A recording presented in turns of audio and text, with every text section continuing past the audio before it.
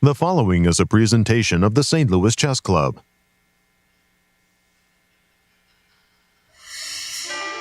Summer's officially here at the Cairns Cup in St. Louis. On the longest day of the year, 10 talented women regaled chess fans with a day full of decisive games. Mariya Muzychuk rebounded from her unexpected round 7 loss with a dominating performance, grabbing her second win to jump back to the front of the pack. However, it may be too late to catch frontrunner Zhongyi, who built upon her already impressive lead with another win. A lone grandmaster sits atop the standings. Can she finally relax, or will someone steal her throne out from under her? Day 8 of exciting chess coming up next.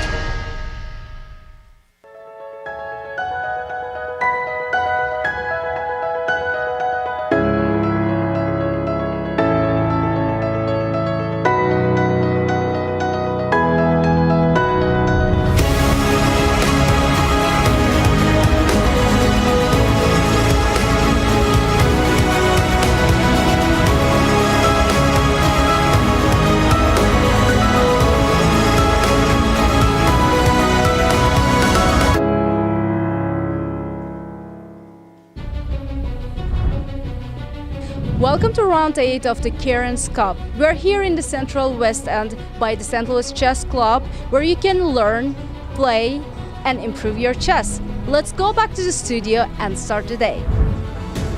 The end is in sight, but there's still a lot to play for. Could today be the deciding day?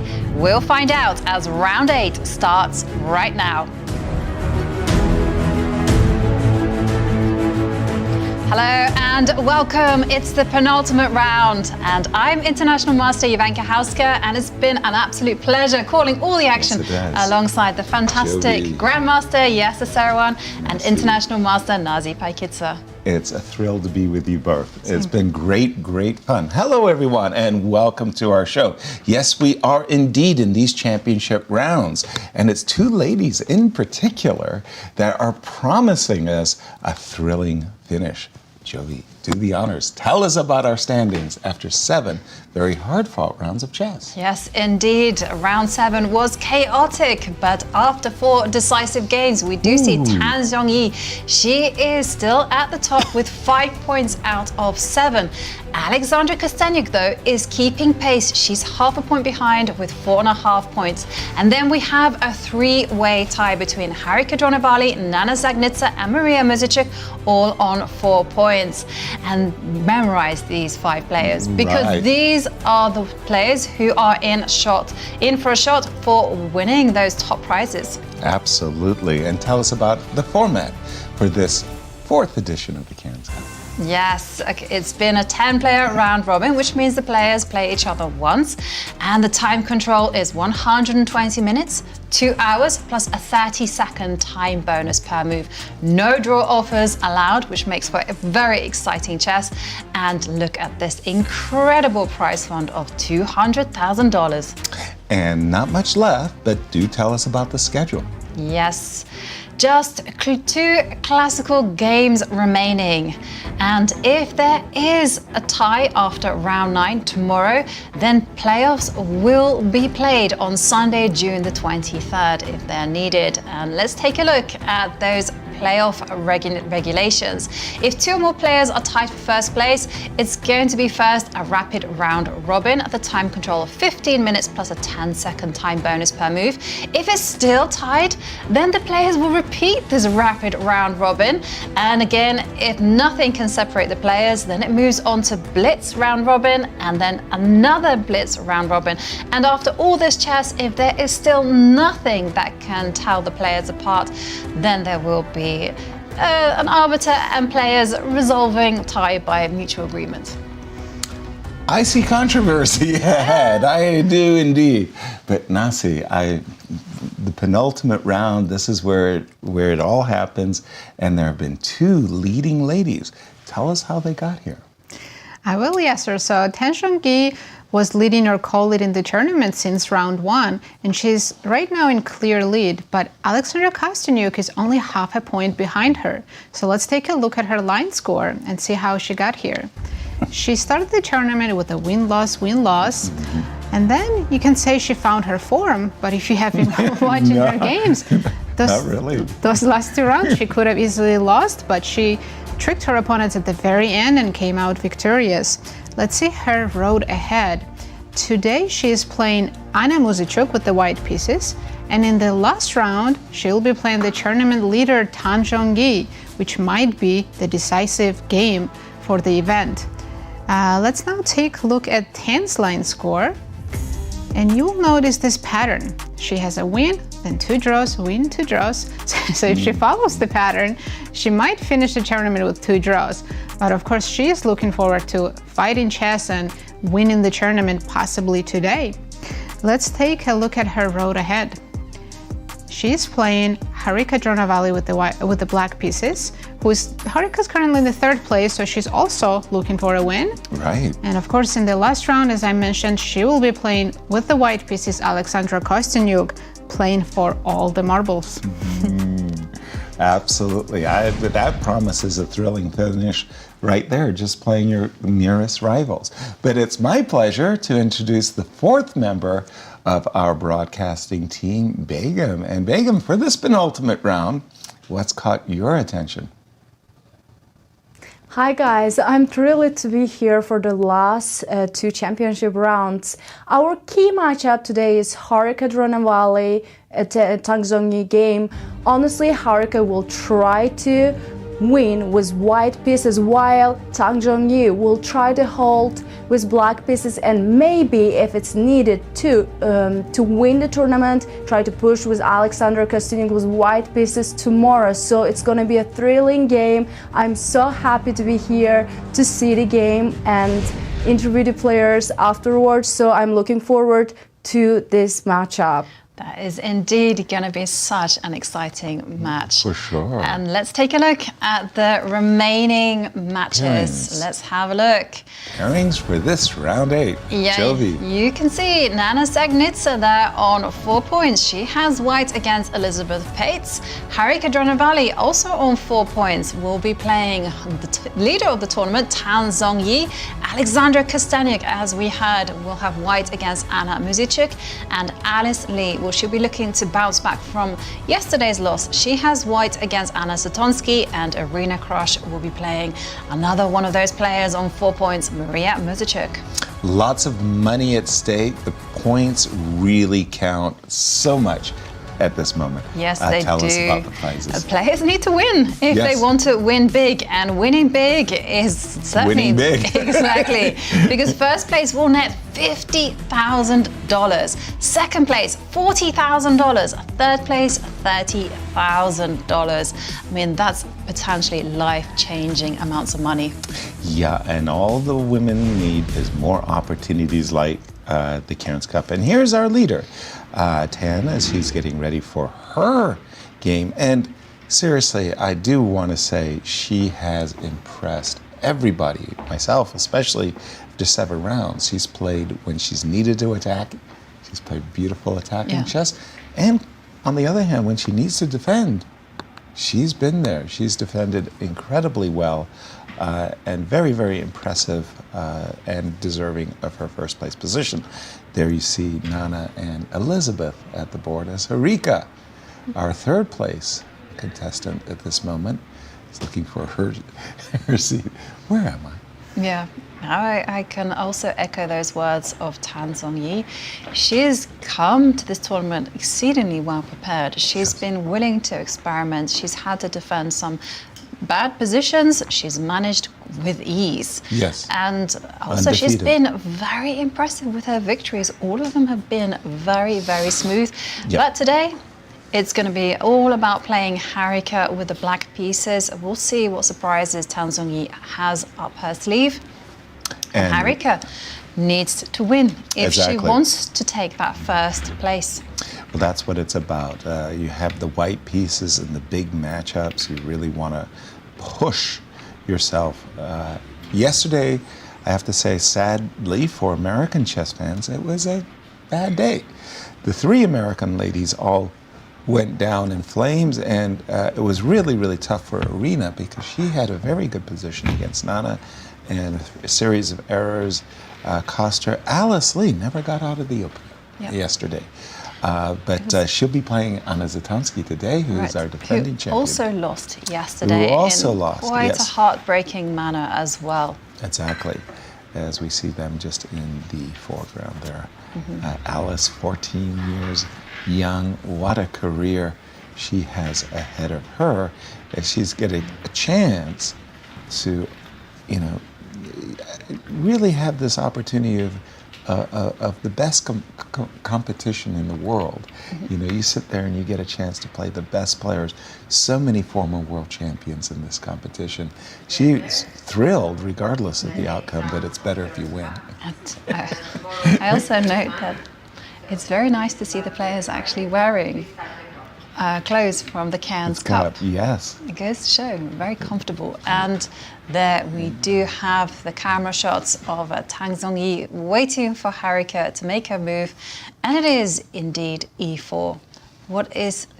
Okay. Yeah, I was about to say, back to her main line defense as Sicilian. She did essay a Caro-Kann that didn't go in her favor, but apparently the chess engines approved of her play. Will we be seeing a knight f3? Didn't she also try the D7, D6? French? She did? Yeah, right. So she's kind of been really, really mixing it up. Now that it might be because of her upcoming World Championship match with Zhu Wenjun. She doesn't want to be a stationary target. Bishop b5 check. Sidestepping the open. And there we see Knight d7. Knight d7. And don't you play d4 here? Or you can castle first. Another approach that I've seen as well is C3. Pardon me. Yeah, C3, so the idea is knight f6, queen e2, and obviously what white is aspiring to do is to play d5 and set up your central pawn duo. The bishop can get chased backwards, that's why you play c3. So for example, in this position, it's a very, very good thing that your pawn is on c3 and not c2. And of course, you would put your bishop back to c2 so you could play d4. The players have gone for castles, kingside, Castles, and now kingside. a3, chasing away the bishop. Yeah. And when you think about her draw and the fact that she couldn't keep pace with the leaders, Harika, she really does now need to win. She's a full point behind, as we've been talking about standings. Castles, that's a strange move to me. A6, now you have to put your bishop back on e2. No choice here. And then after knight f6, you're not playing for c3 and d4 anymore. It's like you're going to play d3. It's very, very modest. Is this a popular way of popular treatment, Nasi? So castle is popular, but I'm surprised by her move bishop e2. Because the idea, as you mentioned earlier, is to tuck in the bishop on c2. Right. And you can still do it from this position via d3. You start with bishop d3, let's say knight f6, and then you play c3 and bishop c2. But now that she has played bishop e2 and then d3, yeah, this looks quite passive choice for white. And in the database, we only have, well, less than 100 games already. Wow. And it's white's idea just to go very slowly, put the rook on e1, tuck the bishop on f1. Ah, okay, here it is. It might be to play c4, yes. And then this reminds me of some close Sicilians, but knight's not on c6 for black, it's on d7. Right. It's slightly different. Castle. Maybe then d4 transpose into some Marozzi style of positions. Or a hedgehog. Hedgehog, yeah. Where, is that our current position, by the way? No. They're still early in the opening, move 6. So you think that d3, d3, g6, c4, bishop g7, knight c3 is a potential way for white to play this position where you're kind of transposing into a bit of a hedgehog. But it seems like, well, for me at least, that white has wasted quite a lot of time. 2 moves at least, right? Bishop b5, well, 3. Bishop b5, bishop e2. And then d3, d4. And then d3, d4. Don't you normally in this type of structures, wait with committing your pawn to either c2, c4, depending on the structure Yes. that black adopts. Yes. So my understanding is that as soon as black fianchettos Okay, G6. with g6, then you're kind of going for like a c3. C3, D4 type position. But as soon as black chooses E6, then you go for the Maroczy With pawn C4. structure. So going back just to this moment, and I think that this is a crucial thing right here, bishop to D3. Yes. So one of the things you were saying is that if you do go for a fianchetto, let's say G6, just putting some moves on the board, then we might be heading in this direction with D4. But if you had played, as you were just explaining, E7, E6, you've committed your pawn to E6, then I might Yes. turn around and play C4, Because- playing for D4, depending on to show some flexibility. Be that as it may, I am not a fan of Harika's choice. I do feel that white's setup is not in any way endangering or threatening whatsoever. So we'll keep an eye on this one. And maybe Harika's idea is to just take 10 out of the opening theory and get a playable position. Well, As we've been seeing, 10 is very well prepared in openings. exactly. Just another quick one, just to say, make this as a suggestion. E7, E5 here. And can you imagine that we get a position like this? And this is like one of the best variations of a Ruy Lopez, a brayer, Yeah. where my knight, which is on C6, usually goes back to B8, back to D7. So I've got a brayer variation where I've saved myself 2 tempi. I don't have a weakness on B5, so A4 is no issue. It's like, wow, I feel. Well, Yasser, what do you think about this? 10 just went to B5. Also a decent move, and It's a very rare position this early in the game. We're only on move 7. yeah, I mean, from Tan's perspective, if white is going to play for D4, then it's natural for her to want to put pressure on the E4 pawn to make it as difficult as possible. So B5, I've got, and A4 already A4 occurred. on the board. I mean, Harika, Now it's the critical moment. Is she going to push B4, take on A4, or just simply develop bishop B7? Bishop B7. Bishop B7 But is my vote. After bishop B7, computer has some forcing lines. It starts with trades, Okay. and then quickly goes D4. AB, AB, rook A8, bishop A8, and you said D4 now. Yes. So essentially trading off the E4 pawn for the B5 pawn. Looks that way. Might Yeah. be some even sacrifice. Let's see. This is interesting. She takes the bishop B5, allowing E5. I wouldn't want my opponent to keep the pawn on D4. Okay, so E5. C3. Yeah, we have to play C3 immediately, and bishop B7, C takes D4. This is doesn't look like Sicilian positions I'm used to. No, it doesn't, and I really don't see too many problems here for black. So bishop Wow. takes. I'm threatening to take Well, the actually, whole knight. computer already says plus You can go 1.5. pawn takes C5. Oh, sorry. I thought the Knight was hanging. the knight was hanging, but my knight would be hanging on F6. Takes. That way. Knight. You, Knight takes. you can take E5? on B1 and then Yes. rook E1, threatening knight C6. Wow. Knight C6. Okay. Yeah, this is not good for black. By the way, very quickly, B5, B4, 10, as we watched throughout the whole tournament, she has been making decisions at a very good clip. She's oftentimes well ahead on her opponent. And I'm thinking, wasn't it yesterday she was an hour up? She was an hour up, but then Wow. Elizabeth did play rather slowly in that one. But this one is a very committal decision to B4, step forward yes. with the B4 pawn and gifting white the C4 square.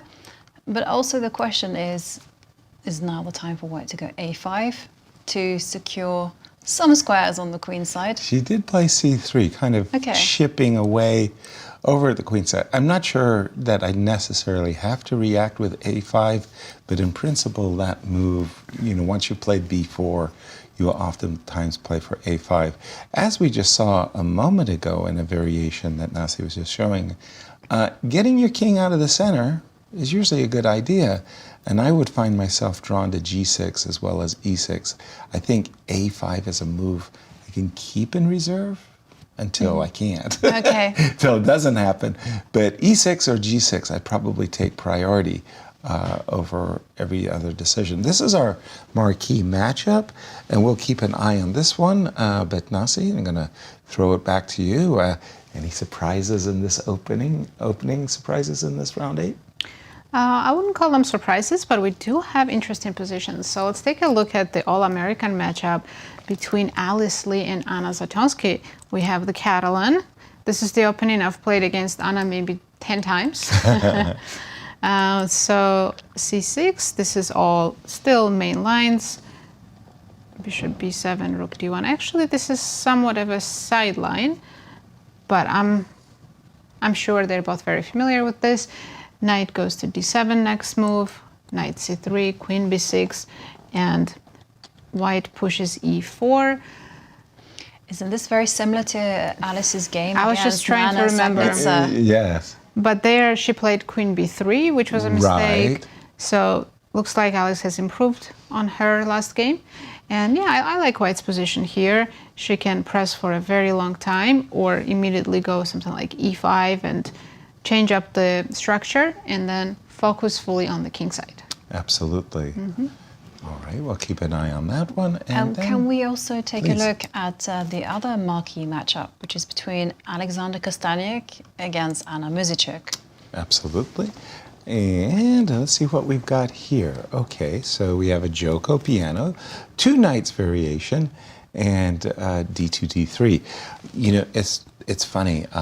When I was coming up, I didn't study that much, but there was one particular line that I just it thrilled me no end, and it inspired me to keep working on my game. It was the fried liver attack. And I don't know if it was the name or it was just this idea of going for a king hunt with knight takes f7 and queen check, king e6. Steps up to e6, right. yeah. And then, you know, the line just goes longer and longer and longer. And this position thrilled me, and I spent hours. Can you believe my father made me play this variation with Did he? black? How? Like, why? Well, it was because, you know, I think John Spielman played it once, and we had, you know, this photocopied game from it, and he was like, play like this English grandmaster. And I can tell you, I was not happy to play with my king, your king right in there in the the center. But I have to say, I Tough did have dad. 100% score with it. Thank you, Daddy. But nobody, and I mean nobody, plays knight g5 anymore. They just have come to the conclusion that these long-winded variations after bishop b5 check are just fine for black. That seems to be the conclusion. After all, d2, d3 has become a popular go-to choice. Bishop e7, castles, knight c3. That's a strange square because in a sense, in the Joko piano, so many players do aspire to go for the center with rook e1 and c3. I think Alexandra was thinking to herself that her opponent wants to play d5. So she's going to shut that down. Knight c3, d7, d6. With the big idea of going knight to a5, Yes. winning that light square bishop. So so in this position, you could win the light square bishop, Ooh, but but that at the would- cost of a pawn. Exactly. You don't want to be Right? doing that. No. You'd rather go But for the now, house. Yeah, d6. knight a5 is on your agenda. So a4, gaining a little space on the queen side. Knight a5, bishop a2. Whoa. Knight. Wow, that whole maneuver by black kind of says, I don't have anything better to do with my move. Yeah. Wow, that's a strange decision. Yeah, I Bishop can d2. tell you something about Anna, though. Yes. Anna is usually very well prepared out of the opening because when it comes to moves to the first deep think, Anna is right at the top of the table. Tell me And she what you- is normally having a deep think around about moves 12, 13. She's very well prepared. Wow. Then this shouldn't surprise you guys. Zhongyi, she's Next in one. next one, Mariya Muzychuk. And looking at the first person to have a deep think, it is Anna Zatonskih, who usually does it after move 7. Move 7. I was going to say move 3, but okay. No, so there she is, a nice view of Anna there. So she is, reading into that stat, the player who's most well prepared. Okay. For me, I'm very, very confused by her preparation for this one, because she's moved her knight not once, not twice, not 1, 2, 3, 4. Yeah, 4 times in a closed position, and I don't even know what the knight is doing on b4. So I'm a little confused. Last move by Alexandra was bishop b1.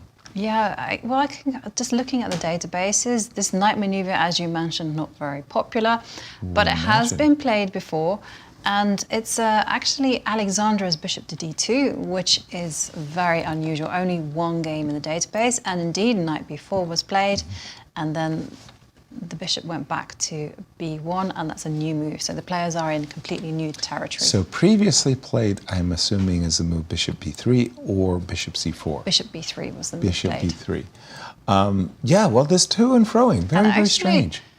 It was played by Pragnananda against Pentala Harikrishna. Ooh, So that sounds like a big matchup. this is a too. big matchup. Yes. This variation has got some pedigree there. And of course, this is an absolutely critical game for both of these players. Just to remind ourselves of the standings after round 7. Zhongyi is at the top with 5 points. Alexandra Kosteniuk on 4.5 points, just half point away from Tan. And then we also have Anna Muzychuk, who's on 50% right now. A win would just propel her up the standings. Absolutely. And would mean that she wins big money. Ooh. Big money. Nasi, help me out on this one, because I'm looking at this and I'm confounded. I don't get what Anna's doing. And in my view, again, I've got this old classical grounding of my chess openings and understandings. White is going to have an accelerated variation of a Ruy Lopez.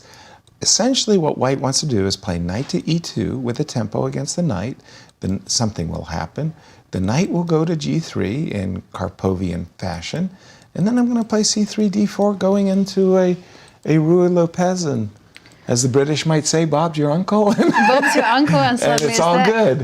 Actually, What is Black doing? What would you do if Black played c5, though? I would play knight e2. Knight e2. And knight will go back to c6 as And if I it... will go knight to g3. Knight to g3.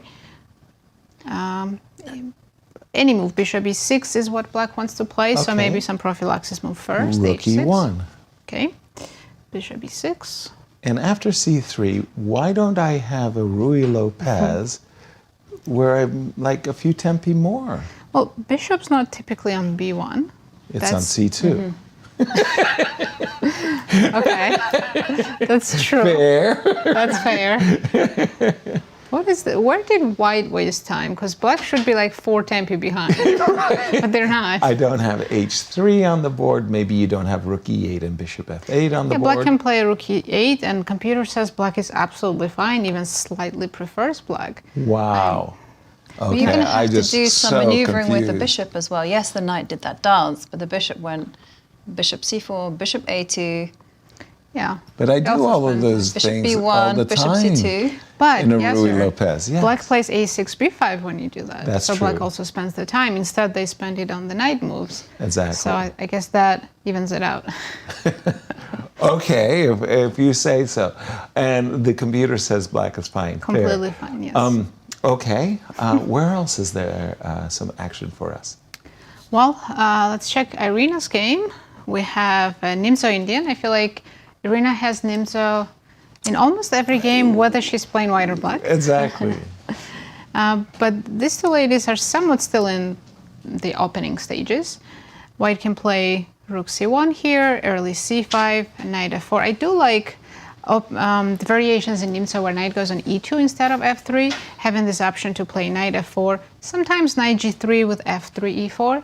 But whenever knight's here, of course, the target is pawn on d5. So let's take a look.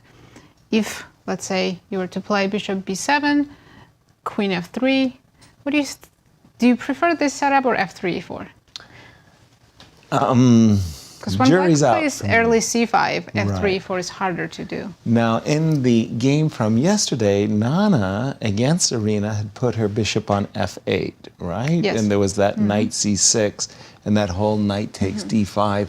A very, very complex game where Irina got outplayed, but she had a good position. Now, this one with the bishop on d6 is actually a different altogether, because we always got this idea of bishop takes f4, so knight takes d5 aren't the usual threats. Queen f3. So imagine I play a6, like Pawn just a6? saying, yeah, just a6 and just kind of going. What are you going to do? You're giving me the pawn? Well, isn't h2 hanging? I guess so. Yes. Show that to our audience. Let's say knight takes d5. Knight takes d, and bishop takes. Actually, black.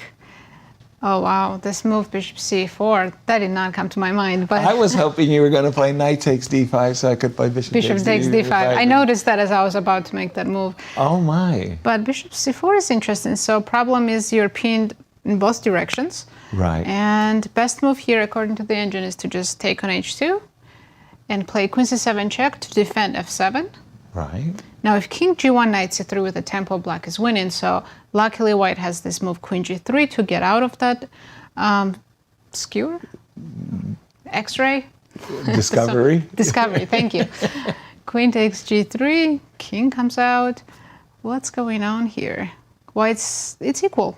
Or white's down a pawn. No, it's equal. Equal material, but white Position did looks win good. the two bishops. With the bishops and black is... That was not my intent when I played the move a6.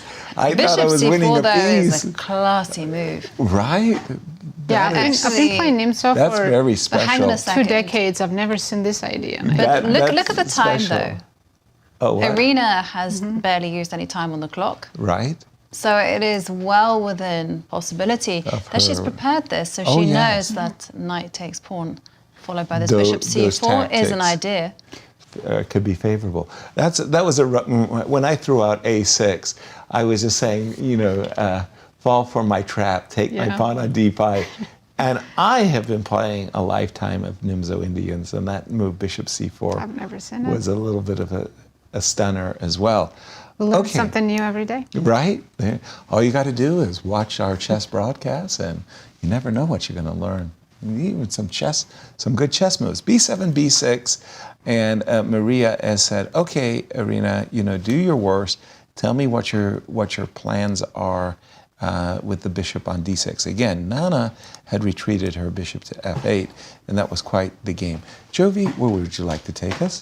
Let's have a look at the game between Nana Dzagnidze against Elisabeth Paehtz. Funnily enough, I was right on it. I'm Johnny on the spot today. Okay, what we have is a King's Indian defense, c7, c6, and bishop f5. And I know my neighbor, Fabiano, he very rarely plays the King's Indian, and when he does, he likes this little bishop move, bishop to f8. Often seen in Title Tuesday. Title Tuesday, there you go, the blitz. Knight to g5. Okay, essentially this move is saying, I'm insisting. I do want to play the move e2, e4, and one of the ideas behind bishop f5. Let's, for example, just suggest you might want to make the move rook e1 so that on a good day you could play e4. Well, knight e4 is a kind of a stunner, and this bishop on e4 actually does a very good job of neutralizing the bishop on g2. So Nana tried knight to g5, e5, d5, bishop to c8. And boy, I have to tell you, I find that move confusing. I like it. I like my opponent to attack my piece before I retreat it. It's sort of like I want to preempt you from attacking me So I'll go.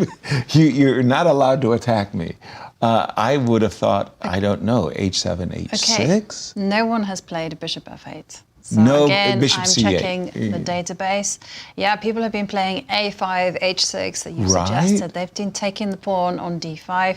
Oh, goodness. No one has kind of thought of bishop f8, which Bishop- could be just very crafty. Although I Bishop can see... c8. And Sorry, bishop c8. Yeah. Because you're so used to saying the left side of the board, you're losing your coordination, your coordinates.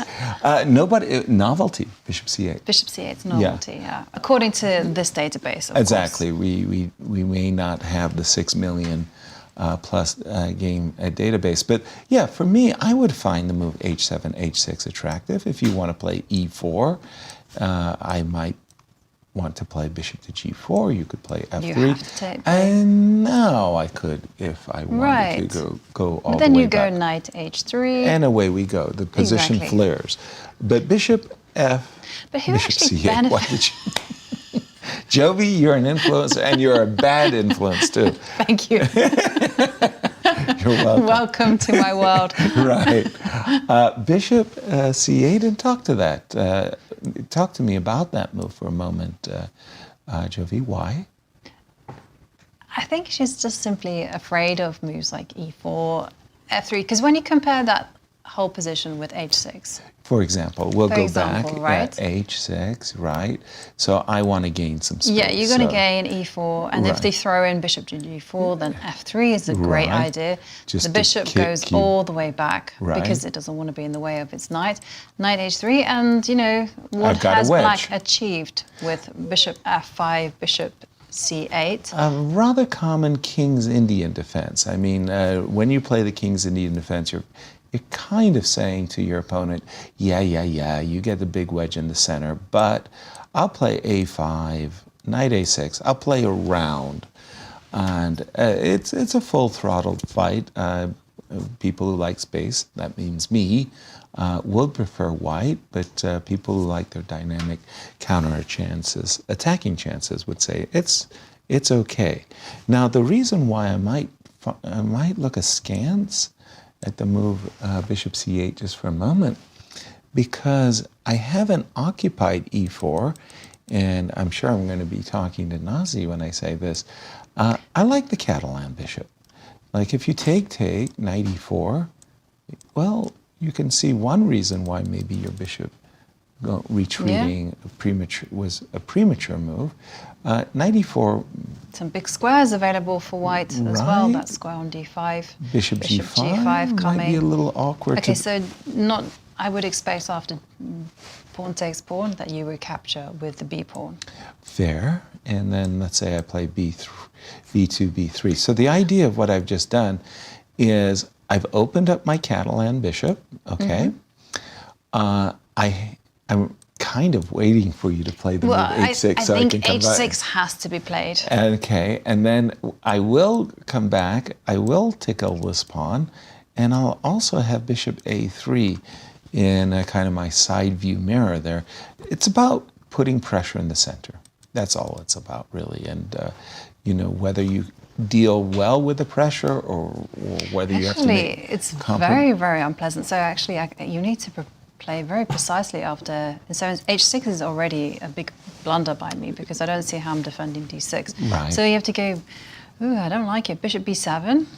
Okay, and then, you know, again, these little victories I applaud myself for. I look at my bishop on g2 and I look at your bishop on b7 and go, you know, like, you're like, why did you do that to yourself? I mean, I feel like I'm the one pushing a little bit. I'll just put it like that. And yeah, I'm not comfy. Doing well here Yeah, as it's more black comfy. whatsoever. Nasi, jump in on this one because, like I said, I mean, I'm talking your game here. The bishop on g2, your Catalan bishop. Lots to be said for d takes e6, or does the computer say, don't do it? This last move, bishop c8, was definitely strange. Okay. Black should have played a5 or Makes queen e7, yeah, regular moves. After bishop c8, yes, definitely d takes c, pawn takes, and then... Now this move is not easy to find, but queen d2 is the strongest move. Of course, it has a very simple idea, just rook d1, attack the pawn. It's just unnatural to us because we're blocking the bishop. Right. And I guess queen d3 is not as good because it allows bishop a6 and d5 ideas. Okay. Because queen d3 would be better otherwise, so that you can keep the bishop open as well. But after queen d2, black will have to commit the knight to e8 to not lose the pawn. Should the next move be bishop a8? Fisher random. Yeah, this is not looking good. Knight can come to e4, attack d6. This is it's just so passive for black. It feels like white is the one dictating. And if queen d2 isn't found, because it is a bit of a special move. B2, B3, B3, like, was just a exactly simple what chess. Yasser was doing b3 to is me. good too. Let's say knight e8. Problem is you can't develop the bishop yet. So Right. queen d2 now makes more sense. Right, because you've already defended. retreated. Yeah, queen d2 here is really good. Yeah. And then bishop b2, rook d1, or bishop a3 possibly. Yeah. It looks like a very comfortable advantage for Nana out of the opening here. Wanted to go Harika, back to Harika and Tan, our marquee matchup, according to Begim. And a lot of structural changes took place. They started, it all started from a very, very quiet line of play in the Sicilian by Harika. She went bishop b5 check, and then she brought her bishop back to e2, d3. So very flexible pawn structures for both sides. b5, a commitment on the queen side, a4, a deeper commitment with the move b4, and then after c3, I think many in our audience, myself as a commentator, would have probably found myself drawn to a5. I wouldn't have found myself drawn to this capture. Helping And what about the this development. one, Yes? capturing with the knight? Because I would have been drawn to capturing towards the center, as we're taught. Absolutely. Unless c4 is an That idea. that might have been what Harika did not want to see. It's a move like c4. This is a nice little trick that you do have a queen and a knight. But the problem with capturing on c4 is the pawn is not running away on e4. And you really don't want these double pawns. Conversely, after c4, d4, knight takes, e4, bishop takes, this might be somewhat acceptable. I'm not really too sure. Oh, hang on a second. Hang on a second, yeah. I started went looking at Yeah, a bishop takes, sacrifices on f7. Exactly. Inspired by your fried liver. The training is working. e7, e6, yeah. So Okay. Harika, pardon me, she recaptured with the knight. Knight takes c3. Now, I suppose she's ready to finally play an open Sicilian where the c2 pawn has been magically removed for a b5 pawn. So she got shut down. e5, a5, an indication that Harika wants a positional maneuvering game. Well, she actually went the other direction with the knight, putting it out on the... I was so close on this one, wasn't I? I thought she was making the b6 outpost. No. Knight h4. Okay, pause for a moment. We all understand. Okay, the knight pawn on takes d6 e4. is hanging. Yes. At first blush, I was like, whoa. But no, she is not blundering a pawn. G7, G6, and we've caught up with the now players. it's Harika to think. Now, incidentally, we've seen Tan Zhongyi being at the top of the table for quite the a start. few rounds now. Yeah. And as the tournament draws to its close, her win chances, they're getting bigger and better So with here each and are the every chances day. to win the tournament. Here, as you can see, after day 3, it was less than 50%. Yesterday it was at 70%, and today, after day 7, it has increased even more. 2, magic number. Yes. Do it. Well, Don't leave us hanging. I have the stats right in front of me. It's Tan is now at 72.5%, and of course, more a the big pie. thank you to our statistician Ben Underwood, who just compiles this magnificent data. Exactly. Yeah, 72%. 72%, 2 games, and Yeah. she's playing against Harika. Wow, that seems awfully high to my way of thinking. It is, Yeah. especially as Tan herself mentioned that if she loses, that's it. The other players have that chance to Will catch up leapfrog with her. her, yeah. And I can certainly see that a very exciting move has been played. And Nazi's there to tell us why it's so fun. F2, Yeah, F4. I was going to say, looking at this position, whoa. I would increase her chances even more. Not because her position is winning, just it looks like such an attacking game where she can definitely convert this into a beautiful win. I was looking at this move, bishop h6 instead. Yeah, that was the most natural. Yeah, indeed. And then black has to waste the tempo, go back, then you can develop here, and bishop g7. And the game goes on. But then all of a sudden I see f4 on the board, which I didn't consider, but it looks very good. If you castle, for white, yes. Yeah, for Harika. If you castle, f5, Right. and then bishop's coming to h6, and I already have all the pieces looking at the king side. Agreed. And if you delay the castle, would you consider taking on f4? Let's go for it. Okay. I don't think I would.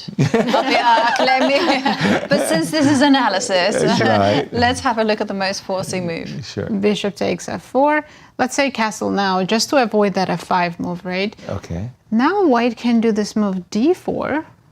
A move that wouldn't cross my mind, actually. And if these pawns are traded, of course, if you take, which actually is the best move, Can which you is take surprising. and then go d5?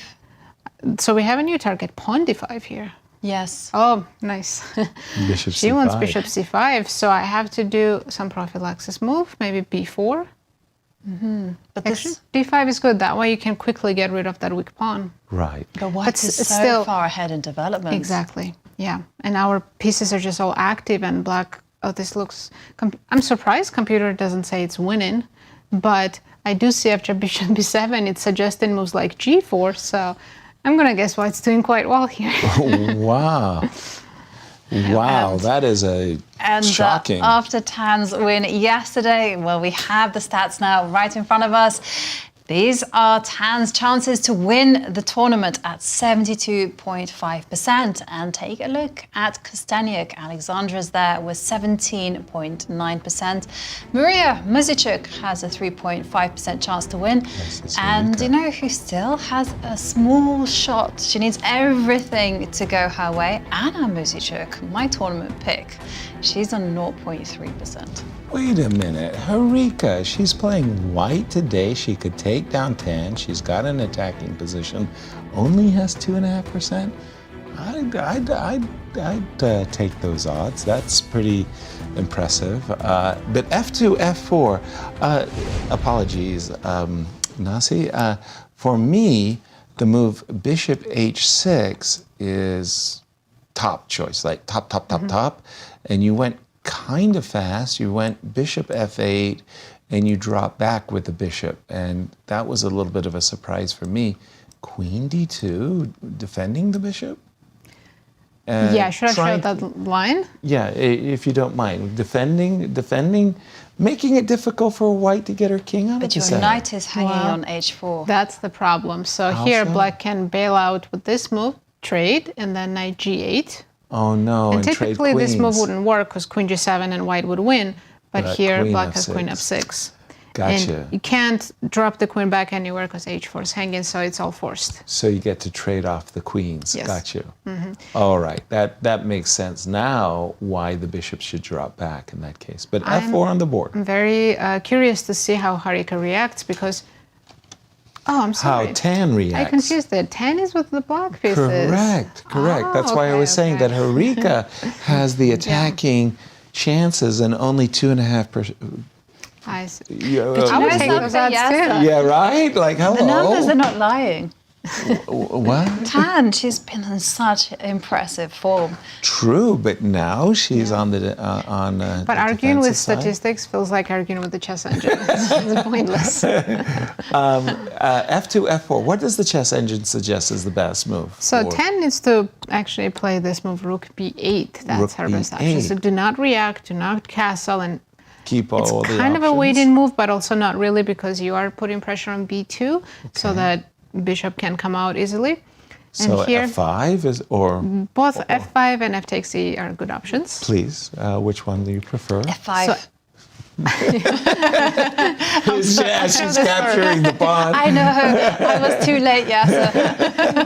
This is a bit more forcing, so I'll show this line first. Okay. Take and d4. Right. C takes, queen takes d4. That was and castle.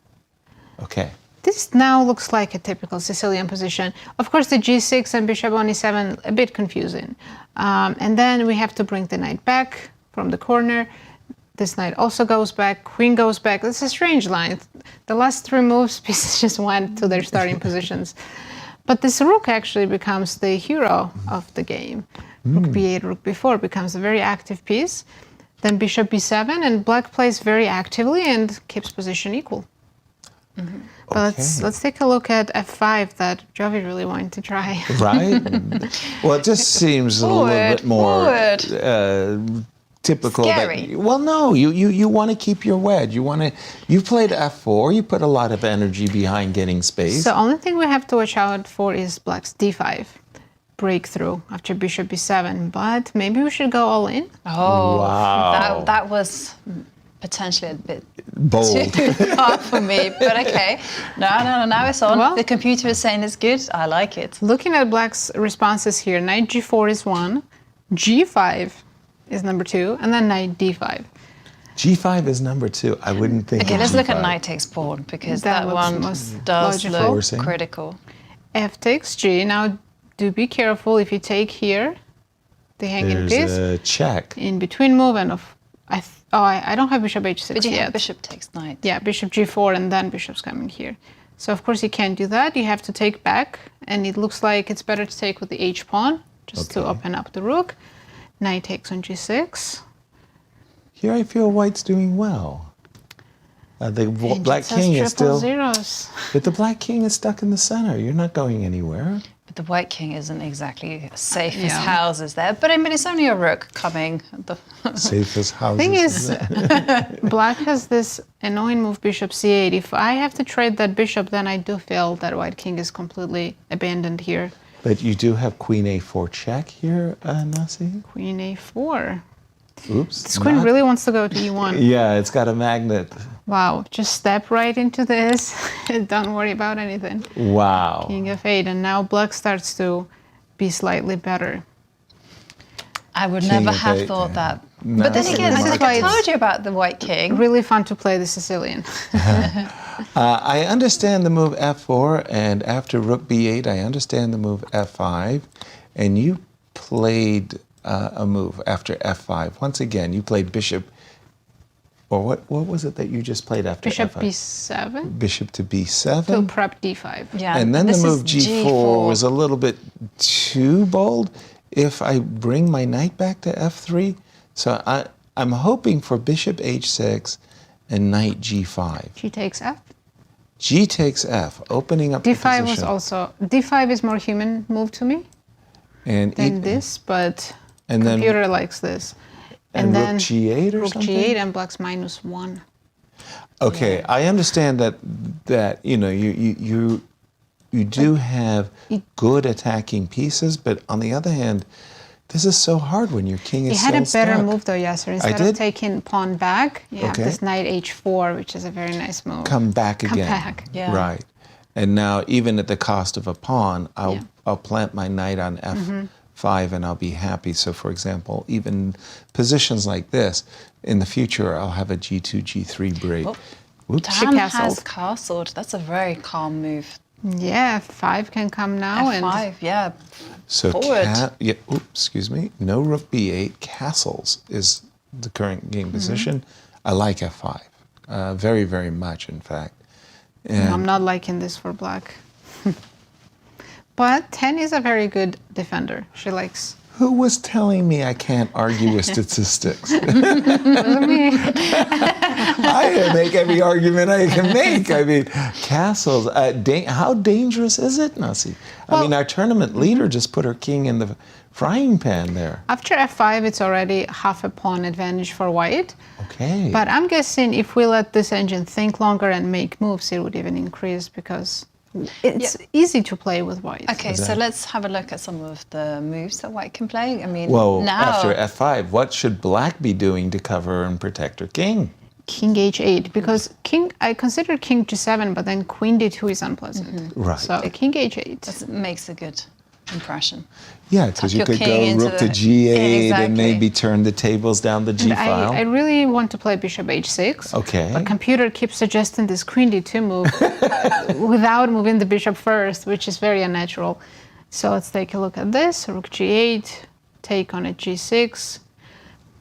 I'm surprised that black always has to take with the h pawn, because anytime f takes g, white's advantage is immediately huge. Yeah, because knight g5 Knight is g5 coming. is very imposant, yeah. So let's say h takes g, knight f3, Right. and then knight h7 is the best. And this is not so bad for black. It looks really scary though, because It white's does. knight is The jumping file. into d5. Like, Right. as you mentioned, the f line. Yeah. You would think that I haven't sacrificed anything yet. I feel like I've got a nice. Yes, do you looking still want to attack. head? Yeah. Basic? Well, I thought that was a positional Yeah. approach. I like the aggressive approach, but you stopped yourself.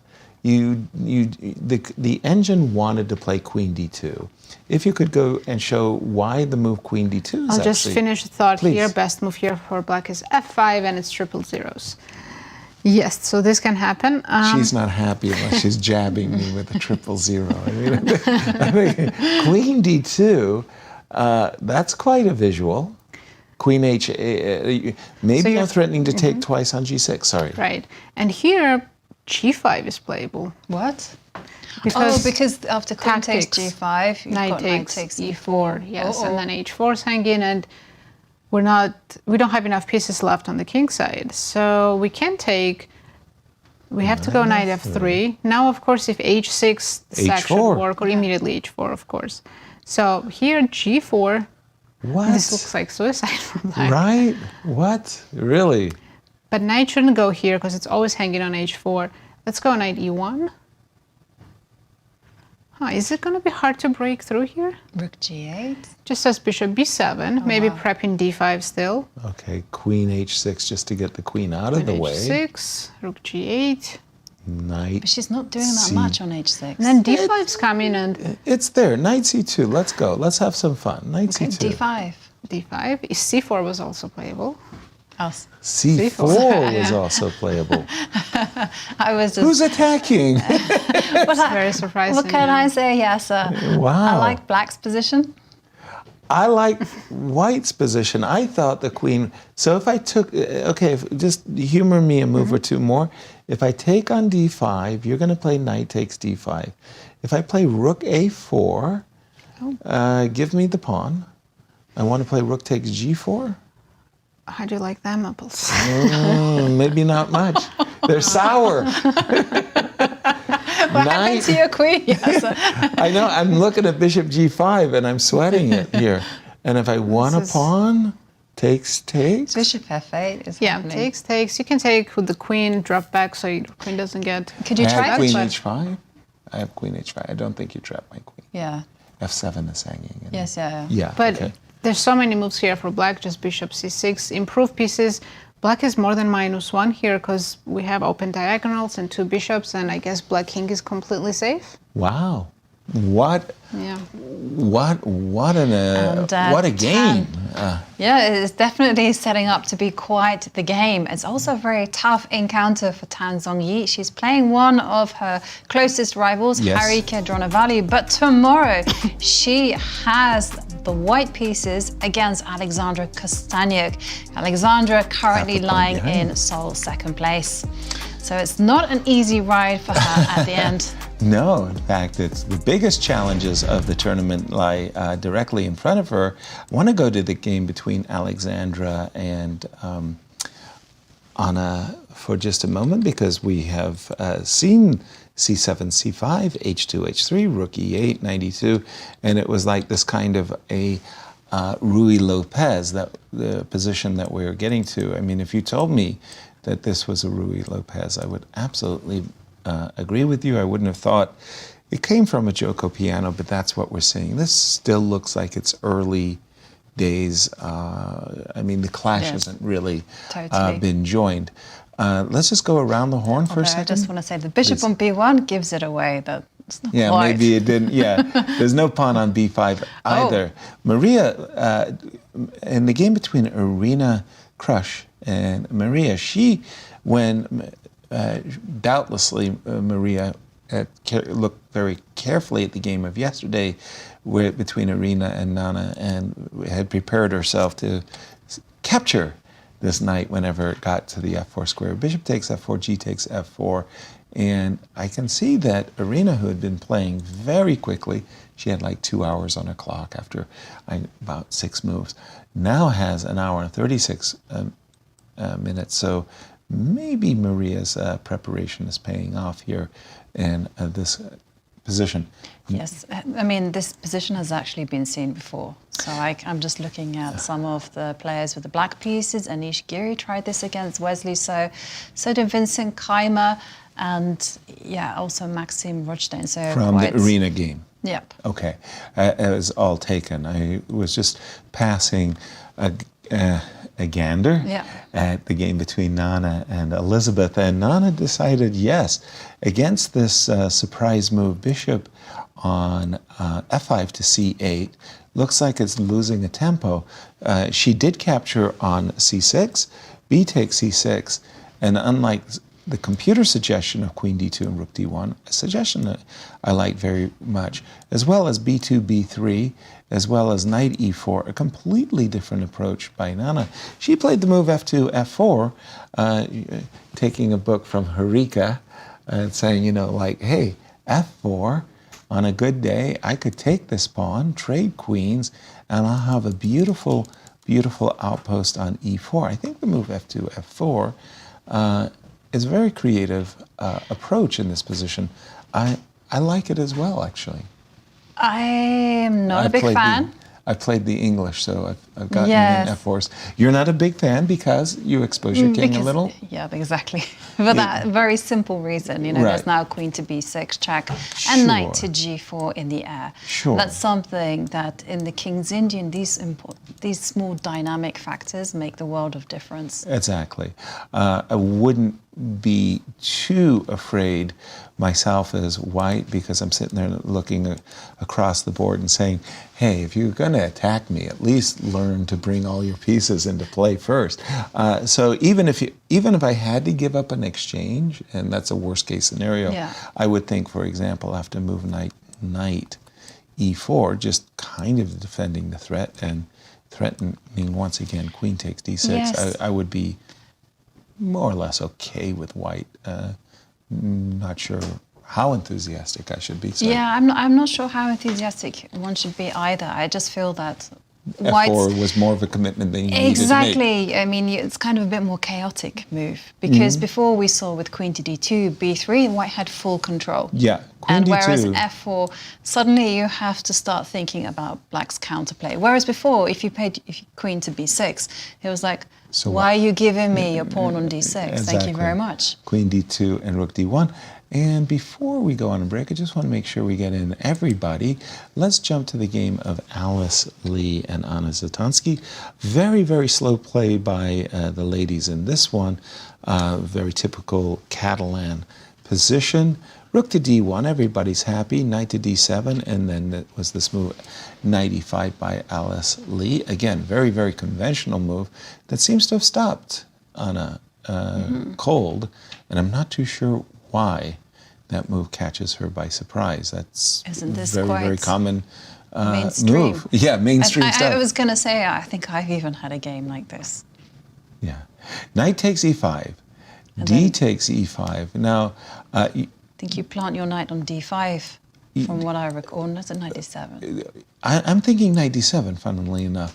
I'm thinking that what I really want to do is neutralize this diagonal.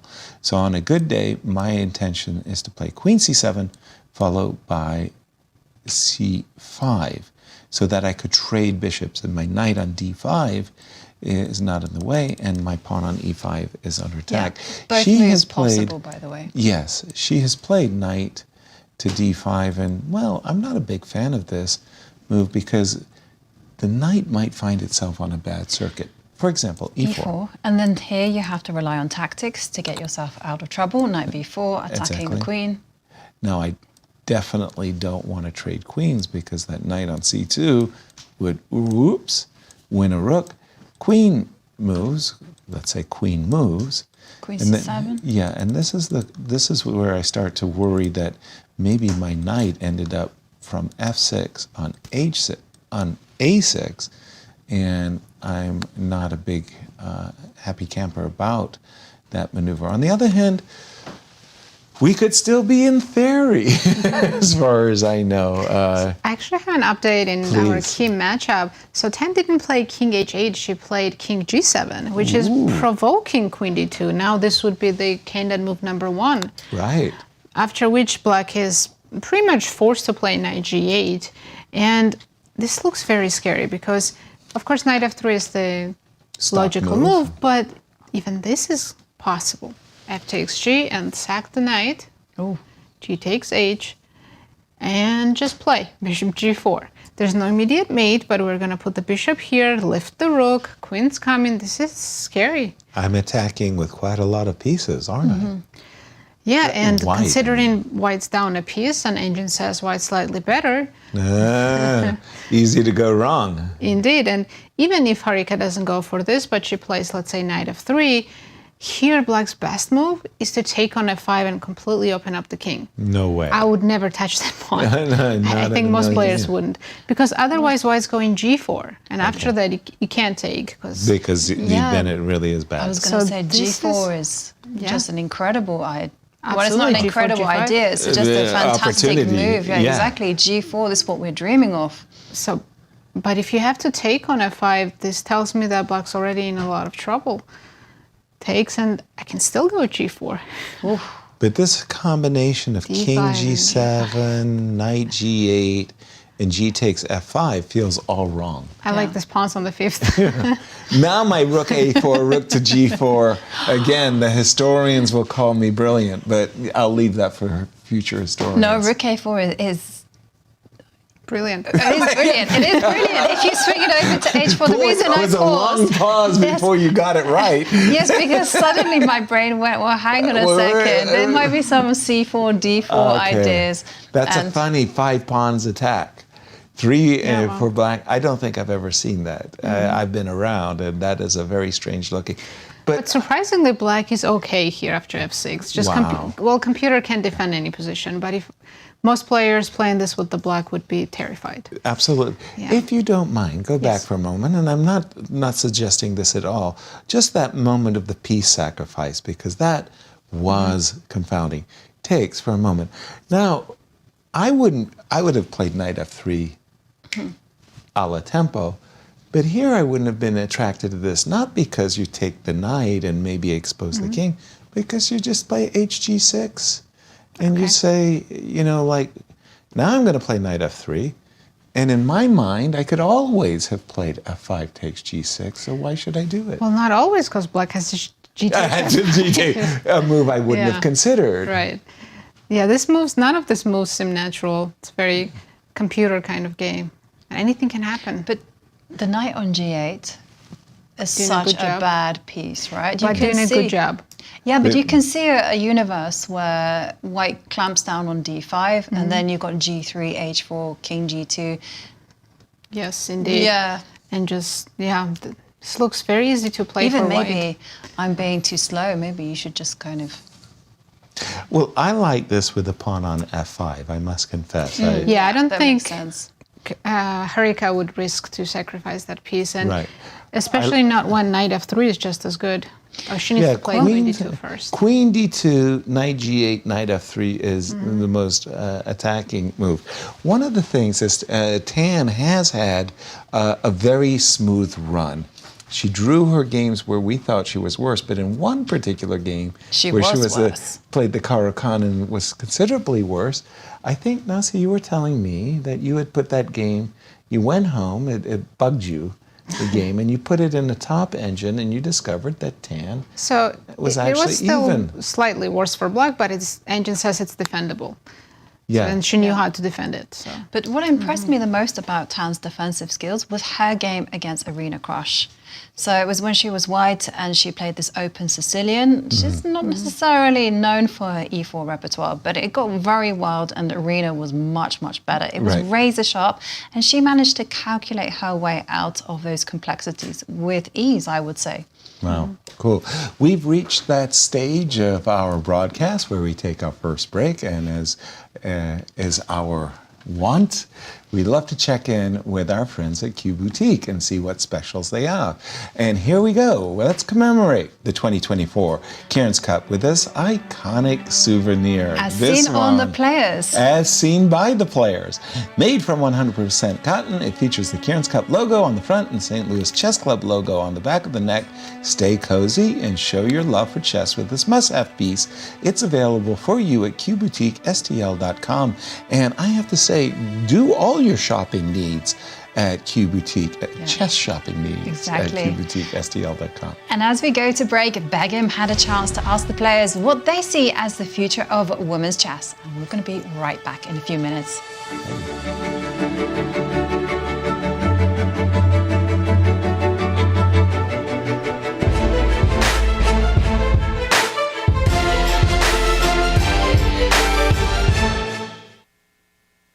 How do you see the future of women's chess evolving, and what changes would you like to see in the chess community to further support female players? I think already there are many, like at least couple of super tournaments, elite tournaments in women. Like this year, Norway got introduced, and like we have been having Cairns Cup from like I think four editions.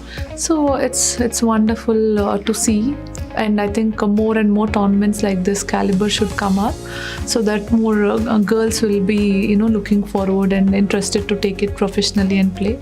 And I think, it's definitely doing better than before, for sure. And I think it can do even better. And I'm hoping so. As from my experience and also from what I see how chess is becoming more and more popular all over the world, I am glad that more and more people are interested in that, and especially girls and women, because I think it's a great game. And even if you don't become professional, it will still help you in life in the other areas which you choose. I think female chess is evolving worldwide. Also some strong women events. We have more, like in Norway recently. We had very strong women tournament. And of course, I'm looking forward more and more. Chess has been on a steady rise, and I think a lot more girls are being interested in the game, especially since the Queen's Gambit came out. For the chess community, I would say having these tournaments is a good start. I think the St. Louis Chess Club is doing a great job. I also really, for me when I was growing up, one thing that I really appreciated was having camps, like having all-female camps or all-female tournaments. One of my favorite was the Kasparov Chess Foundation's All-Girls Nationals tournament. And I think that it steers toward creating a more friendly environment, and it's always for me something to look forward to. Well, I think having more high-level, high-profile tournaments like this would be great, right? Because women just need opportunities to compete. When there are big events, there's motivation to train and prepare. And the more we have of them, the more it's going to be viable to make chess your career for women.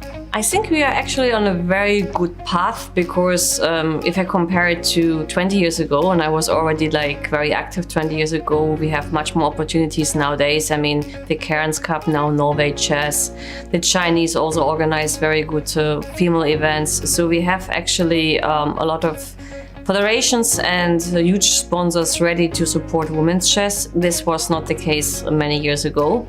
So that's already a great thing. If now FIDE would consider to have the same number of events like in the male section, that would be great. I mean, thinking about the Chess Grand Tour, for example, the Fisher Rapid World Championship, such tournaments, if you could also get such events, of course, it would be nice, because then we would have much more opportunities to play huge and strong events and make a living out of that. So one of the things that I've realized is that women female chess players should not give up at such a young age. When I grew up, I received the advice that women players should retire by age 30. However, I realized that's actually not the case. I'm already 33, but I still play very well. I'm at the peak of my career. Now, for generations like me, this may be a little bit too late to change for women players in general, but for the younger generation, I really think that they should adjust their mental state, and one should not limit themselves to a certain age or a certain level to play in. And I'm hoping that I will be one of those who will continue in my career for as long as I can play, and be inspiration for the younger generations to not limit themselves. Probably more tournaments, more commercial for these tournaments. And in general, I agree that chess should be like faster time control. First of all, I would like to have more tournament for women, because speaking about the round-robin tournaments, we have only a few of them. And if this amount increases, then I'm sure that many more girls will be glad to play chess. I remember when I started playing chess professionally, like more than, I don't know right how many, 25 years ago, there were so few women's chess tournaments with such little prizes that you wouldn't believe nowadays. And of course, the way women's chess is developing, and right now at this current moment, it's just a dream come true. And as for my dream, actually, in the last few months especially, I've been dreaming to see something similar to WTA tour in tennis.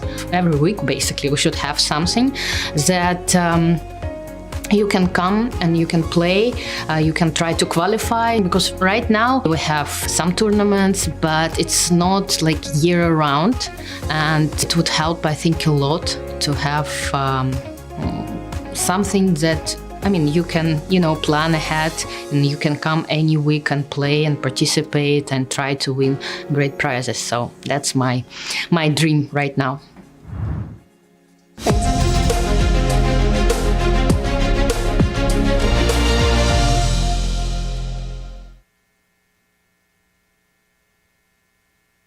The stages are set, the players are primed, the best of the best are ready to face off in the 2024 Grand Chess Tour. The top players in the world prepare to battle across 4 countries for a $1.5 million prize fund. Everything starts in Warsaw with the Superbet Rapid and Blitz Poland, then off to Bucharest for the Superbet Chess Classic Romania. The players then travel to Zagreb for the Super United Rapid and Blitz Croatia.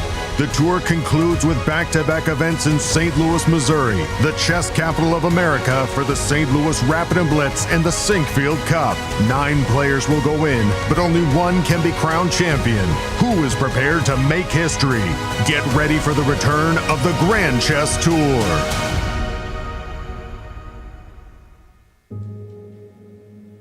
We are here to celebrate what the Chess Campus does and collectively make a difference to St. Louis through the artistic, cultural, and educational endeavors of chess. The St. Louis Chess Club and World Chess Hall of Fame make such a significant imprint throughout our community, and with your help, we will continue to grow opportunities of outreach and engagement.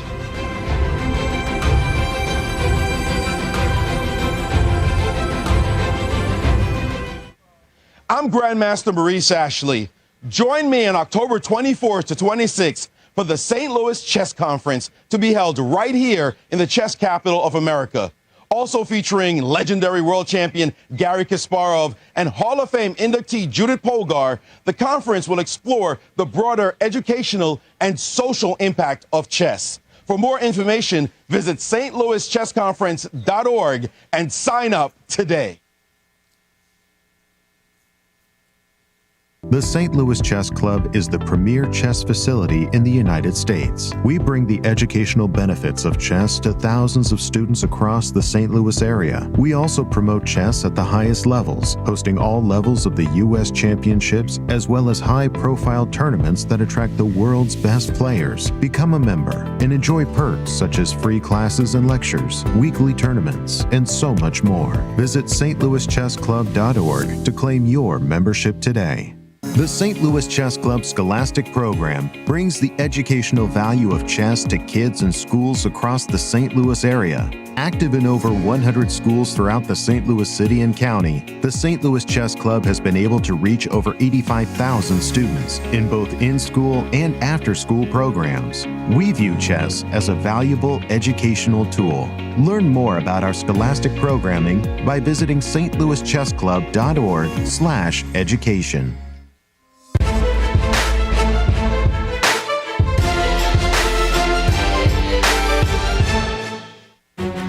We are back and the penultimate round, round 8, is in full swing. So let's, well, it's actually just an absolute pleasure to have with me in the studio Brian Woods, the classical music... Green Freeze, the classical musical director of the World Chess Hall of Fame. Thank you so much for having me. Yeah. Brian, as we were getting on show, I just had to ask you, are there competitions in piano somewhat similar in chess? Do you guys go to tournaments? There's a lot of crossover in terms of the competitive world. Yeah, absolutely. So there are major international piano competitions, and they hold very much the same weight as would a chess competition similar to the Cairns Cup. So for instance, the largest one I would say in the United States is the Van Cliburn competition, which takes place in Texas. And you get first prize in this competition and you're set for some time. Similar with the Tchaikovsky competition that has taken place in Russia, and other competitions, Queen Elizabeth competition that takes place in Belgium. These are very big piano competitions that really can launch a lot of young careers in a very exciting way. How cool is that? Great. Yeah, but we have questions for you. Yes, we do. So what is it like attending a World Series concert at the World Chess Hall of Fame? Yes, of course. The World Chess Hall of Fame Music Series is one of the things we're most proud of the Music Series, not just the quality of the music that we present, but also the space. Being at the World Chess Hall of Fame, you're in this incredible space surrounded by so much incredible chess memorabilia and these exhibits that celebrate the greatest excellence in chess. You're also getting to hear these incredible performances from Opera Theater of St. Louis, from the St. Louis Symphony, from soloists in the area, and internationally renowned soloists. These things are really a unique sort of concert experience that you only get to experience at the World Chess Hall of Fame. Because it's a very interesting combination, music and chess, right? Yeah, I always say, I feel like a broken record because I keep saying the same thing over and over, but I just think there's such a overlap between what musicians do and what chess players do, just in terms of the mental process, in terms of the amount of focus required, the idea that, the game is the same, the music is the same, but there's endless possibilities. Every game is different, every performance is different, everything is so spontaneous and so immediate in live performance as it is in a chess game. So I hear so many, or I see so many relationships between music and chess. It just seems like the perfect place for a music series at the World Chess Hall of Fame. Absolutely. When I think of mathematicians and music and chess, I think prodigies. Were you a prodigy? I don't think so. I think if you asked my teachers growing up, I probably didn't practice quite enough, or as much as I could have. It really was later in life that I got really excited about performing. I think maybe similar to young chess players, parents don't always know, what is this going to be? How is this going to turn into something? The reason I ask you is because we have a clip, right, Joe? Oh my, really? Yes, we have a clip of you performing on the piano, so let's take a look. And just tell us what you're performing. I can't quite tell. I think I'm playing some Chopin there, from what I can tell. Yes, that's Chopin. Chopin's First Ballade, which I'll actually be playing again next week on the series. This piece is featured on my first album that is coming out next month. Wow. So the performance that I'm playing next week, which is called Constellations, it is all about music and nature and the night sky and how artists were inspired by parts of our natural world to create beautiful pieces of art. It is a celebration of that relationship between art and nature, as well as celebrating, some of these incredible projects we've had going on at the World Chess Hall of Fame. And I can see your fingers just moving incredibly quickly. How much practice is involved? It just depends on seasons of time. When you're working on a big project like I am with some of these upcoming performances, you're practicing maybe 6 hours a day, putting in that time, starting from warming up in the morning to, getting to your repertoire throughout the day. Other times when you're traveling and touring, as I often do, you only get maybe an hour or two just to brush up those things that you need to have polished for the next performance. But it's a luxury that I'm able to have right now, to be able to spend so much time practicing, and so I like to not take that for granted and spend as much time with the instrument as I can. Yeah. And well, you mentioned the music series concert. Who will be performing during the next months? Well, as I said, I'm playing next week. This program, Constellations, that I'm playing on Thursday the 27th is really an exciting one. We also have a contemporary concert taking place on Wednesday the 26th, featuring Dave Grohl's Play Adores. They're a fantastic vocal group that is going to be really stunning, and it's this really a great contrast of music we're going to be having. Hottest tickets in St. Louis because you can't get in. They're sold out. Well, I must say, we've sold out essentially every concert this season, and it's been a really wonderful thing that you can't get a seat, and it's a very good problem to have. I can assure you. But I think a lot of this is just an exciting thing that Rex and Jeannie Karen-Singfield have created, not just at the St. Louis chess campus for chess, but also because, they're some of the biggest music lovers that I know. I have not encountered people who enjoy music quite as much as they do, and so what they have created here, it's thanks to their generosity and vision that we've been able to put on these incredible sold-out concerts. And you mentioned that the tickets were sold out. Yeah. Is it possible to watch online? Yes, so we do a live stream of our concerts on both YouTube and on Facebook. These are streamed all over the world, available for anyone who would like to watch the concerts live, but also they do stay up on YouTube for those who would like to go back and watch our catalog of performances. So I would encourage everyone to check out the World Chess Hall of Fame YouTube to see all the incredible concerts we've been having over at the World Chess Hall of Fame. That sounds absolutely fantastic. And can you tell us about your album that's coming out? Oh, sure. Why not? Wow, why not? I know. Twist 5% discount. Friends and family. Yeah. Well, I was very, as an American with a lot of international relationships, because being in classical music, you do have a lot of, as with many chess players do, a lot of international connections. I was really, really touched by my friends coming out of the situation in Ukraine. And a lot of my artistic endeavors were sort of coming to grips with this, sort of as artists tend to do. We create to sort of cope with things that are going on internationally.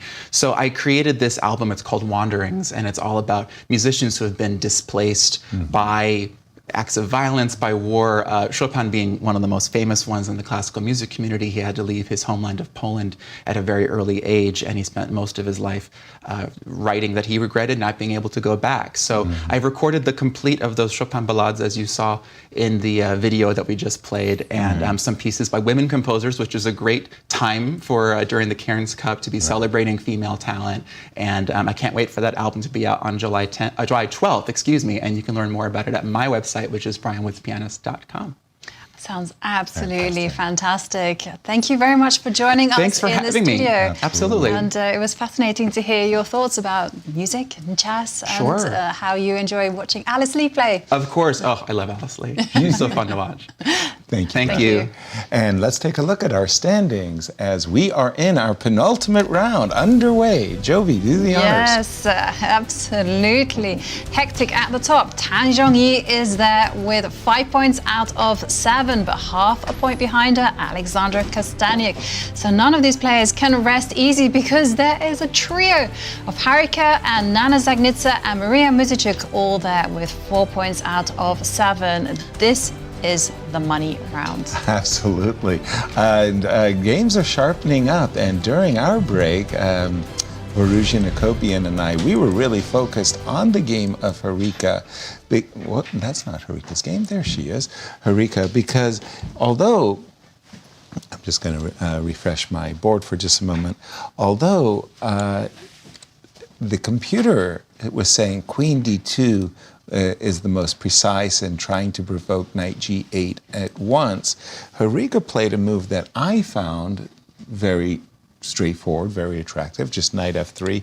And after the H7, H6, I'm sitting there going, oh my goodness, that just looks, to my eyes, I'm sorry to say it, but a really bad move for Tan's many fans Am I saying that right? Good morning, St. Louis. Here we go. There's something in the air. What's I going think on? Mercury's in retrograde. You're an influencer. I know it.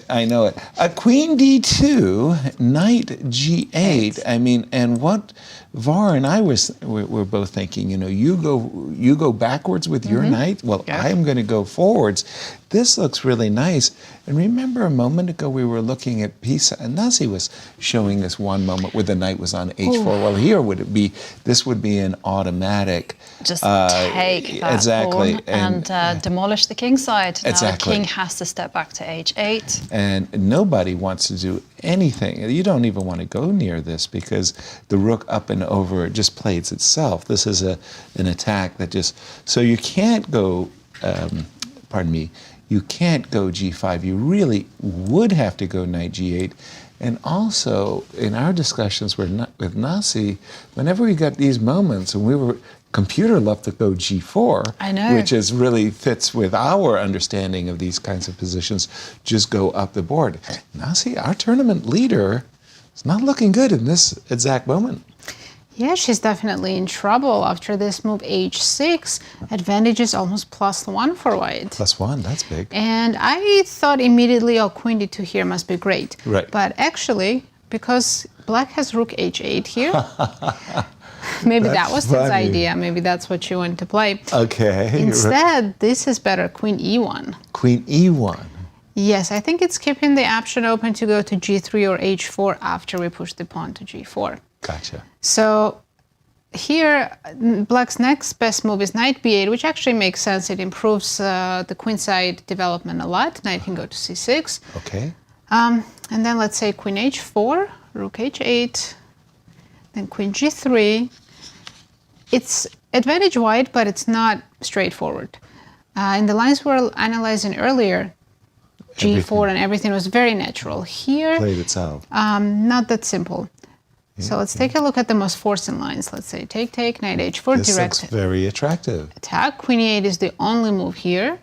And then white just keeps developing and game goes on. I guess immediately Knight F5 is too early. Okay. What?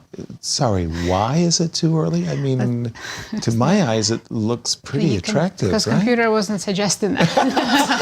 That's my explanation. Bishop takes knight, and then you take What a brilliant explanation that was. Yeah. And Knight D4. I guess G6 is safe for now. We don't have Bishop H5, something that would be great. Right. Here, computer says keep the bishop alive for later. Okay. Bishop D1. And then here, Rook B8, and black's just fine. Then that's not intuitively obvious to me. I would have thought that, okay, I will play Knight E4. I thought that, I'd have the two bishops. The black king still looks a little vulnerable, but not so. It does, but computer says here it's already just triple zeros. Golly. Every time I want to make a rook lift on the queen side. All right, well, gee, that's concerning. So H6 was a mistake for sure, but there's no easy way to take advantage of it. And what Harika did, remember when she played the move A5 quite some moves ago, and I was saying, oh, yes, now I understand completely. You want to play knight to D2 to C4 and clamp down on the B6 square. Well, of course, she took that moment to play the move knight H4 and made me look pretty silly. She has played knight D2 and fallen back on her original plan, but is this the giving up the king side? Well, I'll tell you something though. Please. Harika, out of all the participants, is the player with the most accuracy. Because look at this. Highest accuracy. Current average accuracy per game. Wow. Is 96.5%. And then you see Tan is 96, Anna Muzychuk 95, and Irina Krush 94.5. Those are our top players when it comes to accuracy. And it also makes sense, Harika undefeated in the tournament. She's As is Tan. As is Tan. That their accuracy would be high. But knight D2, okay, a very different approach than what we were looking at, because we, well, again, from our perspective as human players, we're sitting there going, we've invested our time on the king side. So it's very natural for us to start this idea of shifting over towards the king. And whether we start to look at the move g2, g4, or as Nasi was just suggesting, queen to e1, queen g3, queen h3, shift over to the king side. But that attack didn't naturally play itself. And I'm suspecting that this knight going to d2, she wants to sit on c4, maybe even go knight to e3, control the d5 square. But there's also another plan, and that's going back to Nasi's g4. Yep.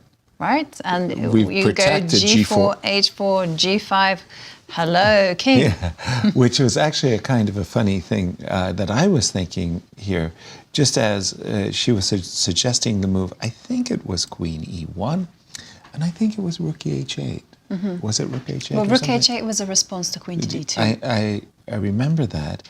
And then she was going like queen to, oh, I know what she was doing. She was going knight b8. Mm-hmm. And then she was going queen h4. And then rook h8, and then it was kind of like we drop back with our queen and things like this. But, you know, exactly at the time that you have your knight so far away from the protection of the king side is when, you know, I'm sitting there saying, oh, let's strike while everybody is on the other side of the board. Yeah. So g4 caught my eye with the idea of knight takes g4, queen g3, and again, this pursuing, you know, these kingside attacks, and, you know, playing freely with my opponent's pawns when the knight is back on b8. But you wanted to say that Harika's decision with the knight going to d2, once we'll put a move on the board just for fun. Knight to c4. We'll just put some moves on the board. They don't particularly concern us for the moment.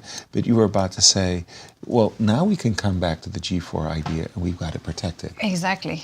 Yeah. And you know, g4, and also you can with this knight on c4 control d5, which is black's only breakthrough in the position. This bishop on c1, don't worry about it. It will find its destination at one point. Yeah. But for the minute, let it point at the king on h6 and also protect this pawn on b2. Yeah. And I'm just thinking, you know, if black ever goes bishop b7, you can go knight to e3, bishop to f3, and then once you've controlled the activity, g4. Yeah.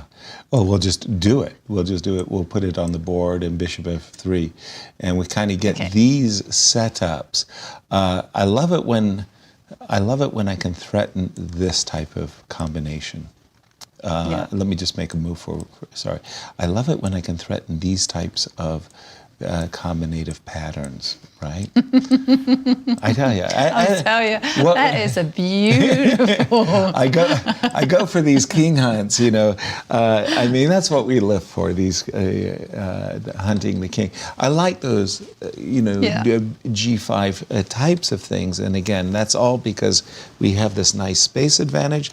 Let me get a current update. Well, she's played bishop b7. So the big question is d5 going to rock white's world? Let's ask and answer that question. So I'll be my sportive best, my competitive spirit. Okay, and knight c4. Go for it. Go for it. So Bobby Fischer said it best. He said, to get squares, you got to give them.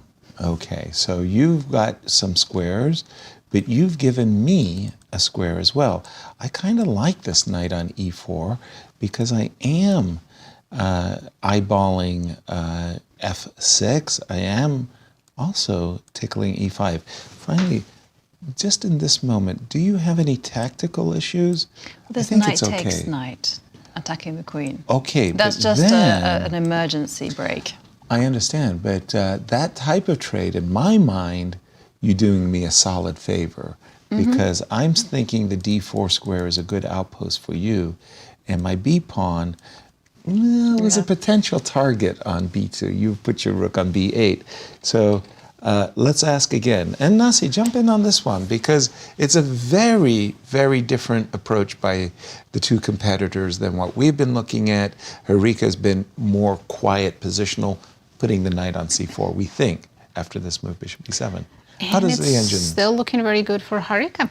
And it's +1, so she needs to follow up with knight c4, which natural I'm sure is the plan. Let's say rook b8 is a tap move. Well, let's just say d5. d5. Could you refute that for us for a moment? Because we were looking at that, Jovi and I. Yeah, it was the exact line that you were suggesting. Takes, bishop f3. Okay. Knight takes, pawn takes, and I forgot. Well, this is where we stopped, and we kind of said we didn't like what black had done. Yeah, it's +1.7 here already for white. Right. And white can play bishop e3, or just rook a2 is a nice move as well. I like that. I like that, yeah. Yeah, this is not fun to play with black for sure. Exactly.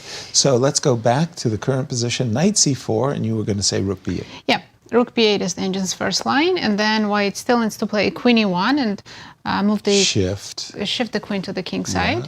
You can play d5 now. So I guess the big difference is bishop's not hanging on b7, but you can so you don't d4. have to necessarily take on c3. Yes. No, you can. Yeah. You can find some counterplay because of the pawn on d3. Nice. So we can take and go queen g3, knight f6.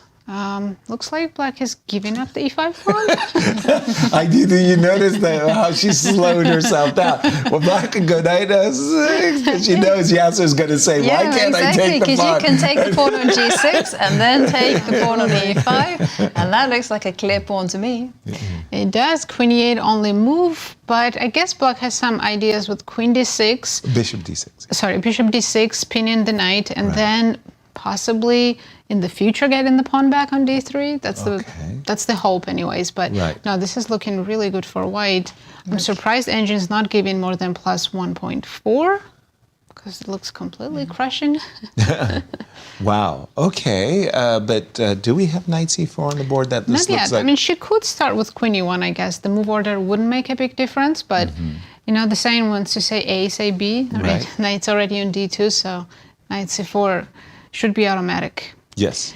Can 10 consider playing g5? Okay, that just leaves the permanent wedge there, though, right? I mean, now h4. Yeah. Let's throw it up. Go. Let's just see it.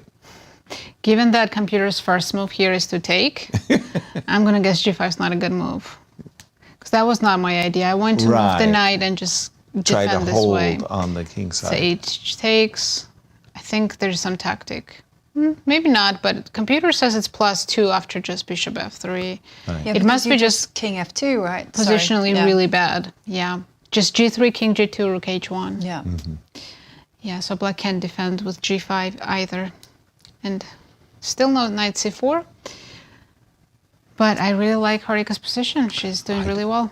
I do too. Thank you, Nasi. Indeed, it looks like our top seed and leader of the competition is really being challenged, especially out of the opening. And are the clocks a factor at the moment, Jovi? Well, interestingly enough, Zhongyi, she's got 1 hour and 31. Okay, so she's used 30 minutes for whereas Harika has 1 hour and 13, and it's ticking down. Okay. So maybe we can go over to the game between Alexandra Kosteniuk and Anna Muzychuk. Our Alexandra Kosteniuk closely following Tan by a half a point. And let's see, we'll pick up the play, rook e1. So far, the players are, I would say, playing rather conventionally, although the move bishop to d2 to c1 for me is a strange move. I would have anticipated bishop to c2, yes, and queen to e2, yes, and rook to d1, and only putting the bishop back when I had brought my rook into play. That was not what has happened. Bishop c2, bishop f8, and so far, nobody has really crossed the equator, the invisible line between the fourth rank and the fifth rank. You stay on your side of the board, I'll stay on my side of the board, and we won't hurt each other with anything. That this is one of those clashes that come late in the middle game. I can see that black is prepping her d6, d5, And for me, the way that white is supposed to approach this, at least from my study of the old Soviet Union championships, in many, many games of Anatoly Karpov and many others, you play knight h2. You play queen f3, you play knight to g4, and it's this whole build-up of an attack to the king side. Although I must say... Sorry, I've been spending the last few moves trying to figure out why bishop c1 was played. Yes, and I that was thinking, not intuitively obvious to me. No, it's not either. obvious because I thought, okay, maybe she wants to go d4, but then why would you put your bishop on c1? Why not play Why not bishop just- d3 and support d4 if you wanted to play d4? And then I thought, well, maybe she's getting ready to go d4. She's just waiting it out and wait for black to play d5. But I think this was a clever move by Anna in return, basically saying, go ahead and play d4 and we'll see who benefits most from having the open c-file. I'll put my rook on the c-file and do me a favor. Yeah. And then Alexandra in turn said, okay, maybe I'm not going to play d4. But it was just, I didn't understand this particular move. I'm quite hung up on that move because I just Bishop don't D2, understand it. C1. No, me either. And why not use that time to either go knight to h4 earlier on, at least, try and get a knight. Always one of those things you can, if you can establish a knight, it's all about these tricks, right? Knight takes e5 tactics. Knight h4 desirable, just have to be careful or recognize that that's on tap. But yes, and well, this is a very important game between the pair because Alexandra Kosteniuk is just half a point behind tournament leader Tang Zhongyi. So a victory would put her in a very good placing indeed. And when it comes to Anna Muzychuk, she is there on 50%, 3.5 points, but she, according to the stats, has a 0.3% chance of winning the event. That's too low. If she comes back with a win today and Tan were to lose, boy, she'd be right in the mix for the $50,000 first prize. Here, let's just play a few moves if you don't mind, Jovi. I like the move knight h2 because I no longer like the move d4. It's not that I'm pressing for f4, f5, although I'm not against.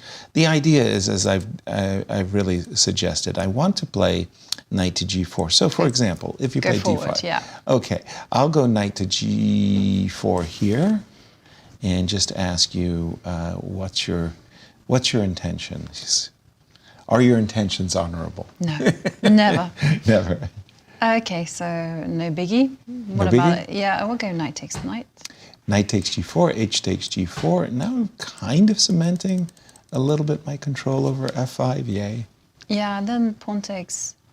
I like to clarify the center. Okay, so now like here, simple positions. I especially like, I love knights that are protected on outposts. I can't say that often enough.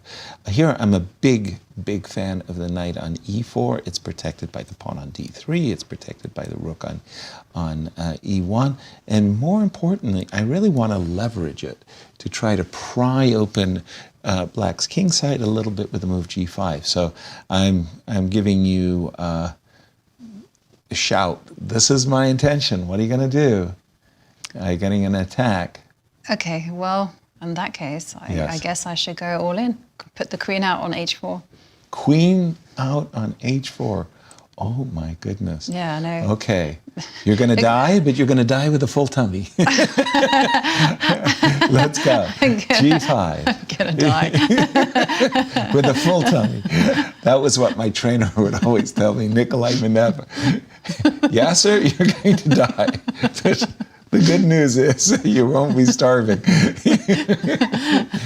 You'll collect some stuff along the way. So g5, so again, now my dream is of weakening this f6 square. I would like to play g3 and take, and on a good day, snare an exchange with knight to f6 check. Yeah. And if you do me a solid favor of helping me develop with a gain of tempo, then we're going to be good friends. for the rest of the broadcast. Okay, I'll let you do it then.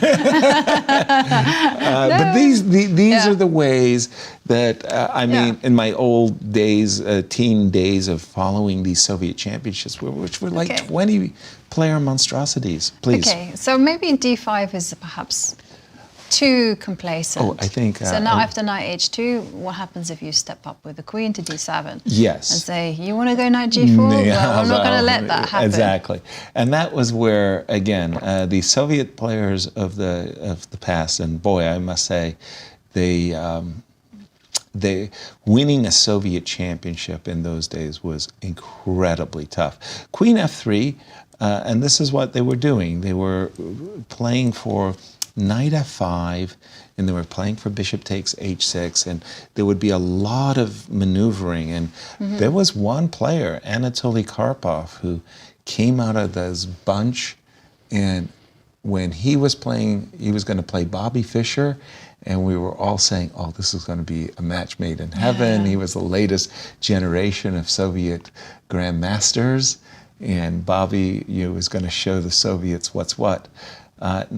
It didn't happen. It was one of the greatest non-matches ever played. Well, it knight didn't happen. to h2 didn't happen. She rather like that match. Rather like, bishop e3 instead. Okay, not bad, but I think Alexandra's having a hard time figuring out what she would like to do.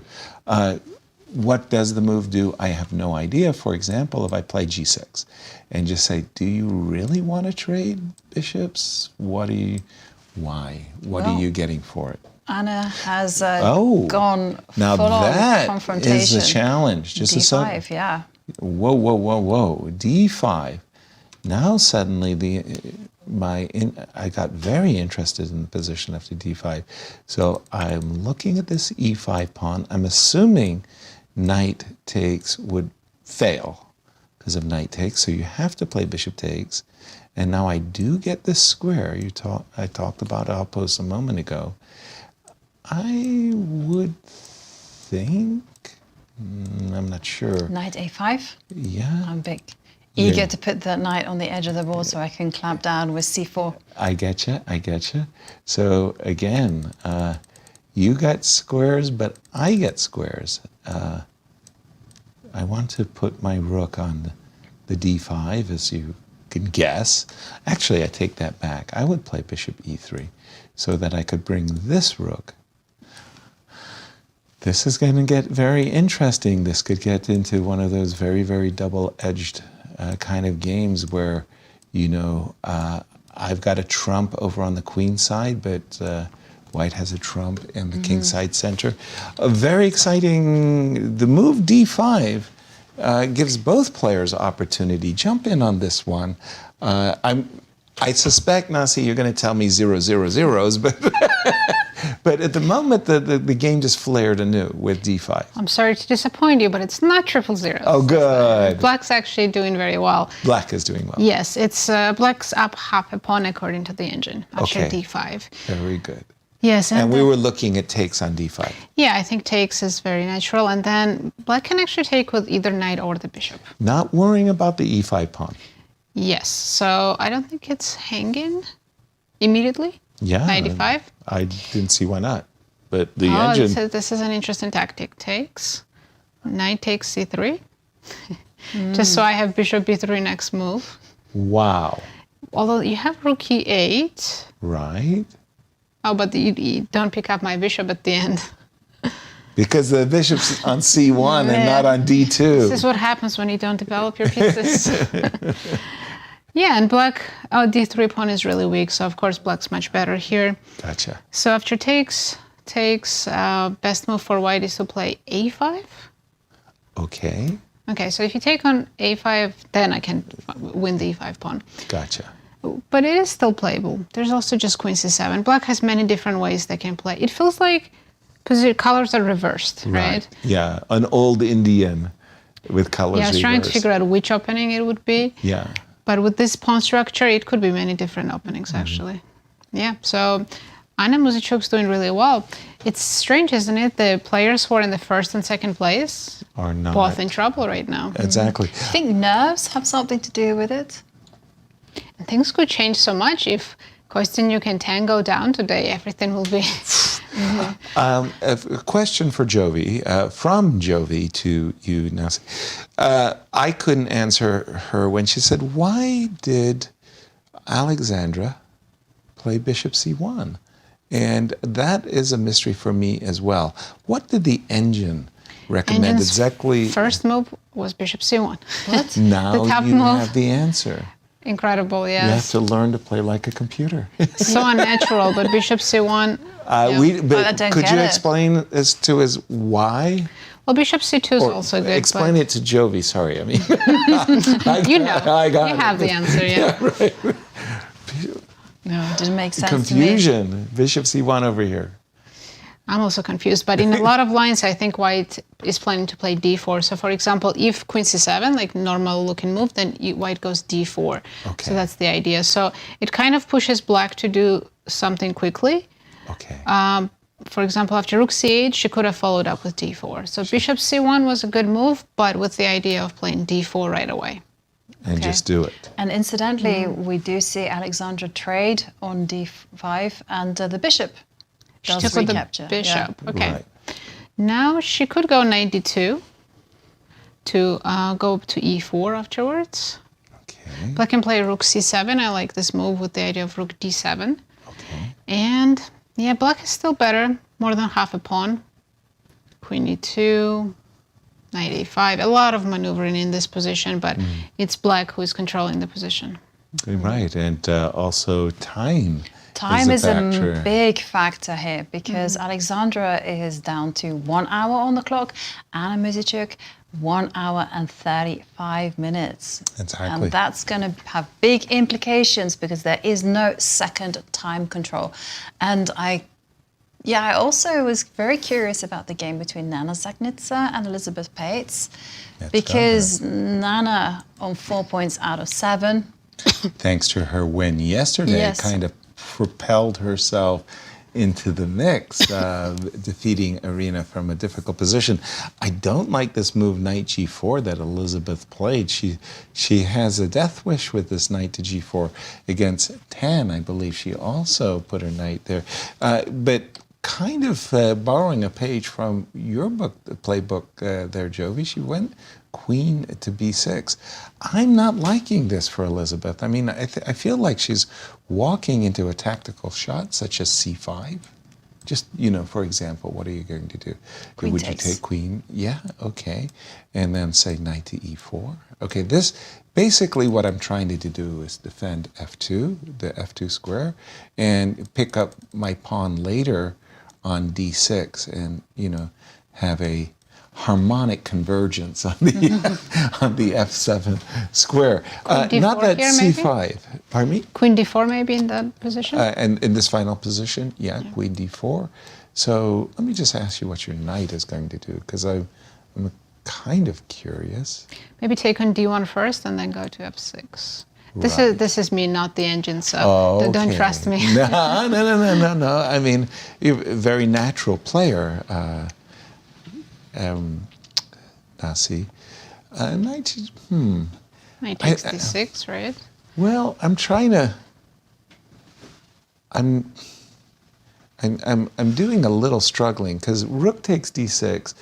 I'm thinking of what setup do I want with my pieces that coordinate with my bishop best. So there's reasons why I might want to play rook takes d6, and should you play knight takes e4, keeping this diagonal open. Well, this is very interesting. We just had the move knight c to e4, which looks like a bad move from Nana. That looks like a very natural move, but a bad move, you say. Well, the other knight on e4 was much better. Okay. Because there's some tactics here. After h6, if we move the knight back to f3, then Black can follow it up with d5, and now f2 is not going to be protected for much longer. But can't I take... Oh, I see. Yeah, Take bishop twice on b7. d5, bishop to b7, b7. yes. Ooh. So Whoa. maybe she was afraid of f5 here, but she does have this in-between move, knight a4. Kicking the queen out of this diagonal, and before capturing the pawn. whatever on it D6, goes, then we can take, if queen c7, queen d6 is another in-between move. Oh, And nice. white was much better here. But now, yeah, after knight d4, h6 looks very strong. Maybe she wants to go for this. Ooh. Knight f7. Rook takes f7. Rook takes f7, and h3 is possible, but let's look at knight d6 first. Ooh. What is happening? If the rook just swings over. Okay, idea is c5. And Queen c8 takes, is hanging. Queen b3 check. Yeah. c8 is hanging. You have to go to h8, right? Yeah, but And then doesn't it take still here. continue because Yes. we've got The knight f2 check. Takes, queen, bishop e3, queen's almost trapped, so close. Not quite. But not quite. Well, bishop f1. Queen f3 check. Draw by repetition. Yeah, I think white's happy with that here. But if you, let's say, avoid that, f takes c, and computer says white has plenty of compensation. Yeah, it looks scary. Yeah, I guess it's very hard to Trying finish to make the a judgment development. there is a challenge for Yeah. every player.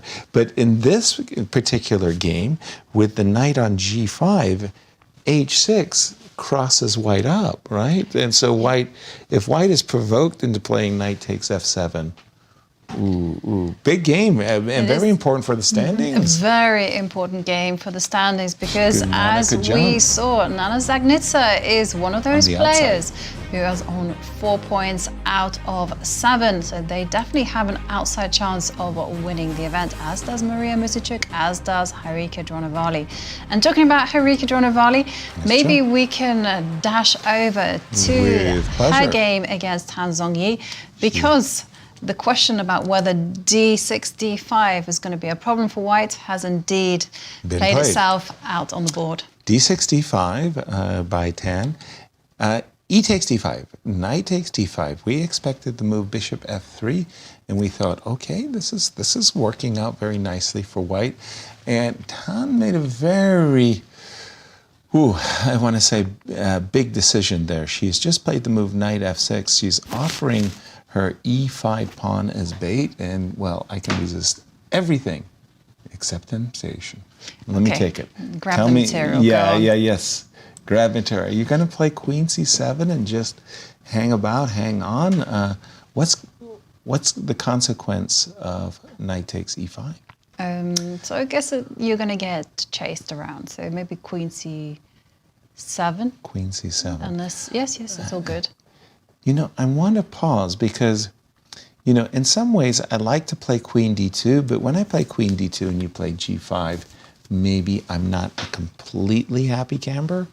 So I tell you what I'm going to do. I'm going to include the move fg. Okay. I would Have like to you to play recapture the fg, pawn. and I'm going to include the move queen d2 because in this case I would like to see you play g5. I will not indulge that wish, Yasser. Instead, I will say a knight is a king's best friend and head back. Head back. Okay. So then we kind of get in a position where I'm making it awkward for you to play the move queen c7. In that case, d5 would be hanging, g6. Yeah, I do have it in my mind's eye that knight takes g6 would, rip open the shield, protecting black's king. I'm not too sure which is the most precise order of moves there. Yeah, it's interesting. Sorry, I was looking at the position that you had. Right, and we didn't get a chance really to finish our discussion here. I took a pawn. You played queen c7. You kind of drove me away, and I regret the fact that I have to go back. But you have to still prove it's your pawn sacrifice. It was not me. Yes, right. Yeah, I did not play such moves. It was you were fitting the needs of the position. Yeah. Another one I might ask you quickly, briefly. Knight takes. Okay, knight I'm kind of reluctant. I to know. Get rid of my knight. I'm also struggling with the moves. Hang on a second. Because now I've got ideas. I've got ideas of bishop h6 check. Oh, there's also bishop takes knight, followed by f6. Precisely. And I also have ideas of f6 check with or without capturing on d5. Now, this might not be what you... No, this is not what you white. So you agreed cannot to. just go queen c7. So knight takes e5. It kind of puts knight g4 in play. So. Right. And is it... Oof. Okay, maybe you should just go g5 now. Wow, pawn sacrifice followed by a quiet move. That's not an everyday. Well, okay, I was thinking about g takes f5, but then I thought, no. Take away my international master title. And last we saw of Jovi as she was as she was let out of the building by security was, I'm sorry, I won't do it anymore. I won't expose my king. I mean, G no. takes F5. I mean, immediately I'm like queen e1, with swing the queen over. I remember one marvelous story.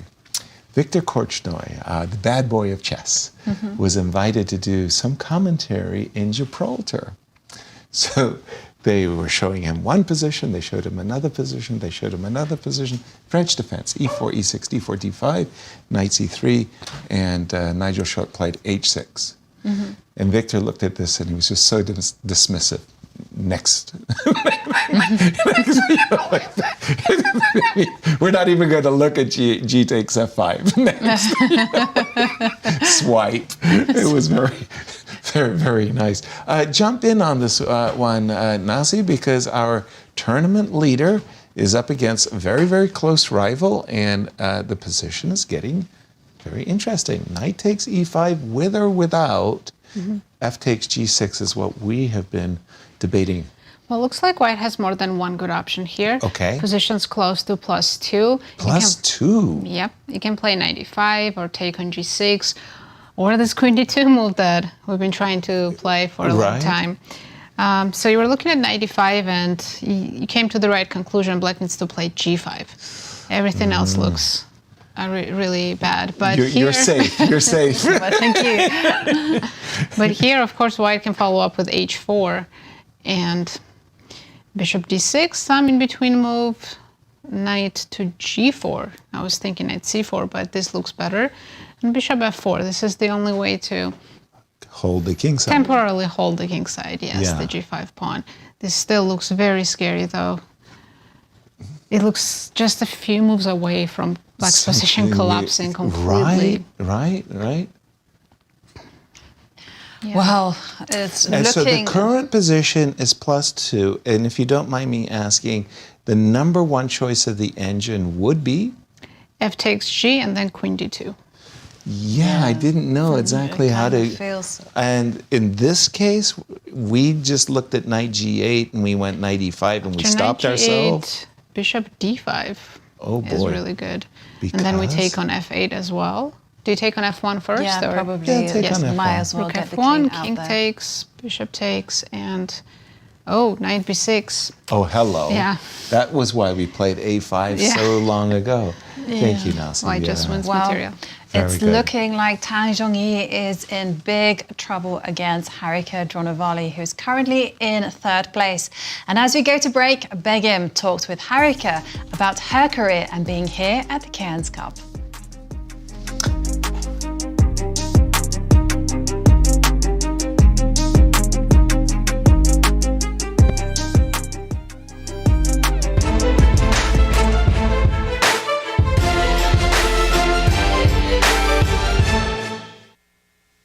Hi Harika, it's great to see you here in St. Louis. Welcome again. And Harika, what are your thoughts on Monika Prindashvili being here in St. Louis for the Cairns Cup? I think it's wonderful.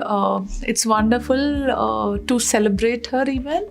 It's a great initiative, and I think she deserves it. And also for her to take all the effort and do this, it's amazing. It's inspiring to see like that age doesn't matter and you can keep doing your best and whatever you can. And I think it's great to celebrate her here. Harika, you and Kaniro have been dominating Indian female chess for so long.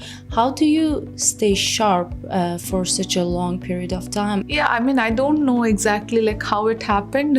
It's not planned. We were just giving our best and like doing our best. I think most important was discipline and hard work, and I think that's what takes you wherever places you go. Indian chess has been growing rapidly in recent years. So how did chess change? I think the major difference is during COVID. Like I think COVID, most of them got time to work on, and they must have done like really sincerely in those years when they didn't have tournaments, and suddenly all the hard work and the talent, everything came up after COVID. I think there are like many other people who would get motivated, and it'll get bigger and bigger in future. How do you balance being a professional chess player, traveling, and being a mom? It's not as easy as it looks. Even if you have a whole family to look after, still it's not easy for a mother to, just leave everything and travel everywhere. The mom guilt is for real, for sure. But I think most important is the motivation. There could be some moms who can give 24 hours care and take care of the baby, but there are some moms who might be far away but still knows that they are doing whatever they're doing for the babies and for their best. So yeah, it's I think now I kind of understood how to balance both to an extent. I make sure that I spend a little bit of time and I also train. So definitely I got used to it, but I think earlier I never understood how big it is until I became mom, and then I definitely appreciate all my colleagues who did it and who had 3 babies. They're like superheroes, yeah, right? Yeah. I really feel it. Now I can definitely feel it after having my own. But I just want to say it very loud that. Yeah, it's hard, but the mom guilt is real. But it's also, women are good at multitasking. So that's true. I was going to ask you if you were as ambitious as before since you become a mom, but I can see you are even more ambitious than before because it's her. I think it's just for her as well. Yeah. Maybe because she's a girl and you want her to see a good example. Not only that, definitely I'm more ambitious than before. One is to inspire her, and also the other is to emotionally, when you are when you understand you are giving up so much time with the time with your baby and being far away in training and playing, you want to make it worth it. Also, what's one advice you received as a young female player that helped you throughout your career?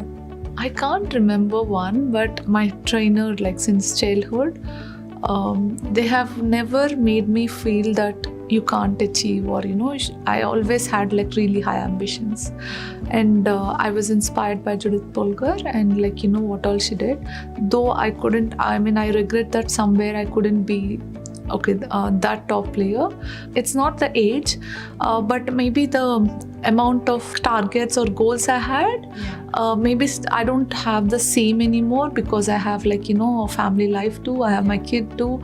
Maybe I'm not that big ambitious as I was child, but definitely that's what inspired me, and that I think that's what made me reach here, because my ambitions were really high and I wanted to compete and prove myself to be top in the world, not just in women or men.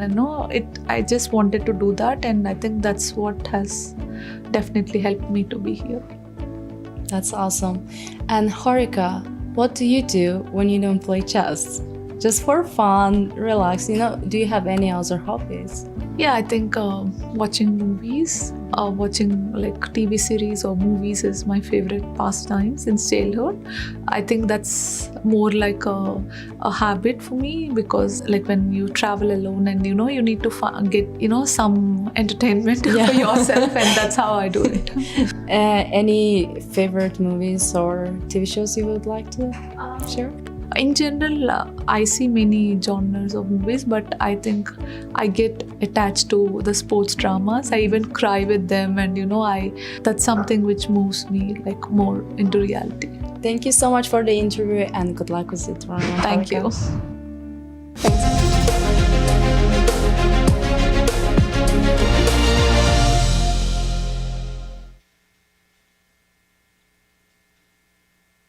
The stages are set, the players are primed, the best of the best are ready to face off in the 2024 Grand Chess Tour. The top players in the world prepare to battle across 4 countries for a $1.5 million prize fund. Everything starts in Warsaw with the Superbet Rapid and Blitz Poland, then off to Bucharest for the Superbet Chess Classic Romania. The players then travel to Zagreb for the Super United Rapid and Blitz Croatia. The tour concludes with back-to-back events in St. Louis, Missouri, the chess capital of America, for the St. Louis Rapid and Blitz and the Sinkfield Cup. 9 players will go in, but only one can be crowned champion. Who is prepared to make history? Get ready for the return of the Grand Chess Tour.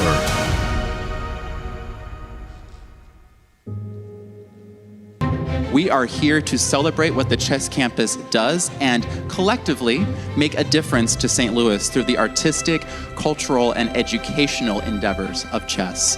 The St. Louis Chess Club and World Chess Hall of Fame makes such a significant imprint throughout our community, and with your help, we will continue to grow opportunities of outreach and engagement.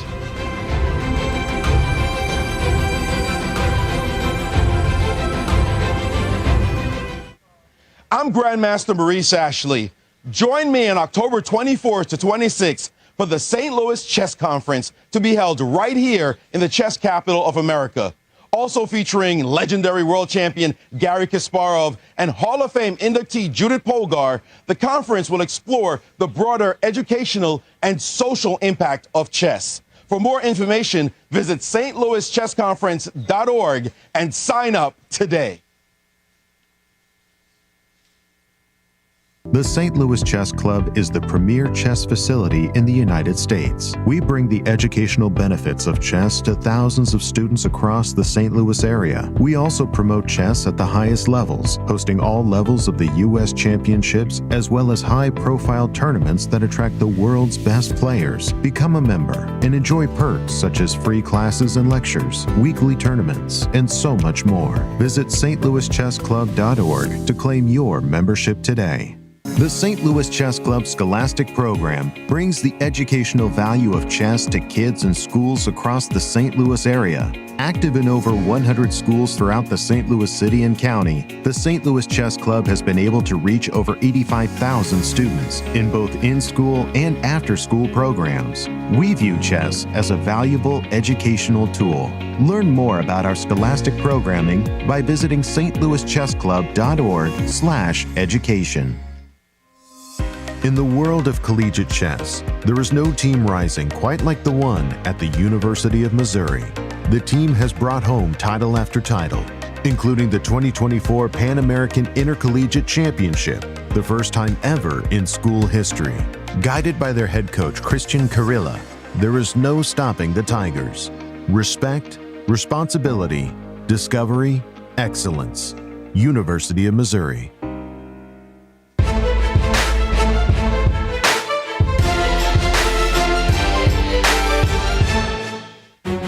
Welcome back. It's round 8, the penultimate round of the Cairns Cup, and we are in full swing with the games, and it's looking like the top players, Zhongyi, who currently is sitting at the top with 5 points out of 7, is in big trouble against one of her rivals there in 3rd place, Harika Dronavalli, on 4 points.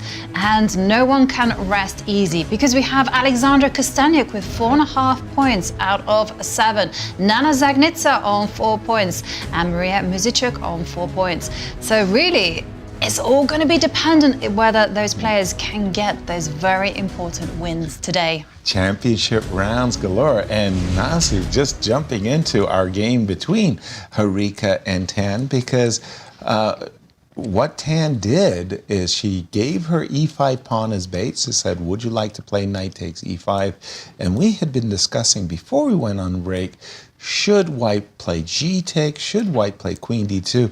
And Harika played queen d2. Take it away. The current positions really looking great for white. Yes, it was indeed a good choice by Harika to play queen d2. And then after g5, h4, as you can see, Great exclamation move. point, rook h8, and now queen f2 was second best, looks like. Explain to me rook Yeah. h8. I was going to try to understand why is the Why we should take upon it. Well, that would come later, but the first Okay. move, rook h8, was a little bit So instead, surprising. knight h7, of course, Or was something like that to defend g5. Yeah, that was the best move. That was the best move. But rook h8 was played, and then why didn't we take the pawn? Let's see what Tan's idea is. King has to go to f8. No choice. And then I guess our queen is just not well placed on So g5. you can technically take knight e5, but it does allow knight e4. Whoa, whoa, whoa, whoa, whoa, whoa, And then position gets a little bit messy. I'd say. Our queen only has one square. That's surprising. Queen g4, only Okay, move. let's try. And then I can play knight f6.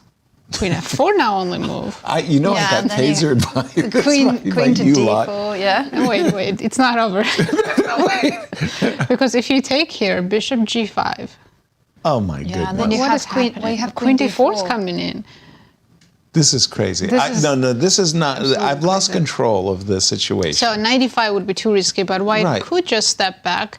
which is very Queen g3. sane. Maybe some similar issues. Knight h5. No, here it doesn't work. So this looks very good for white. It's +2. She played the second best move, Queen f2, but that still looks very good. I mean, Tan has issues on the king side as well as But the now center. we would probably look at g4 here.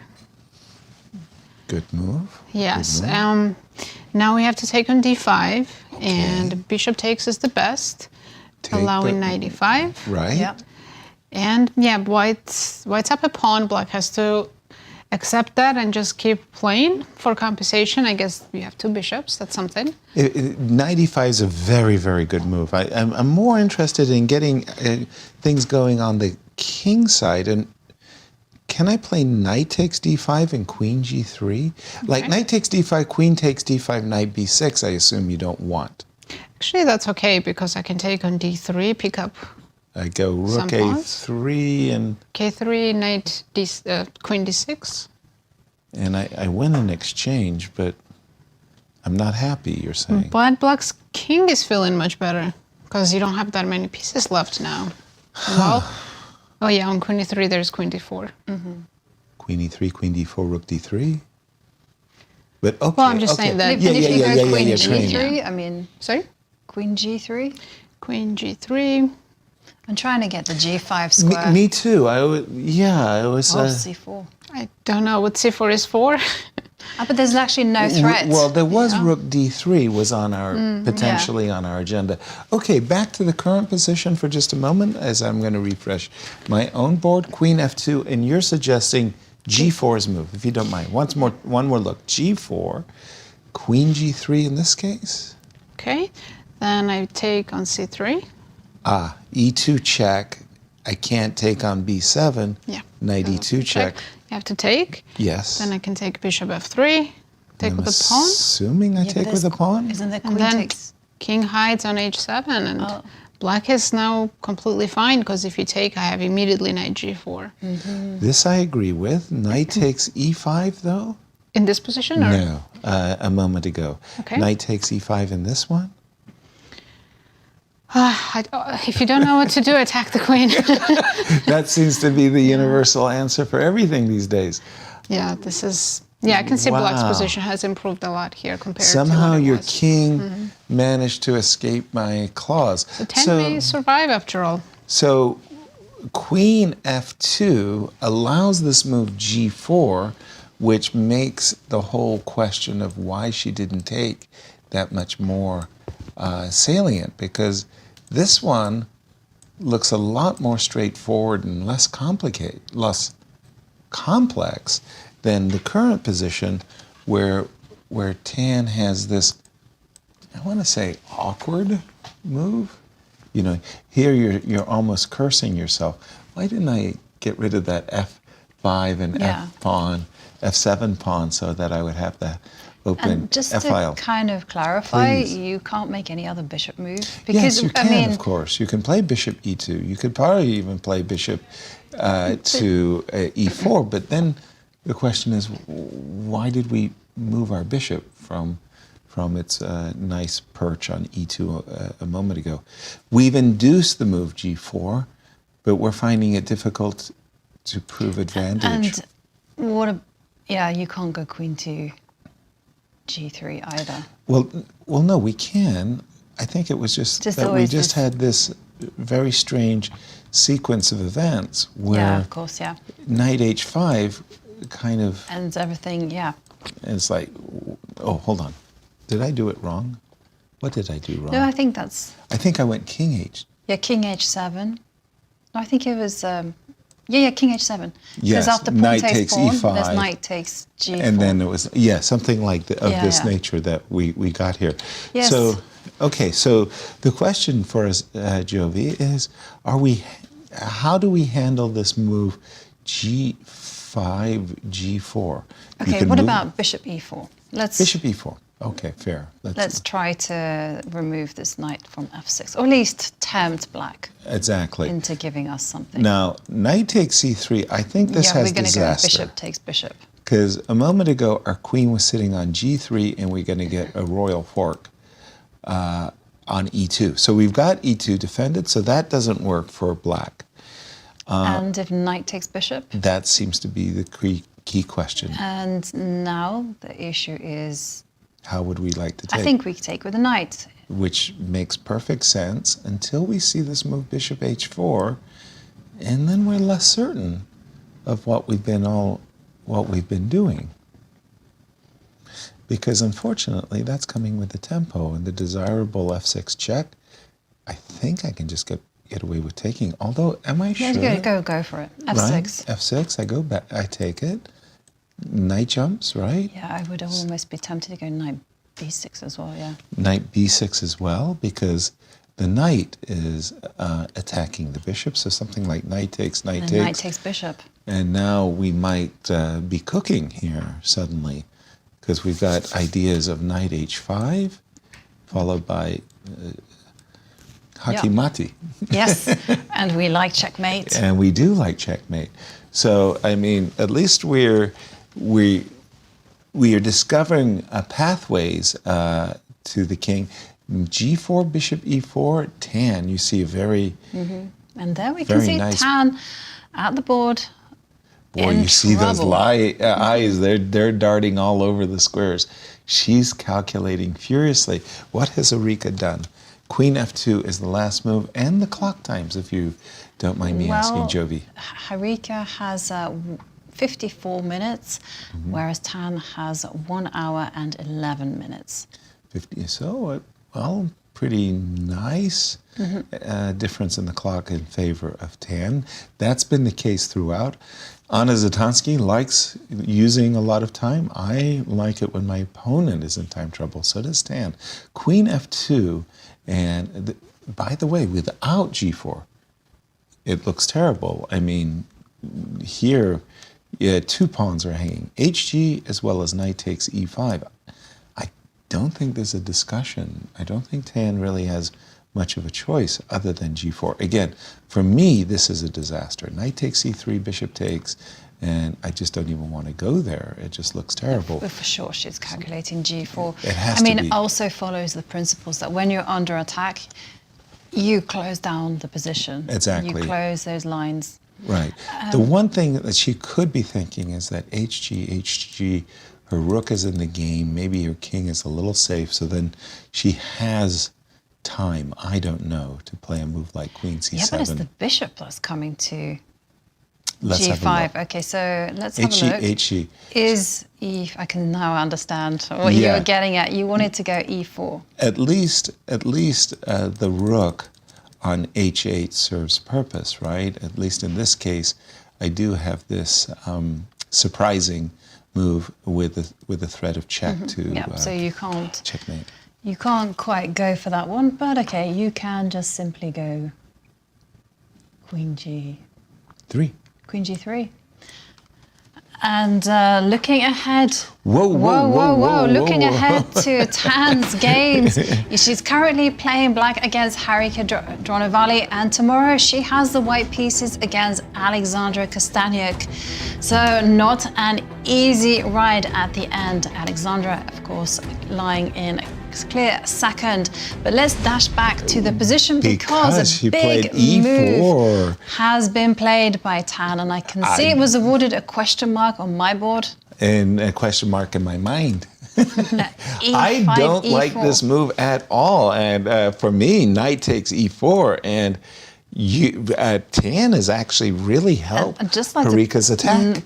Just make you note that take a look at the accuracy numbers. Harika, as we all know, is one of the most precise players in the tournament, whereas Tan, in this particular game, only at 88.9%.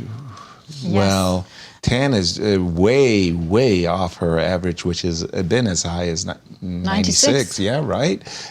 The e4, that just totally wrong to my eyes. What on earth just happened?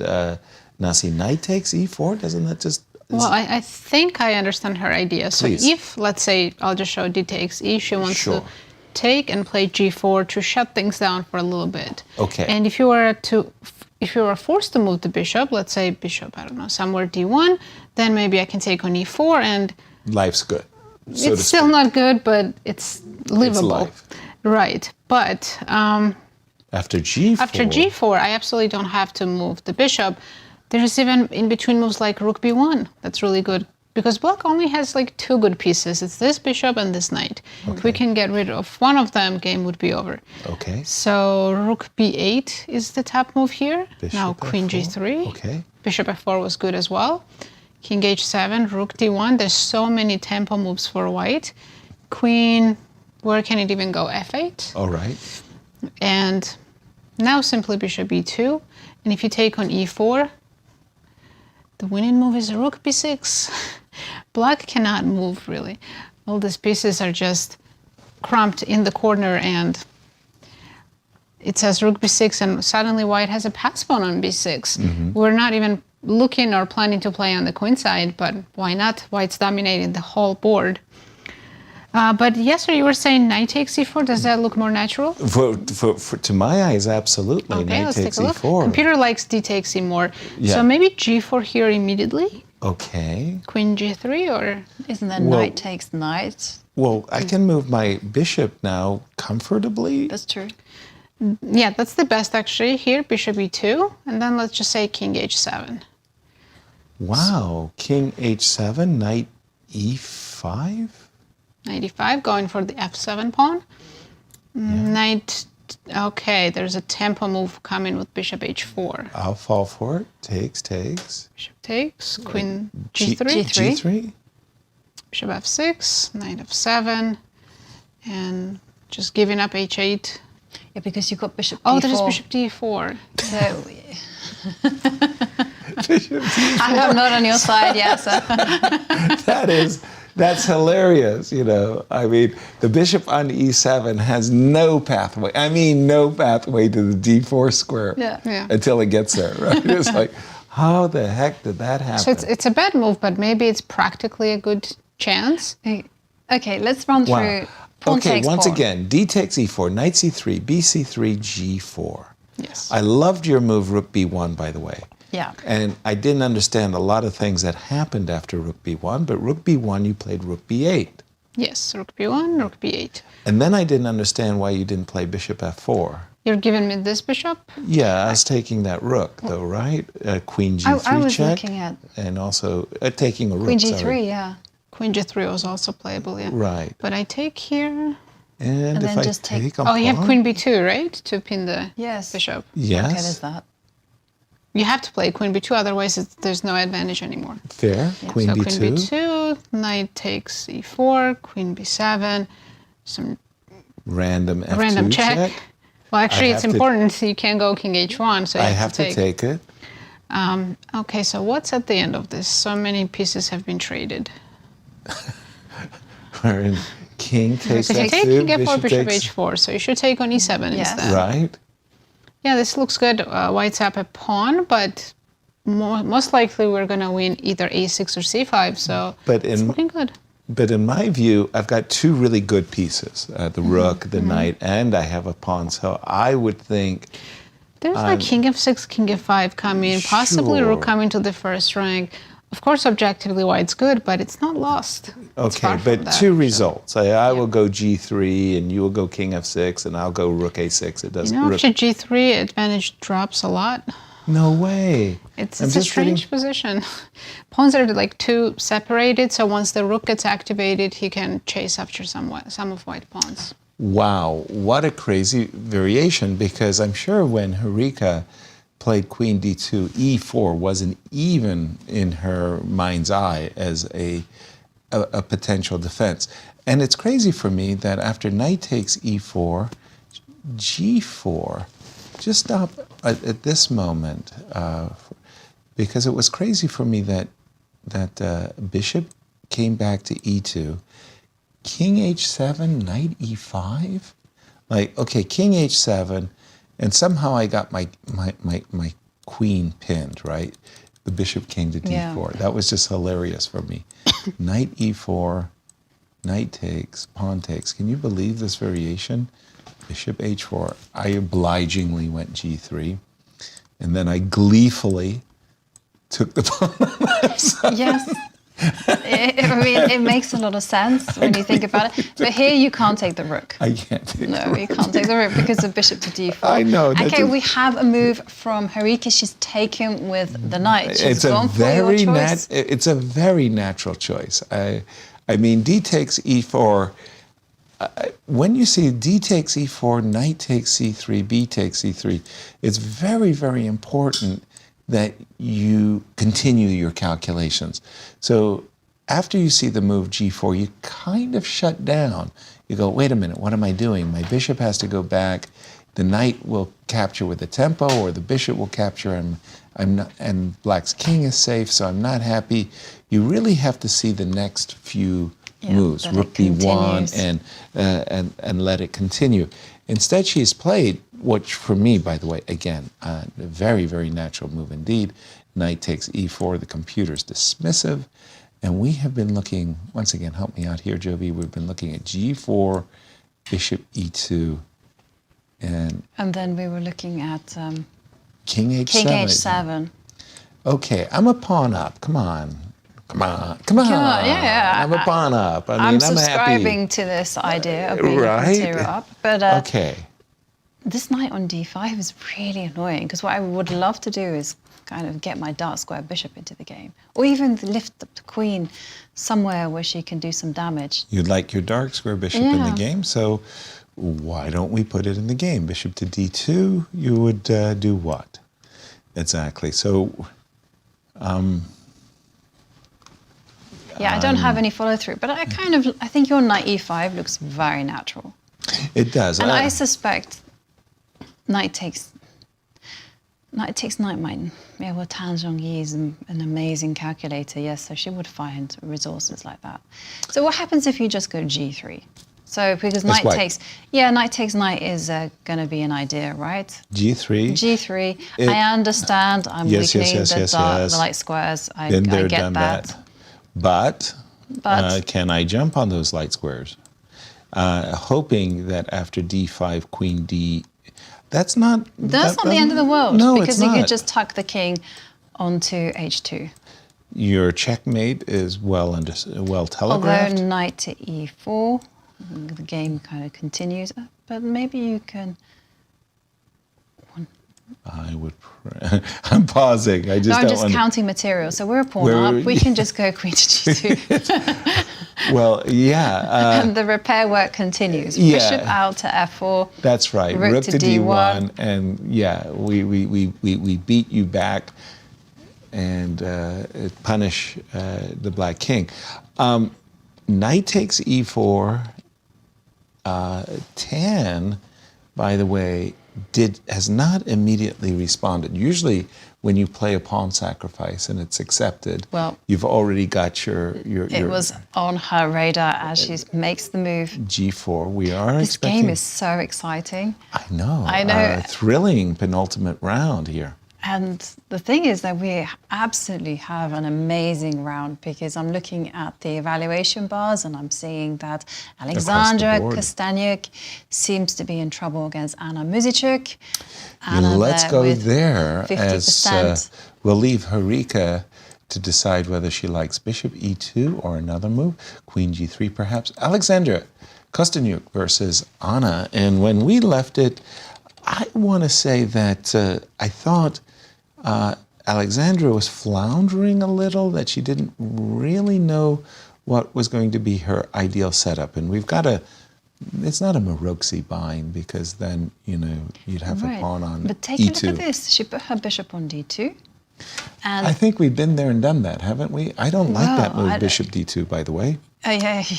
I thought knight d2 or, one of those kinds of moves. But now after queen f5, how are you going to defend the d3 pawn? You're going to have to step up with a rook. I don't have a choice. You're absolutely right. I have to step up with a rook. I am allowing this because guess what? I'm in a pin. I'm not happy about this. Like, I can't capture the knight. My queen will be captured in that case. So hold on. Stepping up with the rook maybe is just a bad idea.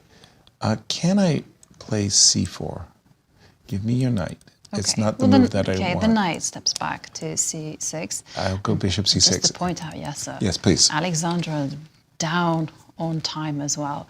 She's down to 41 minutes, whereas Anna has 1 hour and 14 minutes, and just playing with ease. Yeah, comfortably.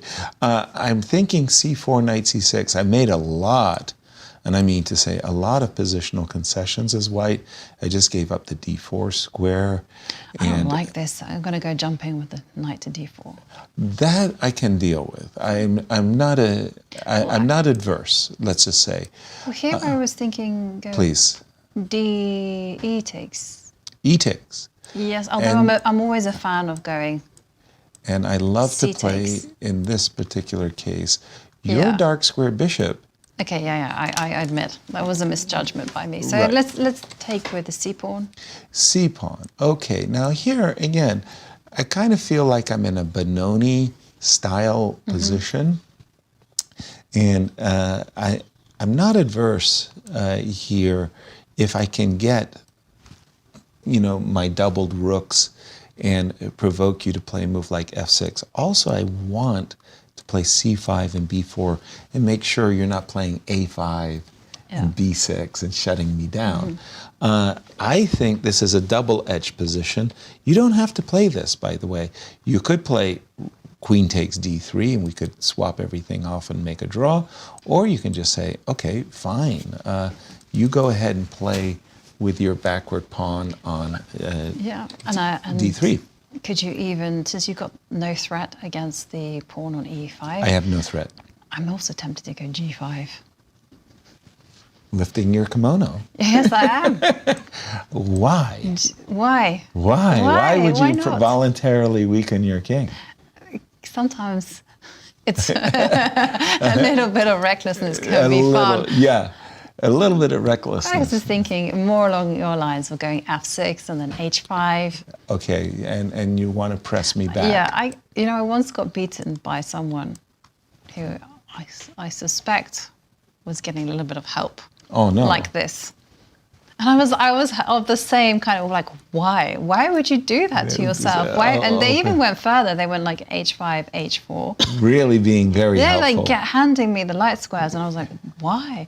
And then afterwards, I went and checked it with, the database and the or engine. the engines. And the engine was saying, yeah, that's the way you play. I was like, okay. Okay, interesting. This is so crucial to our standings, but I want to get Nasi in the conversation. Nasi, where's the action? Well, I was watching those two games as well because the two leaders are both in trouble. Exactly. But let's take a look at Alice's game. She's gotten herself a little bit of an advantage. Nothing major, but her bishops are just better than black's bishops, so that's the advantage. Right now, it's her move, and she needs to just be patient, drop the queen back. For now, what do we do with the b5 pawn? Push it. Push it. But after b4, I can play queen b5. That's what I want to hear, to get the b5 square. And now I have a new target, the d5.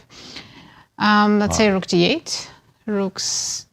I want to play rook ac1, yes. I don't know why computer was suggesting the rook f to c1. You know, we have such problem in chess of cheating, right? We hear it all the time, especially online.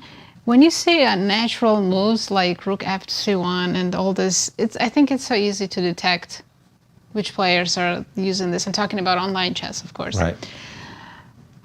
Yeah, working on Smartboard taught me that Engine's first-line suggestions are always the most unnatural moves. So here, take rook c1, and this endgame is very pleasant for white. Bishop d7, rook c7. I mean, I would say this is, of course, two results. So she has this option, queen d3 and queen b5. Of course, b4 is not forced, unfortunately, for white. Black needs to just ignore that pawn for now, play rook e6. Idea is that if you take on b5, I can take it back on e2. On e2. I believe. Yes. Just double checking. Queen d5, rook d8. Queen moves bishop c5, and now both double pawns. You're leaving the Did I blunder something? bishop was hanging on the last turn. Bishop, rook takes Was it? d4. Oh, f7. No, it's not. Sorry. It's tricky. Yeah, Bishop bishop c5, and yeah, white's extra pawn is two extra pawns are both doubled. So computer says that black has more than enough compensation here. Or the two Yes. double But two difficult double pawns. position for Anna, and again, Anna severely down in On the time. clock. Yeah. Can we just take a Please. quick glance at Mariya Muzychuk? And I also want to look at Nana Dzagnidze, because both of these players are on 4 points out of 7, and a win would put them right up there, especially if Tan loses her game. If any of our leaders should stumble at the finish line here. I'm looking at the game between Irina, Krush, and Mariya. This was the bishop takes f4 Nimzo Indian game. Bishop takes f4, takes c5. And it feels like up to this point, Mariya has been in her prep playing rather quickly. Yeah. Takes, queen d8, rook, g3, takes. Pause here for a moment, because the majority on the king side is doubled. So your first instinct is that, well, black has the better structure or should be happier. But the question is, are the pawns vulnerable or not? The knight on a6 makes a strange impression. The knight was on d7. I like black's position. And Irina's saying, okay, I'm ready to play knight takes c5. What are you going to do about it? I'm going to defend it. And what do you do next? Queen b5.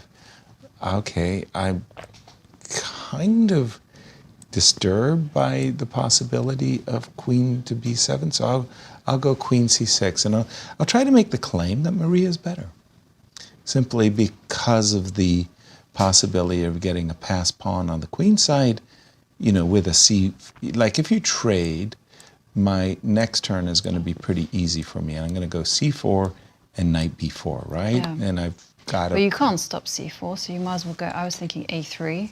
Oh, But okay, I wouldn't capture the queen, What because would I you feel do? that helps black. Yes. Okay, so I would. Okay, move the queen. Yeah, I don't want to go backwards. Well, you're not going forwards. No, but I can step to the side. Oh, you want to go back to where you came Yeah. from?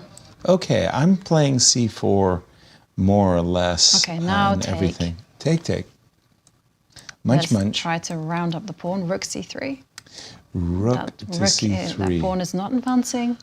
Well, On my watch, although I might get checkmated on I'm the starting king. to be okay. concerned here. I would be concerned. I would be concerned as well. Right. I don't think I would play rook c3. Okay, so. So c4. Now see, jump in on this one. Mariya Boy, she's left a lot of points on the table in her games recently. I'm especially thinking about her loss to Alexandra.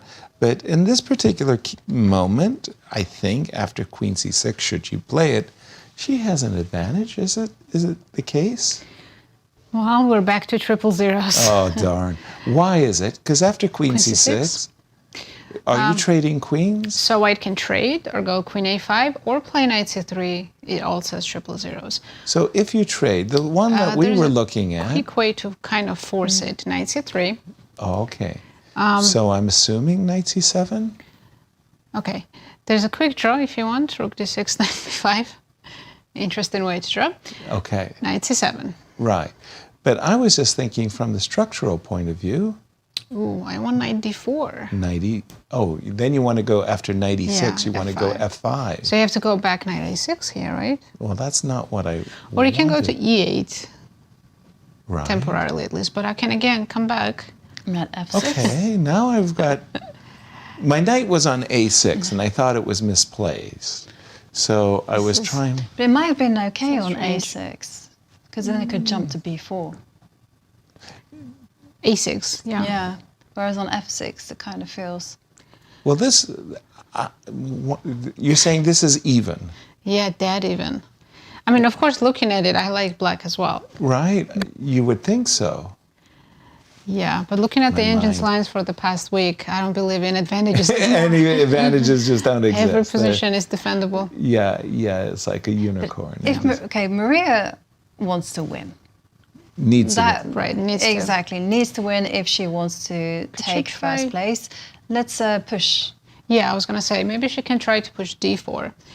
Because there's no immediate refutation, why not? Suggestion is Queen C4 or H4. Because that's her whole point. If she can win, it would be the D pawn that wins for her. So I like D4. I think she can keep putting the pressure. Let's say on Queen C4, maybe I can bring in the knight. Guys. Did you make a move? No. Actually, my attention was drawn to the game between Nana Dzagnidze and Elisabeth Paehtz. And Nana Dzagnidze, again, if we check the standings, she is there on 4 points out of 7. I just saw the evaluation bar shoot up in Nana's favor. And take a look at this. Our critical games. These are our critical games. And you see Zhongyi, she is playing black against Harika Dronavalli, who is one of the trio in 4 points. And half a point Tan on 4.5 points is Alexandra Kosteniuk, who has 4.5 points out of 7. She is playing white against Anna Muzychuk, and both Alexandra and Tang could be in a spot of trouble. Indeed, and you drew my attention to the game of Nana for just a second, and why this game is so important for one. When we left it, we saw the position with the knight jumping sorry, let me do this again. Apologies. We think it was very important for the knight on G5 to come back. We think that Nana made an error with this move, knight to E4, because after H6, knight F3, there was this very sharp but powerful move, D6 to D5 by Elisabeth, and that seems to turn the tables because this whole knight F2 construction and the desirable take-take, winning a pawn, is met cleanly by bishop b7, not only protecting the rook, but attacking the queen, attacking the knight, making knight f2 possible, and Elisabeth would have the initiative. She played the passive move, rook to d8, and that was wrong. Yeah, and after rook to d8... Just a moment. Now we have, I'm thinking of c5 or...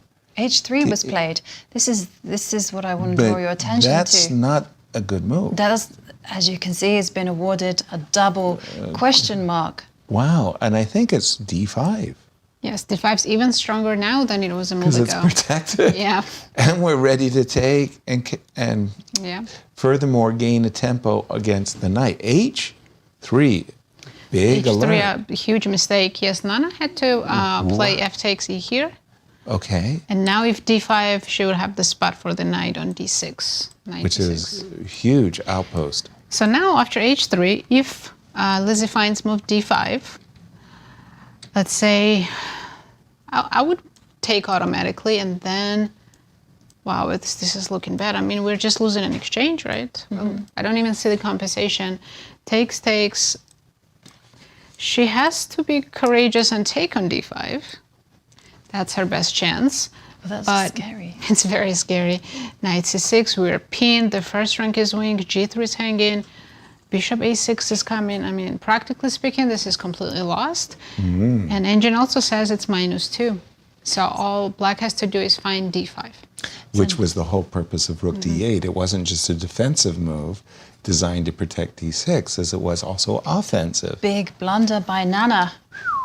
Okay, Oh, wow. and Elisabeth could play the role of spoiler. Yeah, totally, in but this, also can penultimate shake round. up the standings in the Yes. sense that if all the leaders lose, then Anna Muzychuk, if she manages to win against, if she wins against Kosteniuk, she'd be right there in the mix. Exactly. And that 0.3% chance will be getting A little higher. bit less than naught. Bishop e2 by Harika. So when we left it, it was this double-edged position. Tan had just sacrificed a pawn with e5, e4, a move I didn't like, but kind of had a lot of practical chances behind it. After g4, bishop e2, knight to b4. And I must say that Harika came up with a move that was not on my radar whatsoever. Of course, Tan is looking at both knight takes d3 as well as knight takes e4 to restore the material balance. Harika played the move b3, not addressing either of the threats of knight takes d3 or knight takes e4, but is looking to put her bishop on the long diagonal. Okay. Now, I'm not a fan of this decision either. I would do something about the d3 pawn, whether it's rook to d1, whether it's queen to g3. Somehow queen g3 gets more of my attention than other moves because it's sort of like I'm defending on the one hand, but I'm offending That's true. on the other. That's true, but still there's got those Please. knight The knights are jumping everywhere. Knight I mean, I think c2, we queen saw, d4 check. Yeah, knight c2 with the knight coming into d4. But okay, I'm not even afraid of losing that rook because I'm thinking knight takes f6. By the way, on a good day, with my queen on g3, maybe, I can go queen e5, maybe I can go knight d6. I'm just saying b3, not even close, not on my radar. I would be looking at defending against these knight takes e4 and knight takes d3 threats. My first move, rook d1. My second move is queen here. Jump in, Jovi. Would you have played the move b3? No, but now it's on the board. I do feel we let's need take to a look. a deep dive into it because Exactly. Okay, knight takes d3 Okay. is the move that I'm furiously trying to calculate. And again, I can't move my queen and allow you to capture this. So I feel like I must play bishop takes. I'm wondering. Queen takes? Yes. Sorry, do you? No, you wanted to play knight takes e4? Yeah, I'm wondering whether knight takes e4 is a possibility. No. Yeah. No, I think, no, you don't want to play this. This wasn't what I was getting at. Sure. Because I feel like this type of position, you really have to kind of take it on a move-by-move basis. No assumptions Right. to be made here. Move by move. Okay, so pause here for a moment, because I was reaching for the knight on f6 and was really ready to simply capture it. Reaching for the knight on e4 to put it on g3. No, you got to block. I mean, the whole idea I want to go behind bishop b2. Yeah, but the whole idea behind bishop Oh, b2 okay, was you want to blast go right knight away. takes knight and Yes. then go immediately. Yes. Bishop b2, yes. That's it. That was what I thought Harika would be playing for. I'm I don't know, is it assuming you have to G3? take. What? G3. So check. King takes. Pause. Okay, pause. queen takes c5. Okay, I'm a pawn grabber. I'll fall for it. Queen takes e5. Think I'm doing well. Queen I've got. e2. Where would you like to go? No, queen e2, you've got queen b6 check and that king being out there. Well, you're leading with the chin. Let's go back to the current position. So we're anticipating after b3, knight takes d3, not the only move on the board. There's also bishop takes e4, knight takes e4 to be considered. Nasi, jump in on this one because our tournament leader, at first we thought she was in trouble. Now after this move b3, maybe it's okay. She's still in trouble, yes. She's still in trouble. So b3 actually was computer's first line. No way, really? It's so strange. But I Okay. guess Harika says the idea, yeah, she wants the bishop on this diagonal. Right. There was another good move, bishop f4, but it's of course different in the style. Now you're defending d3 because in case you take, this was really bad for black after knight e2, d6. Okay. Bishop's hanging, and I think queen's almost A little, trapped. yeah, very uncomfy, let's say. So after b3, you were considering knight d3, right? Yes, that was our Takes. first line. Takes, and she needs to move knight to g3. Knight, your move. I was thinking she was going to go knight f6 and bishop b2. Okay, continue, please. Knight g3 is the best. King h7 has to follow. Ooh, wait, there's some tactic. What? Okay, I'm just gonna follow the line Of the without engine. understanding what it's trying to do. Queen b3, check. King goes back. Rook. Oh, I just defended the knight, so I have rook b1, and I'm picking up the bishop on b7. That is so deep. That is very deep. Bishop takes h6, not obvious at all. But maybe we can rewind to Yasser's move, which was also pretty natural, which is knight takes knight. Instead of knight takes g3. f6. Yeah. But that helps black, right? A little Bishop bit. b2. Bishop b2. And is there some bishop d4? There's a forcing queen trade, right? Yeah, queen d4. And black can finally breathe, and king's not getting mated.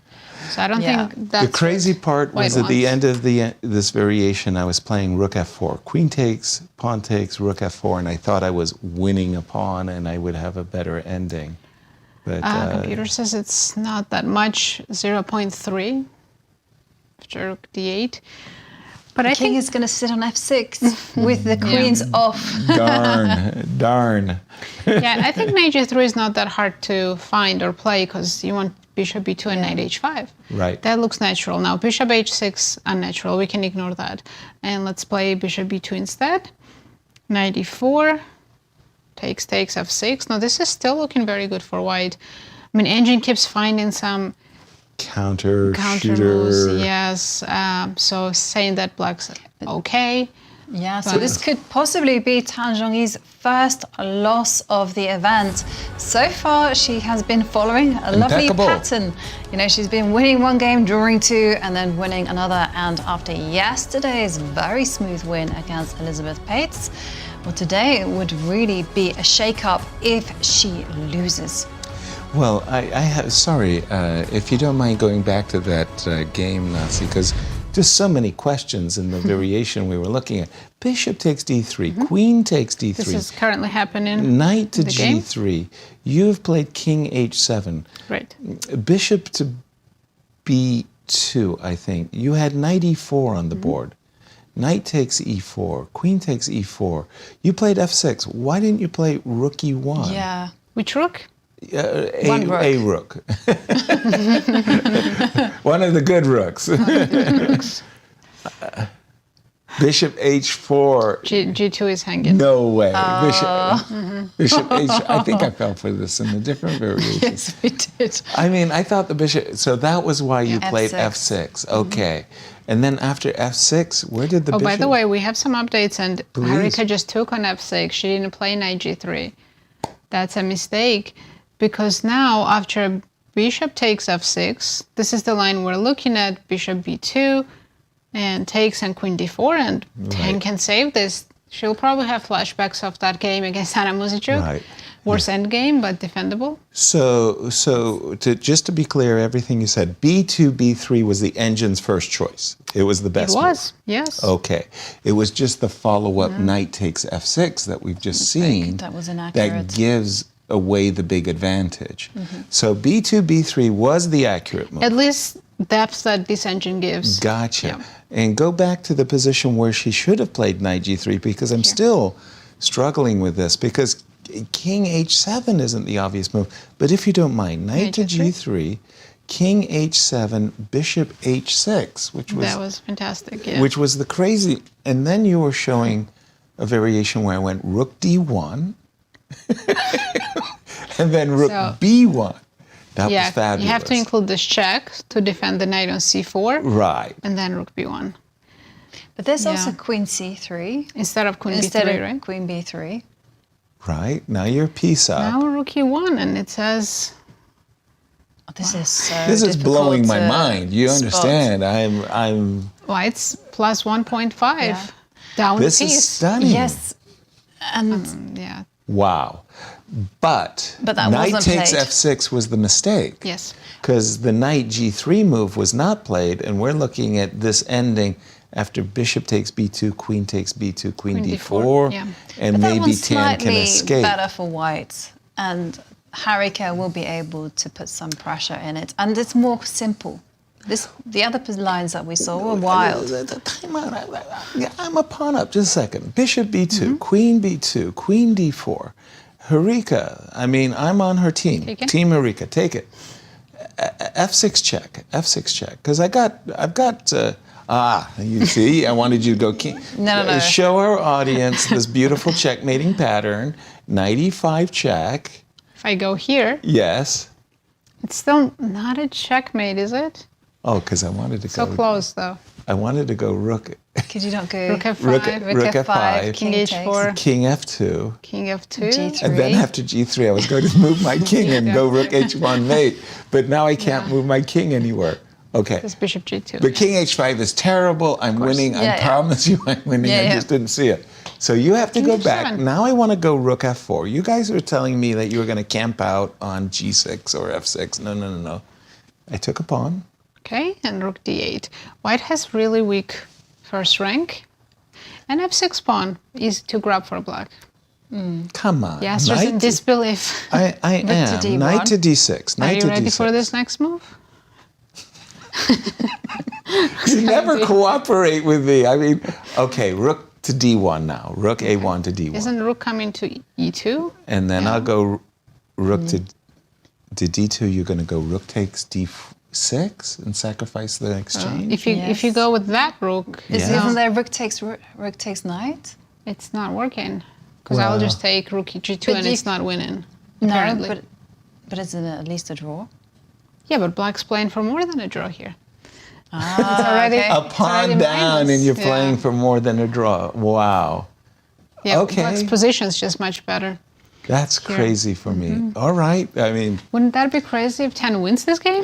that would be the turnaround. Well, we saw so many turnarounds What can of happen Alexandra. is that, if somehow 10 wins this, Alexandra's going down. And is that clear? Yes, Shall we let's- jump to Alexandra, who's in second place? She needed to win with the white pieces. Well, that line that we looked at where black was playing c4, it's on the board. She's just sacrificed the pawn, and wow. Well, she's been living her 9 lives, Alexandra. No question about it whatsoever. C3, I think what we were doing with white was we were trying to play for Alexander c4 to stop c5, c4. And we were looking at a line, Jovi, that went knight c6 and bishop c3. And okay, but rook e4, this was... We saw this one. Right, Yeah. and I wasn't pleased for Alexandra. She dropped a pawn for, I don't know what to my eyes, that's a very, very powerful pawn. It's close on to d3. -2 for black. Right? Disaster. Just catastrophic. Anna is probably, her heart is beating as she's sitting there thinking, okay, that's some very, very big prize money and a win against the number 2 standing. Can Alexandra survive third time in a row? It's third time a charm. I mean, she has been pushing her luck. How should Anna follow through? So 'Cause rook e5 takes pawn needs to e5. be defended. Correct. So just simply f6. It's not weakening anything because white squares, white cannot really take advantage of. So f6, a very good move. And then just bring the pieces closer to the center so that knight is misplaced. So knight comes back to c6. I mean, white plays check and then a5 is the best suggestion. White's just waiting. There's no counterplay for white. And black can take time now to maneuver the pieces. Queen d7, knight's going to e7, knight's going to g6, and then you can play f5. Slowly. e4, yeah. No rush. So like I said, no counterplay for white. Thank you for that. Absolutely. Alexandra in big trouble in her game. I want to go to the game between Nana and Elisabeth for just a moment. Huge trouble as well. Did they go for that exchange D5 sacrifice? indeed was played. D5 by Elisabeth. And you can see right there, Nana's like, whoa, whoa, whoa, whoa, whoa, whoa. We looked at a variation that went knight to c6, knight f2 check, forking the king, forking the queen, forcing, there's no choice. You have to give up the exchange. We said be bold, knight takes e5. We said knight c6, and then we stopped because nobody wanted to continue. It was crickets on set. Bishop e6, queen takes g3, and we thought Nana's position was on the verge of collapse, actually. We didn't like this. Of collapse. Yeah, I mean, how can you maintain your knight on d5 without giving up the g3 pawn? Right. Oh, this is getting crazy. On We're all potentially of the top boards. seeing all the top boards, the leaders of the event potentially losing, and then everything gets blown wide open. And there you can see the standings after round 7. Zhongyi, she is with 5 points out of 7, but she does have an inferior position against Harika Dronavalli, who is on 4 points. We also see Alexandra Kosteniuk. She is struggling big time against Anna Muzychuk, who, if a win for Anna, would really propel her up the leaderboard. And Nana Dzagnidze in huge trouble there against Elisabeth Paehtz. Wow. What a round so far. And as we go to break, Begim sat down with one of the Muzychuk sisters, and this time it's Mariya, so take a listen.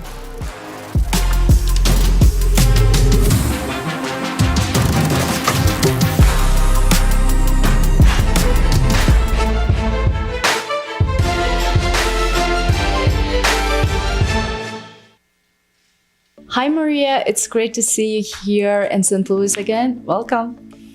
Thank you. So, what are your thoughts on Nona Gaprindashvili, the first female grandmaster, being here in St. Louis for the Cairns Cup? No, I saw Nona Gaprindashvili this morning at breakfast, and I was really glad to see her. I remember that I also played a game with her. Really? Chess games.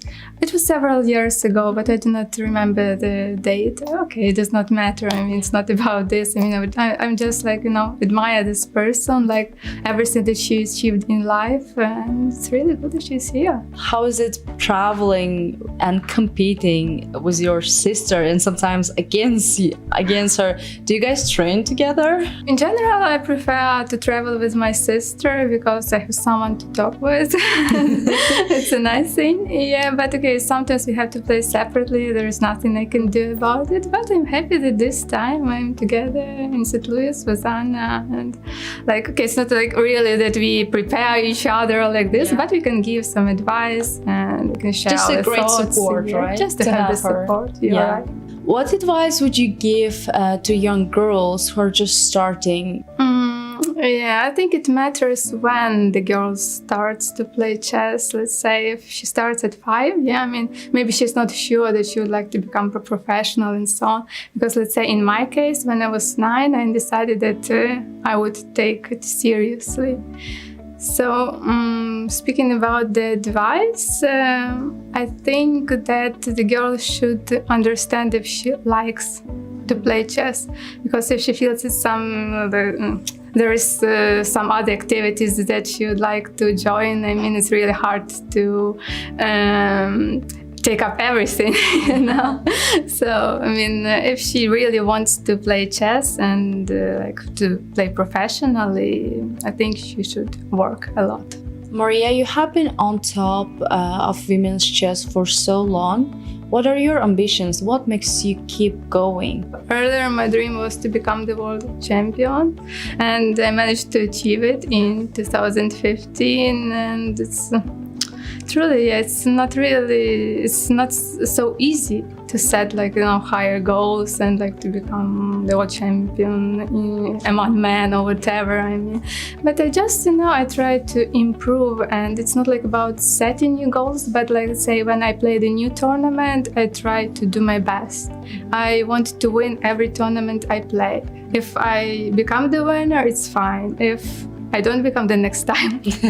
That's not fine, so we'll try again, right? Exactly, I'll try again.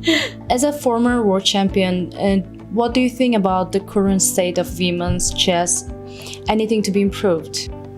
I think some things can be improved, yes. First of all, it is the amount of women's tournaments. We do not have so many of them. And secondly, I think it's necessary to involve young girls into the chess clubs.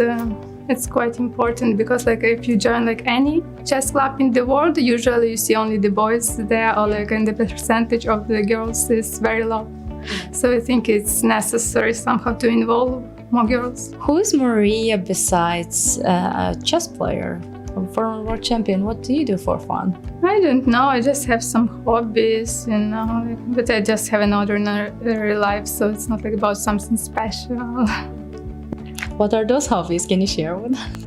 Oh, nothing special. I like to walk, use the internet, just check some things which I like, chess sites, of course, some other things, some other sports as well. Sounds great, and thank you so much for your time, and good luck with the tournament. Thank you so much.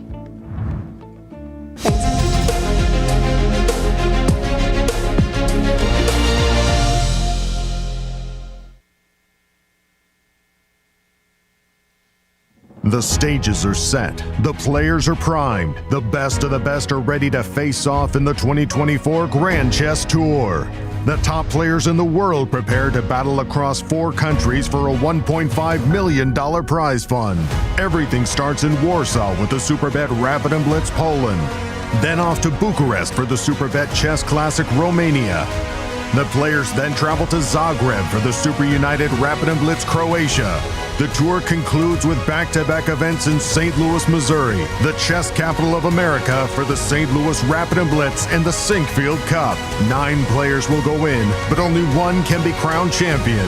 Who is prepared to make history? Get ready for the return of the Grand Chess Tour.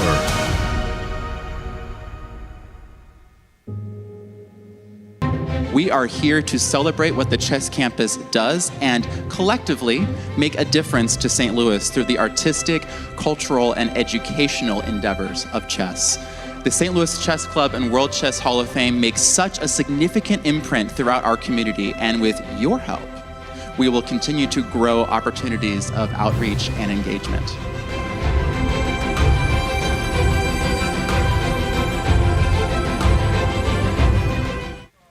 I'm Grandmaster Maurice Ashley. Join me on October 24th to 26th for the St. Louis Chess Conference to be held right here in the chess capital of America. Also featuring legendary world champion Garry Kasparov and Hall of Fame inductee Judith Polgar, the conference will explore the broader educational and social impact of chess. For more information, visit stlouischessconference.org and sign up today. The St. Louis Chess Club is the premier chess facility in the United States. We bring the educational benefits of chess to thousands of students across the St. Louis area. We also promote chess at the highest levels, hosting all levels of the U.S. championships, as well as high-profile tournaments that attract the world's best players. Become a member and enjoy perks such as free classes and lectures, weekly tournaments, and so much more. Visit stlouischessclub.org to claim your membership today. The St. Louis Chess Club Scholastic Program brings the educational value of chess to kids in schools across the St. Louis area. Active in over 100 schools throughout the St. Louis city and county, the St. Louis Chess Club has been able to reach over 85,000 students in both in-school and after-school programs. We view chess as a valuable educational tool. Learn more about our scholastic programming by visiting stlouischessclub.org/education. In the world of collegiate chess, there is no team rising quite like the one at the University of Missouri. The team has brought home title after title, including the 2024 Pan American Intercollegiate Championship, the first time ever in school history. Guided by their head coach, Christian Karilla, there is no stopping the Tigers. Respect, responsibility, discovery, excellence. University of Missouri. Here is the place where we enjoy the game of chess, of its beauty, to advance the cause of chess and to help St. Louis Chess Club to serve as a capital of the world of chess and to keep bringing new and new millions of new fans into the game every year. I'm Grandmaster Maurice Ashley. Join me on October 24th to 26th for the St. Louis Chess Conference to be held right here in the chess capital of the United States.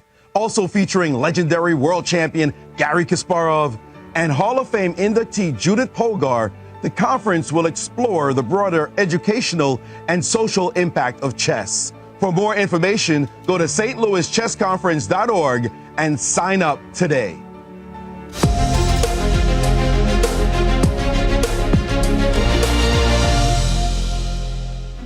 Welcome back to this absolutely thrilling penultimate round of the Cairns Cup. Well, during the break, we did have a draw between Irina Krush and Mariya Muzychuk.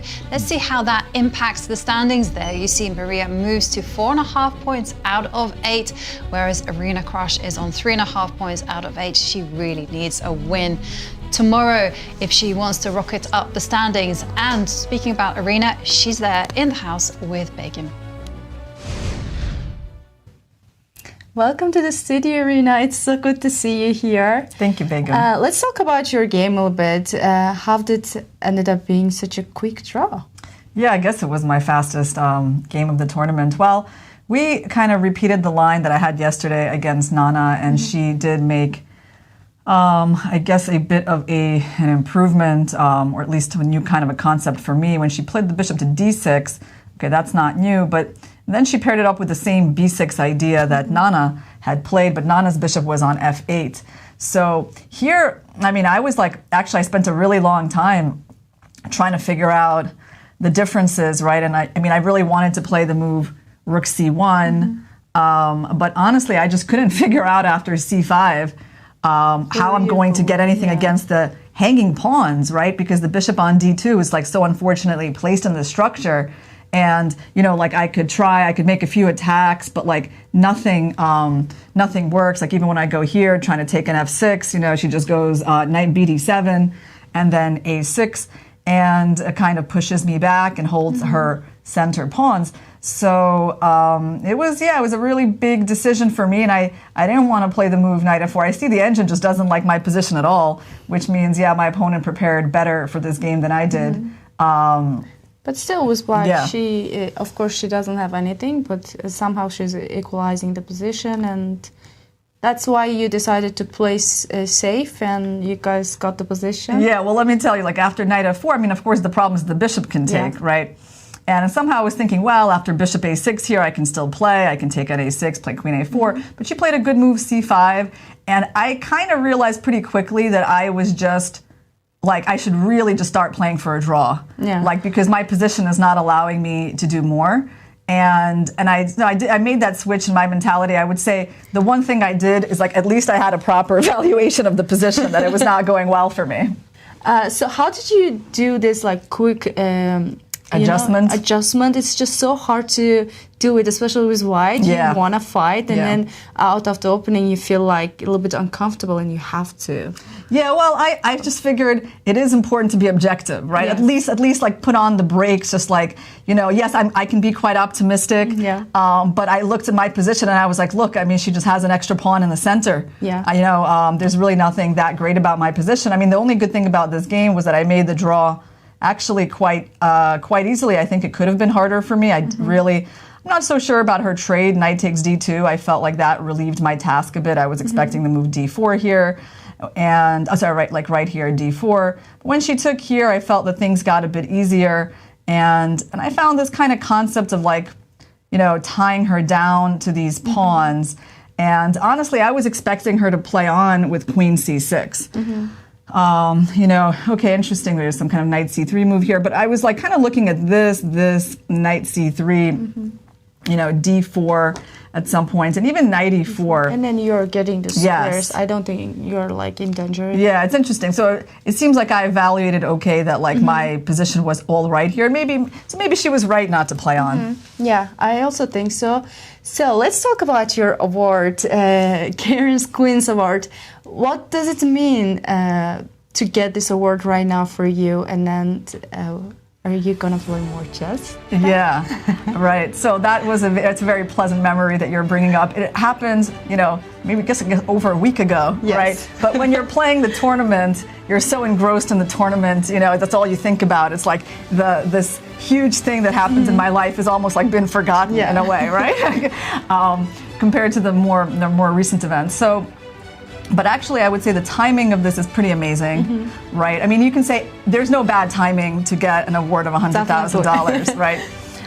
But I still find it kind of symbolic because, I have been planning to get back into chess more, with or without this award. This was not gonna change my plans.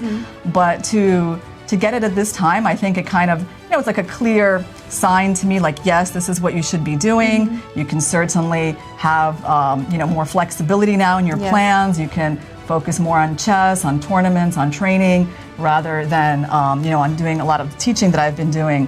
So the timing is pretty incredible, and I was really touched by just the generosity of Jeannie and Rex. And it was very surprising for me. Yeah. So it's also a great opportunity for the upcoming players. Over the next 5 years, up to 5 U.S. female chess players will be awarded $100,000 for earning their Grandmaster titles. And you are the first one, Irina, for already achieving Grandmaster years ago. Also, you mentioned you want to come back to chess. And what's your plans? What's your goals? Yeah, well, I would say my first thing is to try to address some of the things I do really badly right now, right? Like I think my last couple of tournaments, I mean, in general, all my tournaments show what it is that I need to work on.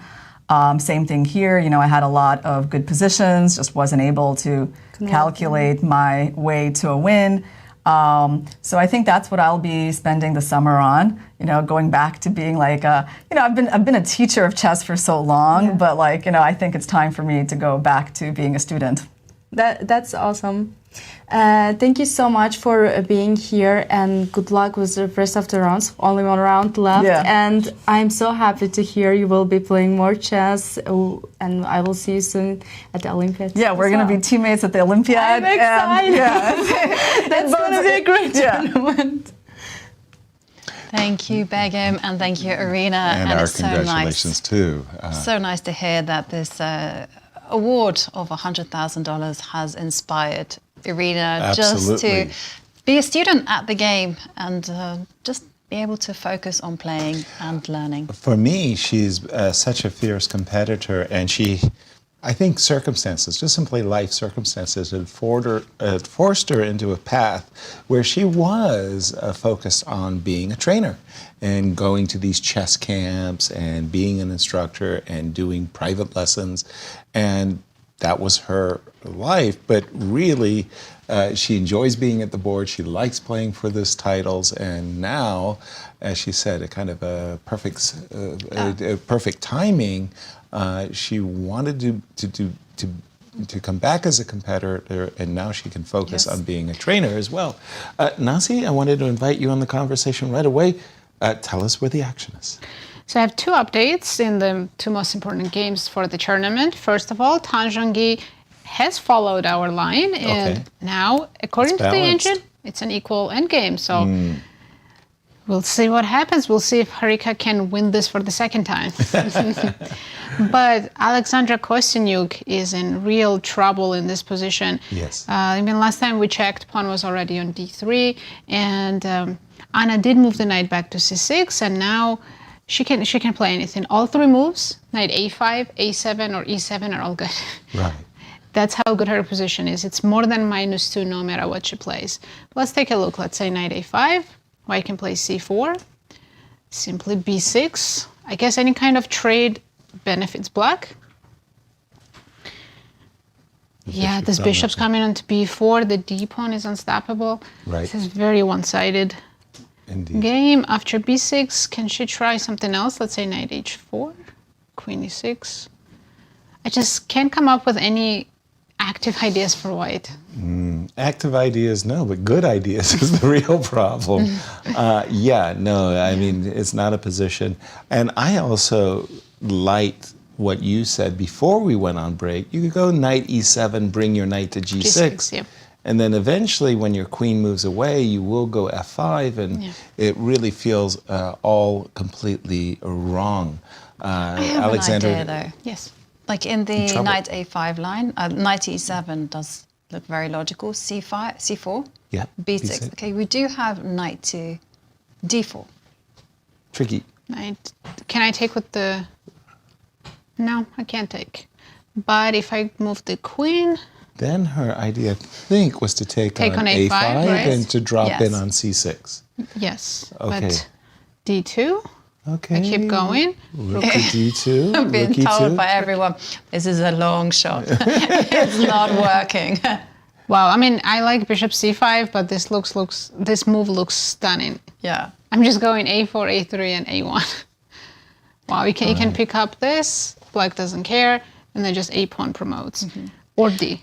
Interestingly enough, if Alexandra loses, who is the closest she's the rival closest to Tan. rival to Tan. She's on 4.5 points. Tan is on 5. Right. And if Tan wins, we got a her champion. game, we already have a champion. Yep, Yeah, with one round to spare.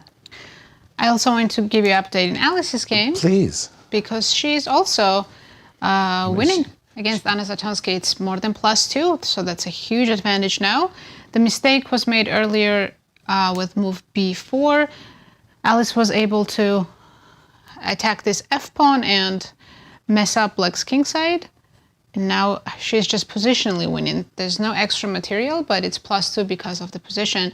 Black's pawns are all weak and separated, king is open, and white pieces are just more active, and there's too many threats in the position. Bishop g4 is very, very nice repositioning. This looks great for Alice, absolutely. Can we also revisit the game between Nana Dzagnidze and Elisabeth Paehtz? Absolutely. Because Nana is on 4 points out of 7. She's on the outside looking in. Exactly, she's in huge trouble now. Salvageable? I don't know. When we left it, it was this move d5 by Elisabeth, and it looked simply terrible. Queen to b3. So Nana is defending tactically. She has it in her mind that bishop takes, and there's at the end of the rainbow there, at the end of the diagonal, there's a rook, so that she's kind of keeping material, so to speak. Queen takes, pawn takes, she'll get a chance to win her piece back. That's what she's hoping for, but Lizzie, she's saying, okay, I don't necessarily have to take on f3 right away. I can take here, take on g4, and it just looks very bad, actually, to my eyes. She has played takes on f4, bishop takes f4. We're up to date with the play. Sorry, Jovi, you wanted to jump in. Yeah, no, it looks bad. It does. I agree. First of all, what's the body count? 1, 2, 3, 4, 5. 1, 2, 3, 4, 5. So, okay, we haven't won we're not material ahead yet, but we can start with a capture, right? Yep. So that's one pawn. Now this knight really does have to move because I'm threatening to capture. Don't we have to go knight e5? Yes. Okay. So we take a queen because the queen on b3 was... Pawn so takes queen. We take another peshki. Yeah, and then bishop takes e4. Bishop takes e4, so I take a rook, you take a rook, yes? Yes. And what's the body count now? I'm still up, right? Yes, you're still 1 pawn up. But Okay. hang on a second, you got g5 at the end of everything. I know, and I'm just thinking, though, should I move my bishop and then play g5, or play g5 right away? So let's just move the bishop for the moment. I've got g5 in the pocket, but your point was whether I play it now or move later. It's black for choice. There's just no question. Yeah. Yes. So I I was mean- I just suddenly realized that g5 was in the air. Exactly. And I don't think you did anything particularly wrong. I think you just basically playing the position. Bishop takes f5. We're expecting bishop takes g4. But I wanted to go back to our game of Harika and Tan, because now we know that Tan is in a situation that if she saves the game, she's going to be a point ahead of her nearest rivals. She wins the game, that's it. Tournament's over. She will be our new Cairns Cup champion. Rook d1. And last time I did something wrong. I think I played the move rook f4. You guys played g3 against me. I put a pawn on... I put a pony on d6. So I can recreate some of it. So rook f4 happened. D6, we were looking at g3, rook and then rook d8, and then you came in knight to d6, and then... And it was something... It was beautiful, rook to e8, wasn't it? Yeah, and it was something like here... No, bishop a8. No, bishop a8, it was rook e8. Rook to e8. Yeah, you guys did something really nasty to me. It wasn't me. just for clarification. And it wasn't away me either, we go. it was the engine. By the way, just to go back for a moment, because while we were on break, our good friend Varuja Nakobian, he sat there and said, Yasser, I sympathize with you. B2, B3 wasn't on my agenda either, but he was working with an engine, and his engine was telling him, bishop f4 was +3 for white. Mm-hmm. That the move b2, b3 was a mistake, and that had Harika played the move bishop f4, and I think that's as simple as it looks, like you want to plant a knight on d6, and yes, whenever you take on d3, I'll also pick up tempi against the queen as well. But he was saying bishop f4, big advantage. Anyway, we'll catch up with the players and this ending. Your first take on this ending, Jovi, do you think it's much of an advantage for white, or any advantage? What would be your approach for the moment? Well, Rook d1. For the moment, black has a very clear task. He has to defend d4 pawn. Right. So just rook a to d. But you guys did something mean to me. You were going rook e8 that's when you and lifted up the rook to f4. Rook e8, rook e2. So my question is kind of like, do you even have to defend the pawn on d4? Could you play something like rook really... e8? Well, just something really crazy. g3, rook takes, rook here, and just say, you know what? That pawn on g3 is so... annoying, but you do have... annoying is a good word. But you do have rook to d1. That's what I'm... Which rook? Yes. This rook? Yes. And so we took a rook, and... Don't we rook go? e8. Yep. Now it's time to get out of the mating ring. King f1. Yeah. There's no entry squares on the e line. And this is I guess where rook e6. Rook e6. So rook e. Rook e6 makes sense. Maybe there's rook to d6. Also makes sense. I jump in on this one now. See, I feel like even when I win a pawn as white, it's not... Still not enough. Not enough. But how does the engine feel? Same way. That white doesn't have enough, even after winning the pawn. Right. So how were you giving up the pawn? Was it g3? Yeah, I think we tried g3 just as good. Yeah. Rook d4 and rook d8. Yeah. And I was just saying to Jovi, it's sort of like, hey man, even if I win the pawn, I don't even have to defend the pawn. I'm not so enthusiastic. Yeah, we got to this position of rook e8 and then king f1. Yeah, king f1 only move, and then rook e6. And then rook d6. Rook d6, and as long as black doesn't take on d6, it's still good. So rook e4, I can go after this pawn. Right. It is rook d7 though. And you have rook f4 check. Apparently unnecessary. I can play bishop c6 and king g6. Just give away the pawns. You know, my whole life I've been calculating pawns. Rook g7. King takes. Oh no, king takes f6, and I was so happy that I was getting rid of that annoying pawn. G3 pawn, that yeah. I forgot that. Yeah, but you're still a pawn up.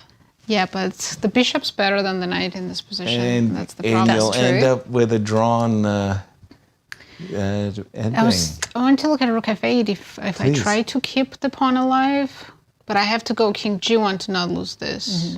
Am I getting mated? Not yet. We could play rook d4 and then repeat pretty much. Yeah. Yeah, wow, 10 has managed to save this position, this game. And if you do give up the pawn, can we just... I know it looks crazy to give up the pawn. So put the king back on f1 and just go king step e2? up, say... I'm not quite sure... Who's going to promote first? Yes. Okay. I just see the evaluation bar. No. Sorry, I meant knight e5 check. Oh, knight e5 check. And you move your king. I was going to go H5 f7. only move. You mean h7? No, F5? king h5 only move. I agree with that. Yes, if you go here, f7 is winning. Right. If you go to h7, there's beautiful check. checkmate. Let's show people. Yes. It's mate, right? Oh, if you go this way, I win the rook. If you go this way, it's checkmate. Right. So king has to go to h5 only move, but it's good enough. F7 and a couple of different moves. There's bishop d5, but I'm curious to look at this line. Rook e4, rook e5. And rook moves, rook g8. Rook moves, so rook f5. What about rook e5 here? Okay, this is... Hanjin saying that even this is a draw. Wow. I mean, I do have rook, bishop, and this pawn on g3. And if the pawn does survive, wow. Yeah. Crazy stuff. Thank you, Nasi, for that. By the way, after rook d1, this is the closest I'm seeing. This is the closest that Tan has come to having the same time and even less time than her opponent. She's played remarkably swiftly throughout the tournament, but she has slowed down to the point where, for the first time, she has less time than her opponent. Rook d1, and I'm thinking that Tan is calculating rook d8, the natural move, defending the pawn. Yeah. And then she's also calculating the things that we are. What if I give away the pawn? You know, putting the pawn on g3 is really, you know, that pawn on g3 makes checkmates, back rank checkmates. And why should I defend the pawn? Why not play d3? Sorry, Jovi, jump in. Could you be a bit controlled about it? So if we do go see rook to d8. And then I do play rook to f4 as we've been discussing. Yep. Yeah, I was thinking maybe you could kind of, instead of going rook to f4, maybe go... Knight to e5? I was thinking king h2. King h2. I can't guess anybody's moves. Everybody is a... No, but okay. Everybody is too clever. g3 check? g3 check, yeah, that's clever. But I could go king h3. But I just wanted to kind of keep under key, under lock and key, this idea of g3. But let's try your knight to e5. This is more interesting too, right? Because you're... In this case, again, you're trying to win a pawn, but you're trying to do it on favorable terms. Rook to d8. She has decided not to play g3. Tan defending the pawn. I suspect we're going to see rook f4. I mean, it's just visually, it's such a more easy move. But knight e5. Okay, knight e5. That kind of. I'm ready to play rook to d5. Go for it. Okay. And by the way, rook f4, very quick. I think this rook to d5 is the proper answer. If you play knight takes g4, you may be getting yourself into, you say, a wee bit of trouble? Yeah, just a Or tad. is that the tad? That's the Scottish say wee bit of trouble. A wee bit of trouble. You may be, and therefore, Harika, after rook d8, has played rook f4, and she's going for the natural rook takes rook g7, as well as rook takes d4. Again, we have played g3 on various occasions, and not proven advantages for white. We've not even made it slightly uncomfortable either after g3. So let's try that again. G3. Okay, and if I'm not taking the pawn, what am I doing? Rook d3, rook g8. I don't. Let's go rook d3. Okay, let's do it. Rook to d3, and so we're looking at this pawn, but okay, and rook g7 check. So do I want to? Okay, come on. I'll go on the defensive for a change. But seize the defensive. Seize the defensive, yes. Okay, so now, I kind of wanted to go knight to e5. Okay, I think I have the universal panacea. Anytime you play knight to e5, I want to play rook to d5 and invite your capturing of this pawn when I think the knight ends up trapped on the f7 square. I wanted to play king g6 as an answer. I'm assuming you're going to play knight f3. Knight f3, yeah. Let's try to do some repair work, but rook takes a5. That was the pawn I wanted to grab. Okay, and g3 on G3. the board. You know, I do admire that Tan has this ability to detect and find her chances. And the move g3 is not just being stubborn and obstinate. It's also saying, hey, I'm here. You know, I've got my play too. And our tournament leader, with this move g3, may be saving the game. Nasi, just give me, once again, the engine's eval of this. I mean, the engine thinks white's slightly better, or? It's 0.2, so. They're very small. Yeah, I would call that equal. Me too. And again, just take us down. Considering white's about to be up a pawn. Right. And take us down what we think is the best pathway for both sides. Trade on d4, then play rook e8, king f1 only move, rook goes to e6. Also makes sense. Yeah, these are all kind of forcing moves, rook d6. But here black does have to find rook e4 move, which is not hard because you're going after this pawn. I was thinking... like rook d6 as much as rook f4. All right, let's take a look. Can I be... Rook f4, actually now black might have some advantage because I'm threatening bishop d3 and checkmate. Bishop d3 and mate, holy You have smokes. to play king e2 only move, well, which just gives I up didn't want to the give jack. up the pawn on... No, I didn't want to give up the pawn. I'm sorry, bishop so e4. easy to miss bishop e4. Well, bishop d3 mate is... Well, actually, that could be a really important variation. That would be a wake-up call for white. So rook d6, you were saying. Rook d6, and yeah, for black, after they play rook e4, it's just equal. I was just curious why king g6 is not so good, because I am getting the pawn. Oh, tactic. Tactics. F7, king g7, but yeah, you can defend and then not give me that pawn. So. Exactly. Gotcha. So we do have this position on the board. Maybe she can try something else, but simply rook g8, it will transpose to the same position. White's pawns are just so weak. Like Yeah. either the F6, pawn on H4. f6 falls or the one on h4 goes. Hold on, help me out on this one. Okay, here I take on g8.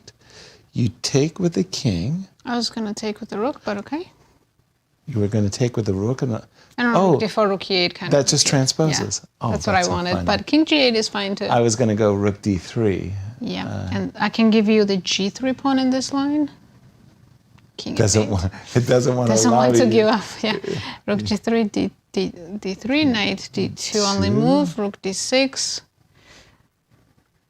Oh, you don't have rook f3.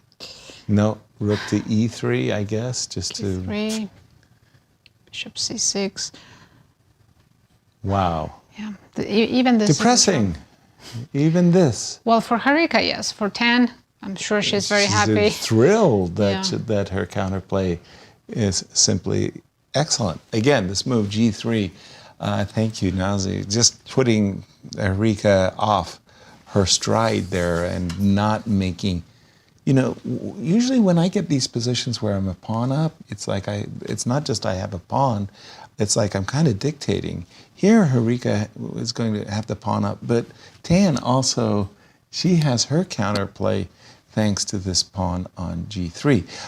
Shall we just jump to Let's go to the game between my pick Alexandra to win Kosteniuk. the tournament, Alexandra. She is currently in second place with 4.5 points, half point behind Tan. It's gotten worse. It really has. So the queen came into f7. And this move. And it was promptly kicked out. That was like, you're not an invited guest. We don't want you here. Queen has to retreat. There's no way you want to trade queens when you're a pawn down and your opponent has the initiative. But queen c4, I don't know if Alexandra is helping her cause, because knight f5 is a tempo, right? Yep. Knight to d6 would fork the queen and rook. Let's just follow this for a moment. I would go rook g4, I'm assuming. And well, then I knight can d6. still carry on with, knight d6. Yeah, because the point is, maybe you're kind of messing up. It feels a little grotty. This is not the way you want to play. You're in a pin, your pawn is hanging, you know, things could go wrong after knight h4, but your knight d6, I like it. I like it, Jovi. I like it. Now I think everything is feeling very, very good. And the black pawns are very mobile. Once the queen gets out of the way, queen f7 and then f5 and e4. So Alexandra has been riding her luck in the last two rounds, and I think it's bad, but queen to d3 is time a factor. It is for Alexandra. She has 13 minutes and 23 seconds, whereas Anna has just over 42 minutes. And remember, there is no second time control, so it's very difficult for the players to pull themselves out of time trouble once they hit it. And just approve of my point score. Anna with 3.5 points. She wins. She jumps, ties with Kosteniuk for 4.5. Please, she's rooting for Harika to hold to win the game. Here are the current standings, Yasser. Bring Tan back, and that sudden playoff looms large, right? Exactly, on the Sunday. Zhongyi currently on 5 points. Right. Now, she does have the inferior position against Harika Dronavalli, but it does look like she's saving it. But still, she would move only to 5.5 points with a draw. And Alexandra Kosteniuk, if she loses, Anna Muzychuk, who currently, as you can see, is there on 6th place with 3.5 points out of 4.5. She'll go up to 4.5, and Mariya's already on 4. But it's not just about first place. First place nets 50,000. Second place 40,000. Third place 30,000. You start thinking about exactly. So what points do I need? Are very necessary to win big. Big prize money. Queen c4 on the board. Alexandra is just simply suffering.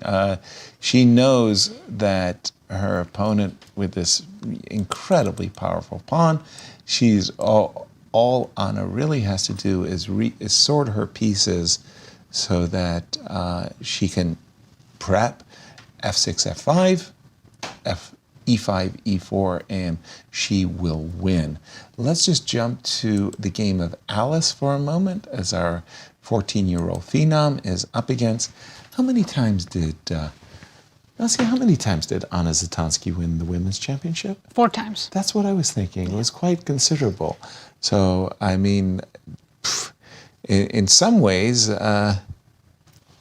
Alice grew up watching Anna win the US watching, and the current position is extra pawn for Alice, split pawns on the king side. I like how they're both wearing the same Cairns Cup shirt.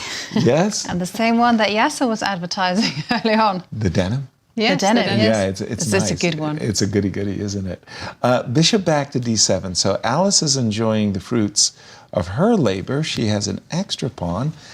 Split pawns also on the king side means that Anna's king is actually more vulnerable as well. So everything currently going in Alice's favor, and Alice is even eyeballing yet another pawn. So big advantage and time. Whenever I think of it's always Anna a problem Zatonskih. for Anna. Yeah. She's down to 6 minutes and 42 seconds, and she has the inferior position. Her king is just in dire straits, open like that. But someone else who's in big trouble, maybe we should go and check in on her, is Nana Dzagnidze. Currently, she's tied for 3rd place with 4 points out of 7. She's playing Elisabeth Paehtz, who hasn't been having the best of tournaments, Nope. but Elisabeth with the black pieces. Has is just the one. captured this pawn on g4, and we were looking at a variation that went knight to e5, bishop takes e2, and there was some tactics at the end of the line. With the knight on e5, there was an opportunity for black to play g5. Therefore, Nana played knight h2. Just a lot of misery going on in white's camp at the moment. I would be looking at bishop takes e2 with a kind of a relish. Yes, you can take my pawn, but I'll take your rook. Yes, you can take my rook. But now, how many pawns did I just win in that whole... Well, you're 1 pawn up. Only? Yeah, it feels like more. I should. I should. Okay, oh, well, she Lizzie played did bishop not. e6. Okay, Lizzie said, I'm happy with the gains I've made. Bishop to e6. She wants to look out What? the bishop. How? Tell me. Do it. Say it. Queen takes b6. A takes Yeah, b6. there's no looking out going on. Queen p6, of course, is forced. If No the queen moves choice. away, then yeah, it's all So what over. is Lizzie looking at? Rook Lizzie's takes going to take rook A2. takes a2 or rook a4. You know, I bet you she's got rook a4 in her mind. Because that's somehow a nasty tempo, isn't it? And we do have bishop takes e4. What does Elisabeth want? I would have taken on e2 with both hands and with glee in my eye. You were suggesting rook a2, shall we? Does it? Yes, I think rook a2. So here, Nana's a pawn down with a miserable position, split pawns, and that's it. She's just a pawn down and will be made to suffer for some time. Are the clocks a factor in this one? Yes, and this particular one, the players, Nana's down to 22 minutes, whereas Elisabeth has 17 minutes. So nothing serious just yet. But So still Elizabeth playing the role of groveling spoiler to do for Nana. in this one. We're going to go back to Harika 10, and I want to invite, even though nothing really has happened, I know you've been kind of investigating these positions. Did you come up with anything? I mean... For Harika? Yeah. Unfortunately, no. Because just like earlier, we're trying anything you try, whether you win g3 pawn or d4 pawn, Right. it's still, even f7 pawn, it's still triple zeros. Yeah. If anything, I found ways white can lose. Well, I found one where the king went to Yeah. f1 and the bishop went to d3. Rocked It's my always world. easy to find ways to lose. But no, I don't see anything. Maybe she can try to keep the pieces on the board. Okay. The thing is, she's not better right now. So typically, if you're better, maybe you want to keep the... King f1 now. That's what I was going to say. But don't get too Clever. excited. It's still, Clever. it's still very equal. There's rook e8 I was looking at, but even move like rook d5. Okay, now I take the pawn. Rook on d3 Sure. takes Doesn't- d4. And I'm so proud of myself. I won a tempo. See, this is what's confusing. Come on, Jovi. Wait for it, Yasser. If you can see the top 3 choices, they are rook c8, bishop a8, and bishop c6. Bishop a8. It's because position is so drawn that even move like bishop a8 is a draw. Okay, I mean, knock me No. over with a feather. I would never have guessed that, seriously. Wow, bishop a8, reasonable move. Did you say... Actually, not so bad. Maybe you want to play rook b8. I was making it as a joke, but it's actually, completely fine move. Wow. Okay, that really does demonstrate that the Yeah. position has a lot of Nothing left for Harika. dynamic potential for black. Mhm. I thought I'm winning a pawn. Okay, I agree. My pawn on b3 is not any Okay, great well, shakes. wait 1 second. Okay, so Yeah. I'm not convinced by that line. I think the computer is Bishop E8. just hypnotizing us with the 0-0 evaluation. So let's go rook to d3. Rook to g8, king to f1, rook to d5, and Yeah. probably not the only move either. I but don't, rook I to don't d5, think we're going to see rook bishop takes, a8. Yeah. But yeah. Okay, but we don't need to rush with the taking, right? Well, let's try to keep control. Rook to d5. We've got control enough. I mean, all of our pieces are pretty maximum. I mean, That's true. we don't have to I rush. just, and here we she's go. reaching for the rook. She's going to capture I mean, the it's pawn. irresistible, right? Of course. She does take. Okay. So sorry, we're going to no king f1s for you. Rook takes d4. Rook takes d4. And now big rook trade. e8. Instantly, Quickly by played. the way, quickly played. Threatening checkmate in 1. Okay, this looks like the most reasonable way. Defending the business squares of e2, e1. It's kind of lucky that the rook can't go to e3. Knight to c4 is doing a good job. King f1, and this is where we've kind of come to the end of the line. Rook e6, rook d6, rook e4, and after much toing and froing, we came to draw. How did we? We were just even rook d7, right? Yeah, we were even just sacrificing a pawn. Remember these lines? It was just so crazy. The computer was just laughing at every one of our attempts And then, of trying to win. although you could risk it, right, with king to e2. Risk it. Takes the biscuit. I knew there was something there. I just I didn't know I didn't know where to go with it. No, okay. Well, the first question is. Yes. Okay, so rook to g8. That's the first That's question. the first question, right? Okay. If there's So g-pawn is dangerous. I can't take that's a skewer, rook f8 check, right? Yeah. So we saw some variation where the king ended up parking itself on Okay, h5. and now rook takes g3. Okay. I say Yay. thank you for the pawn, and you check me. Yes, but you're still a pawn down, so let's go king up. And this is where, at the end of the day, the king on h5 proves itself by being a good It's a good team king, player, right? A good team player. Okay, so knight to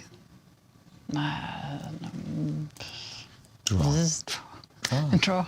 I know, we tried our best. Let's jump to the game of Alexandra. She's down on the clock, she's down in the position, and Anna's just played a great move. Knight f5 with the massive threat of knight d6. And Alexandra, well, she doesn't have a choice. She's got to play rook g4, and it's not pretty. Once again, what did we do? We went rook g4. Knight d6. Knight d6. And can I be obstinate? Probably. Queen to d5. You can. And So I'm. You're going to play e4. Whenever I take the pawn on d3 check. there is that, but there's also just queen. Where? Okay, she's put her knight. Knight h4. On h4.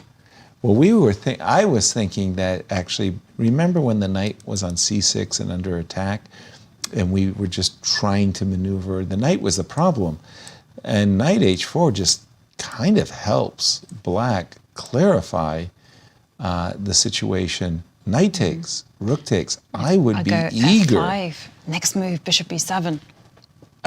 Precisely. I would be very, very eager to put my pawns on e4, my bishop on f6, and that is all she wrote. That is a very, very... Oh, rook g4. She had a trick, did Alexandra. Rook to g4. Who's tricking whom? I mean, knight f3 check would And rook c8 is also pretty smart. Ooh, Courtesy Jerry, of Rook our c8. production team. Rook c8. You like rook c8, No, rook c8, queen d5? It's just It's a nice move? Yeah. Okay. Of course, we can just move our queen as well, but I'm thinking knight f3 check. I mean, again, I'm a pawn grubber. I love messing up my opponent's structure. You have to take, I'm assuming, on f3. Like, there's no real choice. Now your king side's a bit shattered.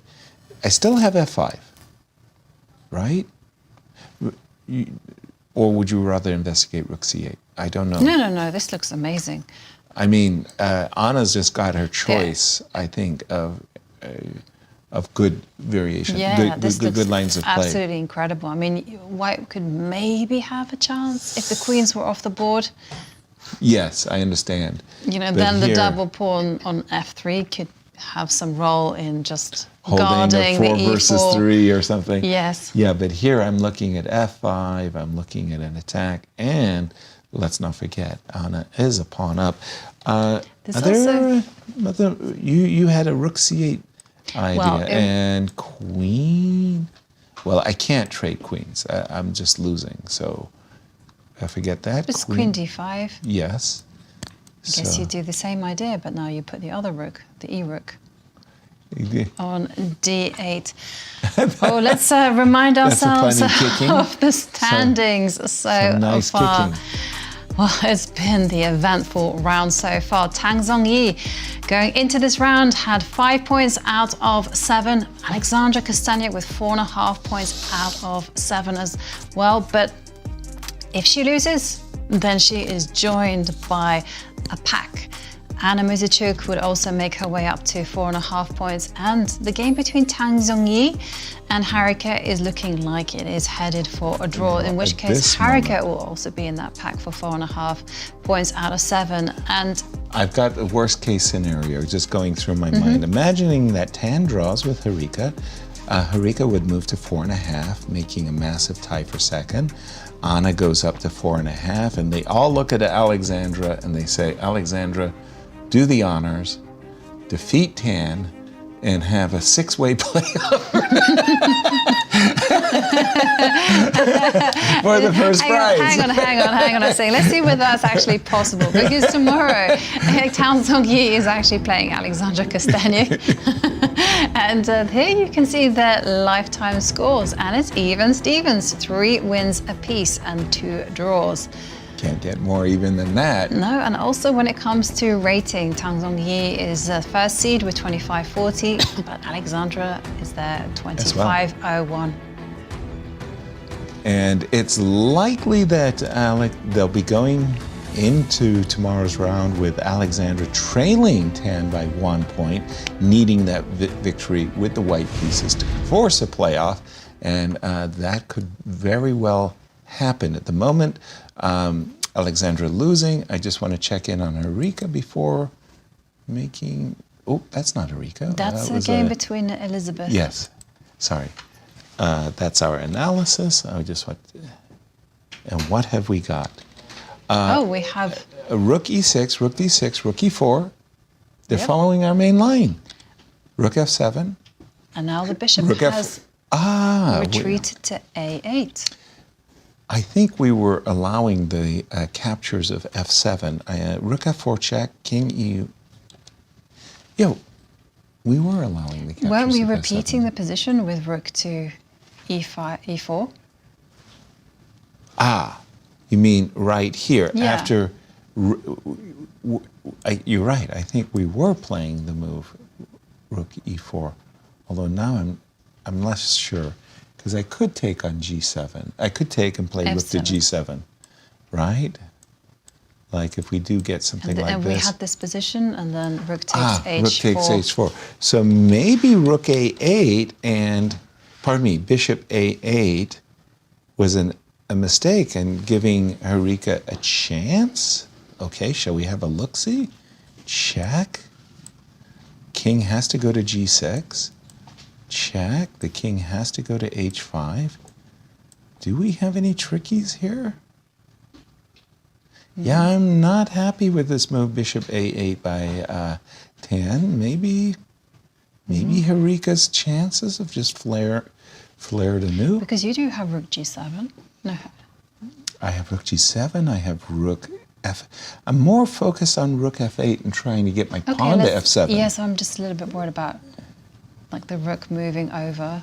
And threatening us with a back rank mate. Yeah, so I would have to go to, yeah, I was thinking rook d4. Rook to David 4, sorry. Yes. Rook to, I got it wrong. Apologies. I've got to get out of the back rank And mate. now I'll give you a check again. But now I'm so chuffed with myself. I've got my pawn to f7. Well done. Bishop takes. No, I was actually referring to your use of chuffed. I know. I was very happy about that. My British mother will be pleased that her son. F7. I mean, it's weird. Probably the engine's. Maybe the engine. You can go bishop to d5 though in this position. Exactly. Probably the engine is not so critical of her decision with bishop to bishop a8. Yes, definitely not too critical, but white has a small edge now. Because? Let's take a look at the top line. Start with knight b6, forced to move the bishop, rook f7, king g6, and just this line. And we've seen this type of position before, rook h4, and our only extra pawn is b3, so yeah, it's a small edge, but it shouldn't be enough to win. And we had this position with the knight on c4. I'm not so sure the knight is great on b6. But well, yeah, there's some ideas of rook c3, rook c7, so that's why computer prefers this line. The knight to be on. Wow. If that's all we got, I think Tan's comfortably drawing at this moment. Quickly, I just wanted to jump in and check on the game of Alice Lee. Yeah, she's still cruising. Alice is looking very, very, very good. And Anna has 2 minutes and 17 seconds. Not good. Not good. No, it hasn't quite worked for her, this event. No. It started with the double black in the beginning. I think you just never, jet lag can be so painful. Anna got off to an absolutely horrific start, and I think her confidence got shattered with that bad start, so that even when she was getting good positions, and she had some good positions, even against Alexandra, she was doing good. And she gave up a draw against Elisabeth when she was in a +2 position. So yeah, her confidence and this one as well. And meanwhile, we do actually see in the game between Harika and Zhongyi, the players are following the line that we were looking at. All the way up to including king g6. So this is where I tried knight e5 check, but okay, we have been seeing positions once again with rook g7 check, king takes f6, rook takes g3, and rook takes h4. With all the pawns getting swapped, I'm thinking that's such a drawing position. So once again, let's investigate knight e5 check, shall we? Yeah, and then rook to c8. F8, sorry. Yeah, let's just pause it here because it's, in some ways, we're hardwired to these checkmates, right? So just trying to visualize a checkmate for white, we would have our rook on G file. Where would our knight be in case we would want a checkmate? We would want the knight on F6, right? So I'm just trying to imagine what setup we want. Shall we just say one more? Take a look. We could play this move, yes, but rook g7. I'm assuming rook f6. Rook f6 makes sense. Okay, pause for just a moment here. So I got to get rid of this pawn, right? Now, this might be a disaster. It might not, right? Rook g8. I'm trying. You know what I'm trying to do is I'm trying to imagine where I would put my king on h2. I could go. Well, you kind of want to go knight f3 check unfortunately is covered, and then G4. And G4 mate. Once the king steps to H5. Right. So just to show to everybody, so that is the mating pattern I'm hardwired for. Yeah, that's a good one. That's a good one.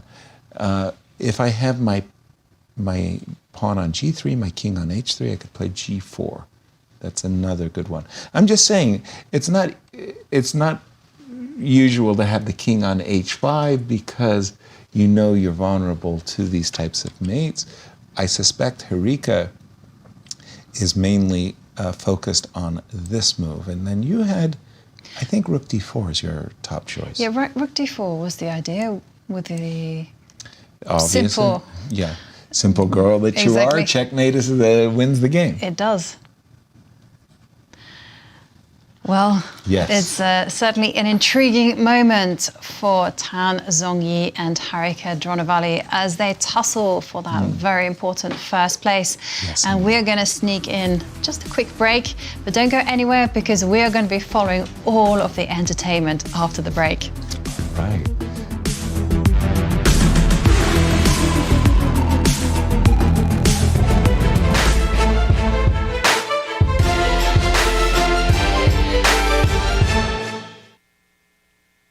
The stages are set, the players are primed, the best of the best are ready to face off in the 2024 Grand Chess Tour. The top players in the world prepare to battle across 4 countries for a $1.5 million prize fund. Everything starts in Warsaw with the Superbet Rapid and Blitz Poland. Then off to Bucharest for the Superbet Chess Classic Romania. The players then travel to Zagreb for the Super United Rapid and Blitz Croatia. The tour concludes with back-to-back events in St. Louis, Missouri, the chess capital of America, for the St. Louis Rapid and Blitz and the Sinkfield Cup. 9 players will go in, but only one can be crowned champion. Who is prepared to make history? Get ready for the return of the Grand Chess Tour.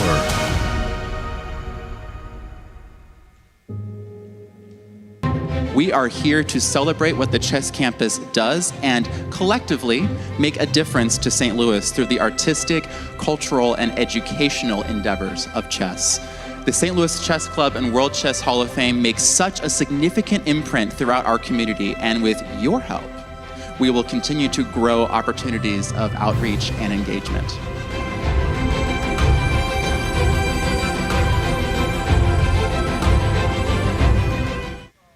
I'm Grandmaster Maurice Ashley. Join me on October 24th to 26th for the St. Louis Chess Conference to be held right here in the chess capital of America. Also featuring legendary world champion Garry Kasparov and Hall of Fame inductee Judith Polgar, the conference will explore the broader educational and social impact of chess. For more information, visit stlouischessconference.org and sign up today. The St. Louis Chess Club is the premier chess facility in the United States. We bring the educational benefits of chess to thousands of students across the St. Louis area. We also promote chess at the highest levels, hosting all levels of the U.S. championships as well as high-profile tournaments that attract the world's best players. Become a member and enjoy perks such as free classes and lectures, weekly tournaments, and so much more. Visit stlouischessclub.org to claim your membership today. The St. Louis Chess Club Scholastic Program brings the educational value of chess to kids in schools across the St. Louis area. Active in over 100 schools throughout the St. Louis city and county, the St. Louis Chess Club has been able to reach over 85,000 students in both in-school and after-school programs. We view chess as a valuable educational tool. Learn more about our scholastic programming by visiting stlouischessclub.org/education. In the world of collegiate chess, there is no team rising quite like the one at the University of Missouri. The team has brought home title after title, including the 2024 Pan American Intercollegiate Championship, the first time ever in school history. Guided by their head coach, Christian Carilla, there is no stopping the Tigers. Respect, responsibility, discovery, excellence. University of Missouri. Here is the place where we enjoy the game of chess of its beauty. To advance the cause of chess and to help St. Louis Chess Club to to serve as a capital of the world of chess and to keep bringing new and new, millions of new fans into the game every year. I'm Grandmaster Maurice Ashley. Join me on October 24th to 26th for the St. Louis Chess Conference to be held right here in the chess capital of the United States. Also featuring legendary world champion Garry Kasparov and Hall of Fame inductee Judith Polgar, the conference will explore the broader educational and social impact of chess. For more information, go to stlouischessconference.org and sign up today. The World Chess Hall of Fame, located in the heart of St. Louis's historic Central West End. Want to know why chess has intrigued people around the world for nearly 1,500 years? Stop by and learn about the impact of chess from our 3 floors showcasing the art, culture, and history of the game. The World Chess Hall of Fame has something for everyone to enjoy. For more information on current exhibits, please visit worldchesshof.org. St. Louis, the chess capital of the United States. It also plays host to an award-winning shop dedicated to chess merchandise, all-occasion gifts, and plenty more. At Q Boutique, you can shop both in-store and online. From quirky greeting cards to luxury chess sets, there is something for everyone at Q Boutique. Enjoy a shopping experience like no other. Make sure to check out QBoutiqueSTL.com for a wide variety of gifts for everyone to enjoy. At St. Louis University, chess and success go hand in hand. Founded in 2016, the St. Louis University chess team has risen to become recognized as one of the best in the nation, bringing home multiple titles, including the National Championship in 2022. With members from 9 countries and led by Grandmasters Varuzhin Akobian and Dariush Virks, the future is bright for the SLU chess team. Higher purpose, greater good. St. Louis University. The St. Louis Chess Club is the premier chess facility in the United States and is among the best in the world. Thanks to co-founders Dr. Jeannie Cairns Sinkfield and Rex Sinkfield, the St. Louis Chess Club is a non-profit organization committed to promoting the game of chess locally and internationally. We bring the educational benefits of chess to thousands of students across the St. Louis area, promoting cognitive development, critical thinking, concentration, and analytical skills. The St. Louis Chess Club welcomes chess lovers of any age and skill level to come and enjoy the game of chess. We also promote chess at the highest levels, hosting all levels of the U.S. Championships and the American Cup, as well as high-profile tournaments that attract the world's best players, including the prestigious Sinkfield Cup, Cairns Cup, and many more. All tournaments can be streamed via our YouTube and Twitch channels that also include over 2,000 chess lectures for anyone to enjoy. Become a member and enjoy perks such as free classes and lectures, weekly tournaments, merchandise discounts, and so much more. Visit stlouischessclub.org to claim your membership today.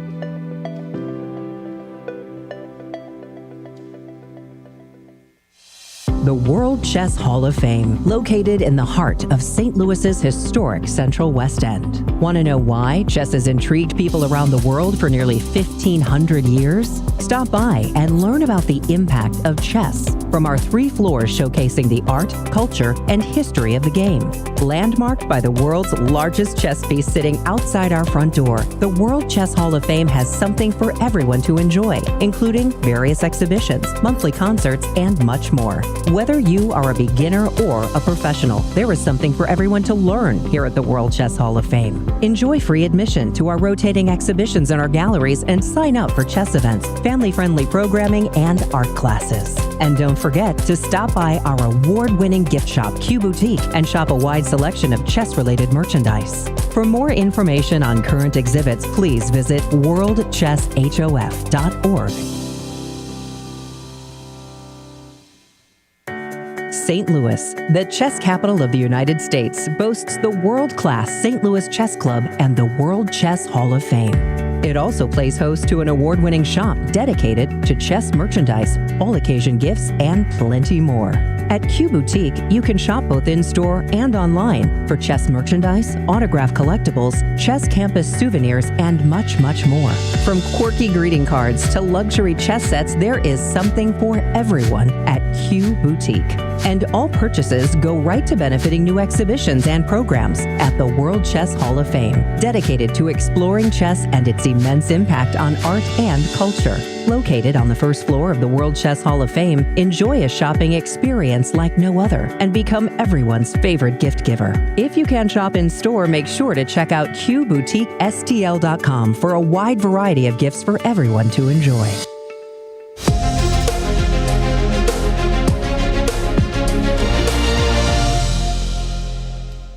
Welcome back to the penultimate round of the Cairns Cup, and so far it's been the eventful round, full of dramas, full of surprises. What we'd hoped. And for those viewers just joining us now, let's take a look at the standings so far. Yasser, take it away. Well, I was saying we are going to beat our audience to death. Thou shalt know the standings. And the standings are: Tan is in the lead with a clear half a point over Alexandra Kosteniuk, who is dead in the water. Yeah. Jovi, 4.5 points, and that's not going to do it. But Tan, if she holds, she will have a full point lead going into the last round of the game. She will definitely Nana in trouble in her game against Elisabeth Paehtz, so she may not be joining the leading group. Harika would be having 4.5 with a draw. With a draw against Tang Zhongyi. Exactly. And Anna Muzychuk would also move to 4.5 points. I mean, it's just like... Sorry, we got the giggles over here on set. You gotta have fun. See, we need help. Bale is out.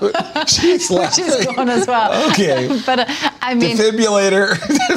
But actually, we could see a situation. So if Tan holds the endgame, 5.5 points. Let's look at that. And Harika went for a line where, okay, she's a pawn up, but we know this pawn, it's been minimal ever since. The computer had suggested a line where the knight ended up on b6. And then Harika, could bring her rook to the c-file. Much the way I thought she was going to play the game, she kept the knight on c4. Maybe the drawback is this move, where the bishop is anchored on b5. It protects the pawn on a6 very nicely. And I think that is actually the big problem. Okay, we do have some moves. Yes, the rook swinging over to b1 in order to attack the b3 pawn. Well, done. It can only be defended one way with the knight. Let's have a look-see. Knight but to then d2. The rook will swing over back to A. And hang on a second. Yes. The h pawn. I forgot about that little fella over there. We're willing to, we have to trade. And in this case, again, I mean, I am a pawn up, but I do feel that technically speaking, it's not enough. It's simply not enough. I mean, the A pawn can just give itself up, right? For the B pawn and... Trade, and away you go. Yep. So a technical ending, it looks like this one is heading for a draw, but the game that has really stunned us is Alexandra's game. Because, okay, she hasn't had the greatest tournament, but then, as Nasi pointed out in our ever too brief pause, she's in second place, a clear second place. She may not have played so greatly, but her opponents have certainly given her advantage. This one is a difficult one to extricate yourself from. I mean, truly, Black has an amazing pass pawn on d3, and then if you look at the game position, there's a rook on c2 sniffing around. Exactly. We left it around these parts where after rook c8, queen a4, I'd kind of been drumming for knight f3 check. Sell yourself as dearly as possible. No, said Anna, that's a tempo you have to take. And the problem is this rook suddenly is high and dry on the king's side. Give me the pawn on f2, rook f1, and we were actually even looking at something, I believe, with e4, and maybe it was g5. g5, trapping the rook. Yeah, it looked just dreadful. I think it was e4, actually, just, again, trapping the rook if you want to play rook h5, g5, and that rook is just, it's terrible. Didn't happen. Rook a2, rook a4, rook c2, g4, queen d7, and this is just absolute disaster. I can't recall Alexandra playing this poorly. I mean, I don't like so many decisions that she's made in this game, going all the way back to the opening of this position.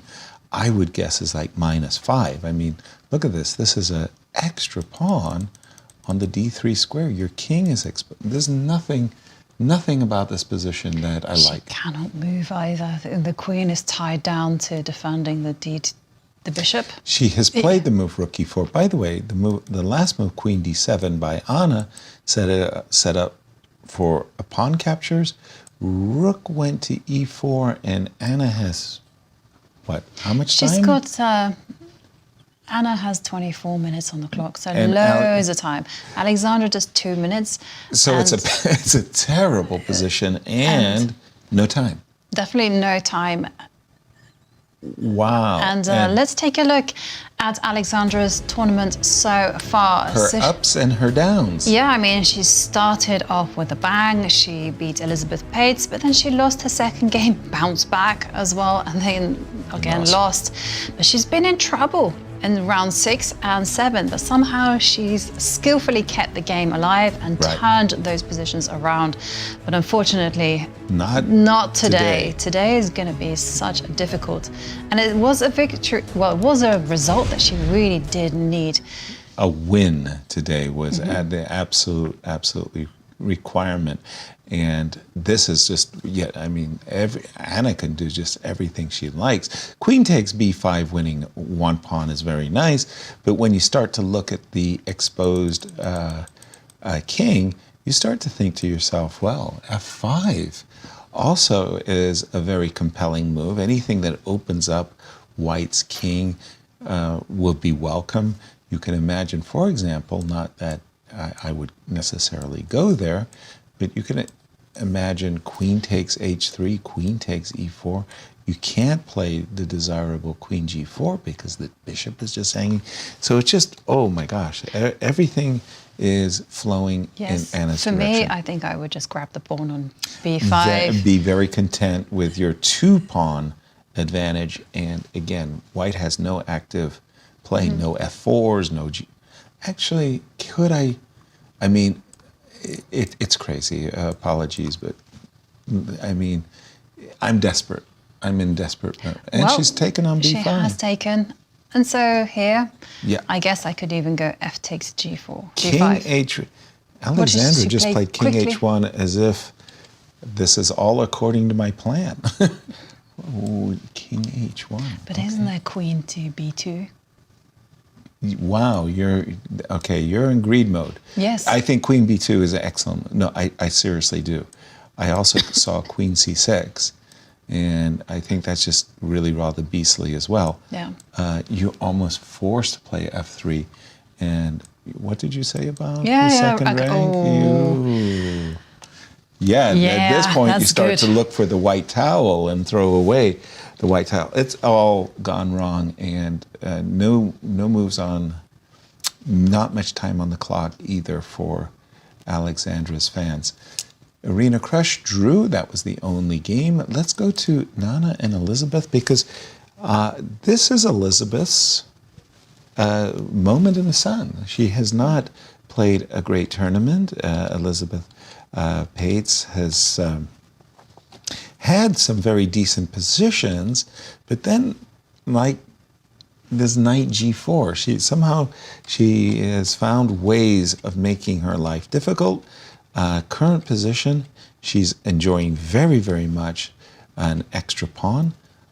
Ooh, I thought in this position she would play g4, h5, and start pushing those pawns. She's repositioned her rook to h6, f6. Sorry, me. Yes.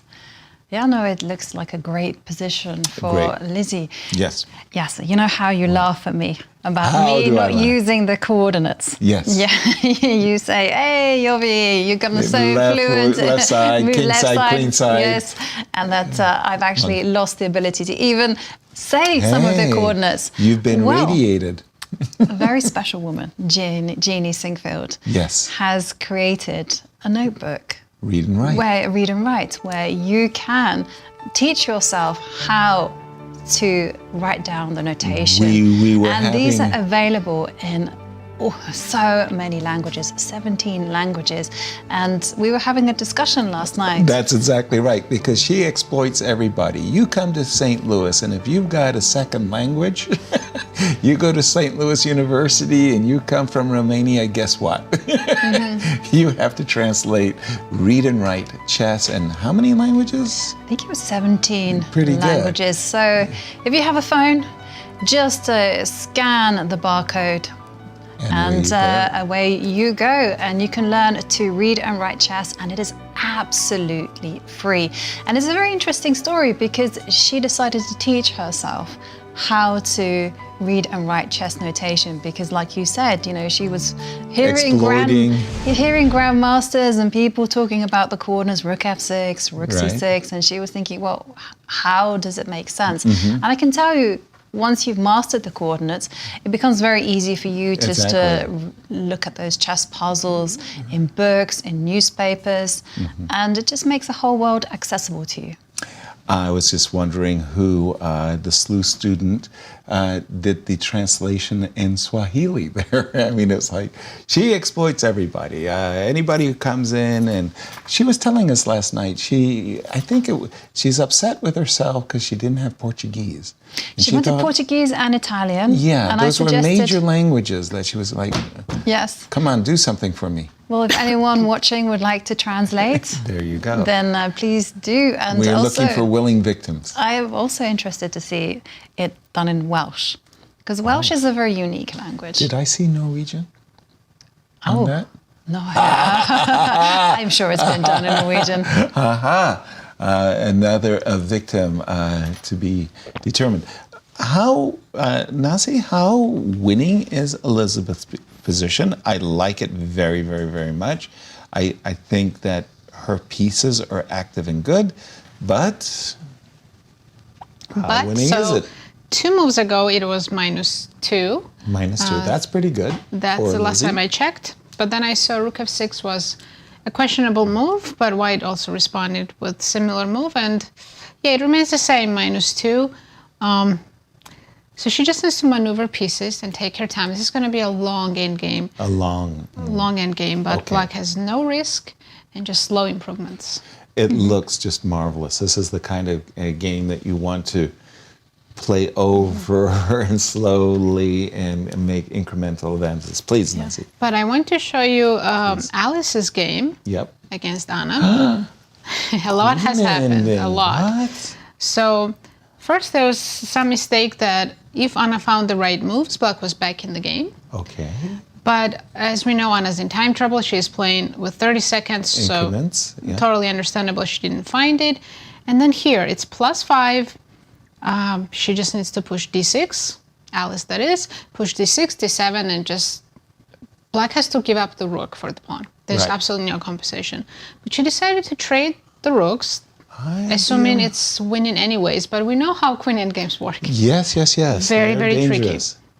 So here we are now. After a couple of checks, she played queen e6, queen c4, correct move. Of course, it's still winning for white, but it's so easy to miss a perpetual check. Exactly. So the right play would be queen e8 check, king g7, queen h5. I mean, this is already unnatural. I would never Agreed. look at this move. So what's the human way you'd like to continue? Normally speaking, the A pawn, you want to play d6, full stop, end of story. You want to play d6 and d7, so you want to use the A pawn as a decoy. You want to play a4. You want to just sack it. Yeah, queen takes a4, d6, and away you go. After that, it's immediately not winning anymore. d6. d6, check. And king h3. King h3, h5, only move that draws. Wow. Is it because you just can't advance the d pawn without getting off the ideal squares? Well, idea of h5 is that now I'm just going to hide my king here and your king can get out.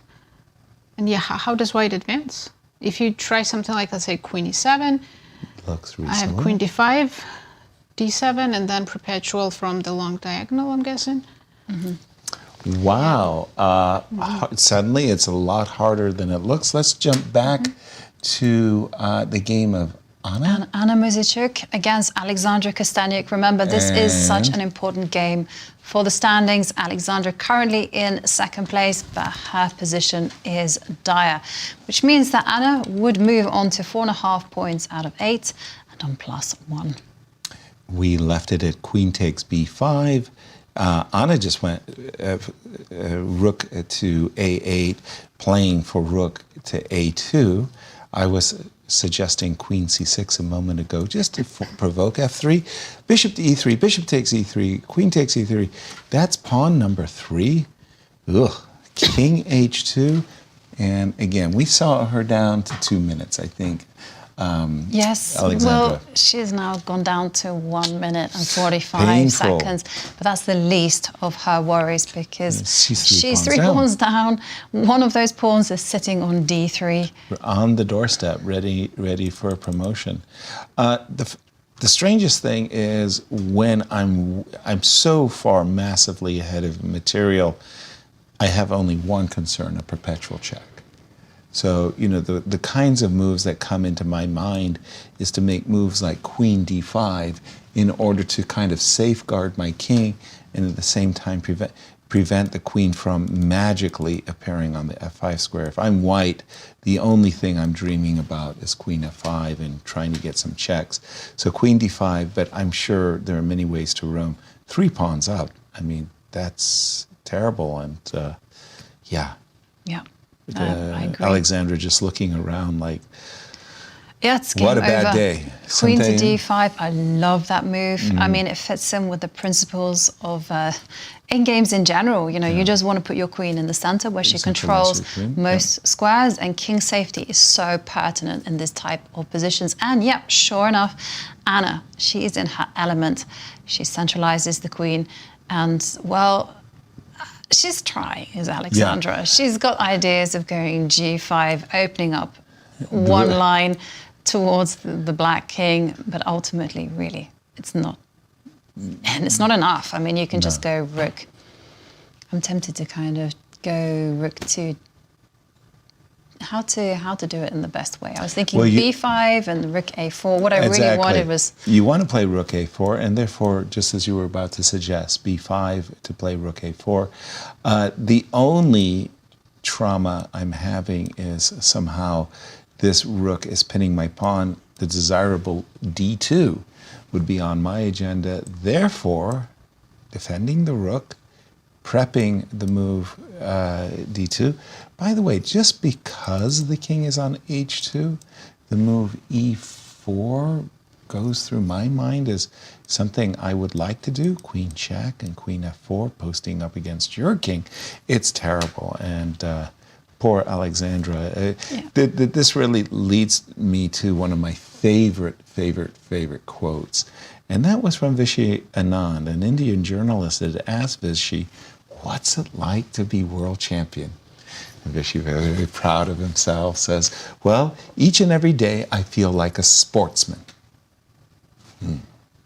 Some days I feel like a scientist. Other days I feel like an artist. And other days I feel like an idiot.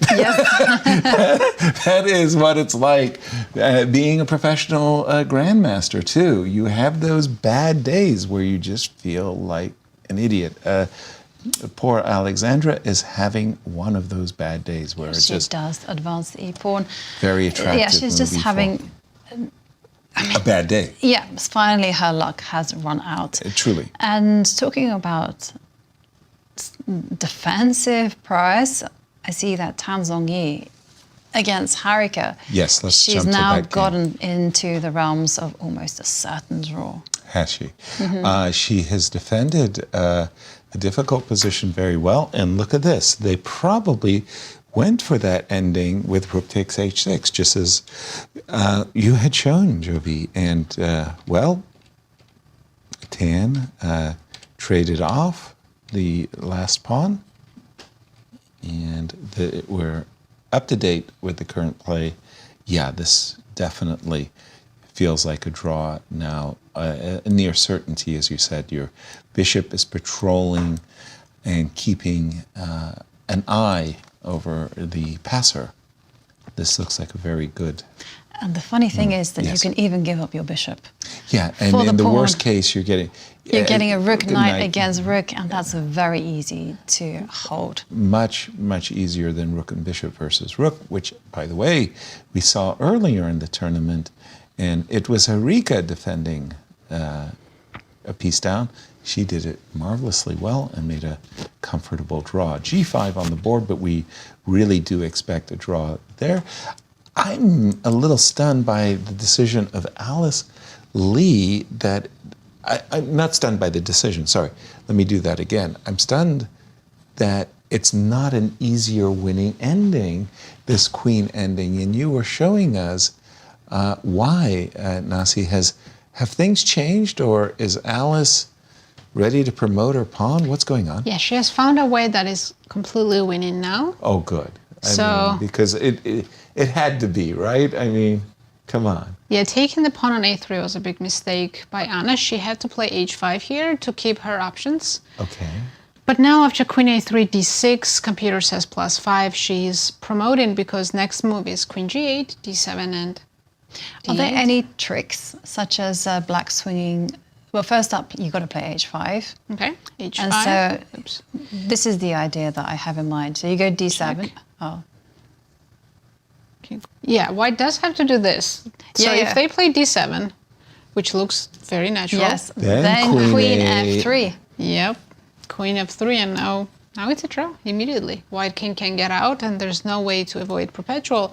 Or if you do, then you're giving up the pawn, of course, on d7. Right, queen g4 So check. she does have to be a little bit careful. This is the... Oh, Anna didn't play h5. She went queen d3. Can she push now, or is it the same? Yeah, it's still a draw. No. So she can't push, but she could play h5 herself. h5 in this moment, and let's just take a look at that. Why would we want to play h5? King takes h5. Help me out on the... Oh, there's some mating setups. Queen takes f6, and now we're using this pin. And you're covering the f1 square. I'm covering the f1 square, and if you make a move like this, your king is beautifully set up for checkmate. And we have a result. Oof. Anna Muzychuk did get her first win, and it was against Alexandra Kosteniuk. So that means that we have a few players now on 4.5 points, Tied for but second. what a loss it was for Alexandra. Brutal. Just a brutal game with Alexandra nowhere to be found. She did not play a good game today, and there was nothing today that really stood out for me. From the opening, it was like she kind of went, nah. And when she lost material, she didn't get any compensation for it, and went down to an inglorious defeat. Not a good day, but my goodness, for Anna. It's her first victory of the event. Not only that, but talk about perfect timing. It was perfect timing. Penultimate round, big prize money, and a potential shot at first place. I mean, obviously things still have to go in her way. Yeah, she needs Alexandra to to suddenly wake up and play a play- terrific game with the black pieces. It's Exactly. because Alexandra is playing Zhongyi tomorrow. Right. And then And who all does those Anna players. play tomorrow? Anna Who's in- plays. Who are in second place I will currently? tell you, I have it all on my magical sheet of All-knowing? paper. Yeah. You are the So seer. Alice Lee. She's got white against Alice Lee. Okay. And Mariya Muzychuk plays Nana Dzagnidze. Also very, very important. We think that Elisabeth is playing the role of the spoiler right now in her game with Nana, but let's go to the game of Harika. This was the all-important game between our two, well, Tan, of course, is our tournament leader, but Harika was in second place, third place. She was a half a point behind. She was in third place coming into this game. It's not so much I'm going to use the pawn check. I was trying to figure out, if white had a king on e5 and a rook coming to b7, then the potential of various checkmating patterns do magically appear. Rook f2 check, and that kind of throws me off my stride. King to e3 is a double attack against the bishop and the rook, but there is a problem. The problem I'm having is with rook f5. So there's only one remaining pawn in the position, and I'm trying to make a beeline to it. Although bees don't actually fly in a straight direction. And the rook, isn't rook f5 just drawing on the spot? Probably it is. That was my problem. And she went king to g3, which is actually kind of a strange one because that makes the move rook f5 that much more attractive, because I would, in that case, I'd be taking the pawn with check. Exactly. Yeah. So rook f5, I think that's drawing instantly, actually, and there's nothing even to discuss after rook f5. Knight e6, bishop a2, that takes care of that one. Yep. And draw definitely looking increasingly inevitable. Alice. Oh, well, she was getting her second score sheet, and we thought the nodding of the head was an acknowledgement that she had won the game. Wrong. Wrong, and indeed, she does find the h5 move. It's hard to believe that Alice is just 14 years old. The way she plays at times has such maturity. Mm-hmm. And she's just played queen takes f6, and trading the h-pawn. We had this position on analysis board. The queen on f6 covers the very important f1 square. So there's just no possibility for Anna a perpetual check. To perpetual. Yeah, and if you try to redirect your queen so that you could check on the h1 square, you end up leaving your king in a ready-made checkmating net. And is just out of the frying pan into the fire, because yes, you can choose to get checkmated, or the d pawn will simply queen. Exactly. You can't have both. Help me on this one. What's the simplest? This one is a queen trade. Yep. And this should be hardwired in everybody's mind. Whenever you have a pawn up and a queen ending, normally speaking, a king and pawn at endgame is going to be an easy win. So trade queens. So queen d1 by Anna, and this is the moment that Alice can force the trade of queens, and that's an instant resignation. By the way, cheeky as it sounds, queen d1 comes with the threat of checkmate in one. I mean, checkmate in one, that would be cruel. It certainly would. I don't know what move you would make that would allow such a thing. But again, queen h4 check, queen g4, and the game is all Alice. And indeed, I'm just keeping an eye on the game between Harika and Zhongyi. Rook f5 played, and that game will finish quite shortly with a draw. Alice found queen h4, and I think it's a near stone-cold certainty that she's about to play queen g4. When you're playing the winning move, do you just hesitate count to yourself, or you just do it? Me too. So many times I've fallen foul of making what I think is a winning move, and it turns out to be a blunder, throwing away the win. Okay, so the queens are off the board. Yep. And now Alice is going to use this pawn as a decoy to go after the h-pawn. She's heading for the h-pawn. She controls the key squares on a g7 and g6. and g8. So there's just really nothing that Anna can do, and the players are just blitzing their moves. And now Alice just needs to start advancing her pawns. Exactly. We learned Just these. don't play g4 here. Yes. We learned these basics at King G6. King G6. Nice one. Let me just refresh my board, pardon me, and catch up with the players. King G6, G4 on the spot. Yeah. I think, Nancy, you were just saying, just don't play G4 here. Yeah, that would be unfortunate. I mean, at the winning post, to play a move like G4, that would be so cruel. Yeah. I think it was Aviv Friedman who was, Aviv, That's it. There's a we have handshake. And Alice, nice comeback victory after yesterday's defeat. Today, she takes down Anna Zatonskih in a very nice game. Absolutely. Just a quick story that Aviv Friedman, many time coach of the U.S. Scholastics chess teams, telling me about last round games for gold medal championships, and all you have to do is take a rook. The player played checkmate on the board, and it wasn't checkmate. It's like, no. Begim is with Anna. Over to you, Begim. Welcome to the studio, Anna. Congratulations on your first win of the tournament after remarkable 7 draws. How are you feeling? Oh, 1 in a row. Yeah, it feels good. Yeah, it's always nice to win. Let's talk about your game.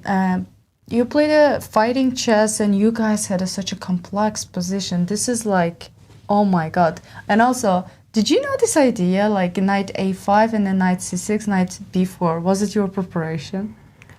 Yes, and I even remember that there is also some idea with bishop b1, but I don't play this line, and she usually plays here like rook e1 and a4, so that's what I was mainly preparing, like d6. d6, a4. Yeah, but she played very quickly, so she was... I mean, she knew what she was doing, because otherwise it's not so easy to put the bishop on b1. Yeah. So you guys got this position, and when did you feel like you were taking over? Can we flip the board, because it's like a new game for me? Just give me a second. Yeah, it should be somewhere there. Yeah, it's here, but it doesn't let me click. Here we go. Ah, thanks. So, okay, all this, look, maybe she didn't have to hurry with knight g3, because if she wants to push d4, then it's better to keep the knight on e2 so that it protects the pawn. So maybe, okay, c3, rook e1. But it's like, you know, one move here, one move there. It's not so easy to say because the position is not so concrete. And I think here she started to go a little bit wrong because like bishop c1. It's obvious she wants to play d4, but perhaps I can even play queen b6 and then like rook d8, followed by queen c7 and d5. So it was another possibility. But I decided to go rook c8. I don't know. Maybe she could play d4. I mean, then I take. If she takes, I take, and I think I was going to go knight d7, knight h5.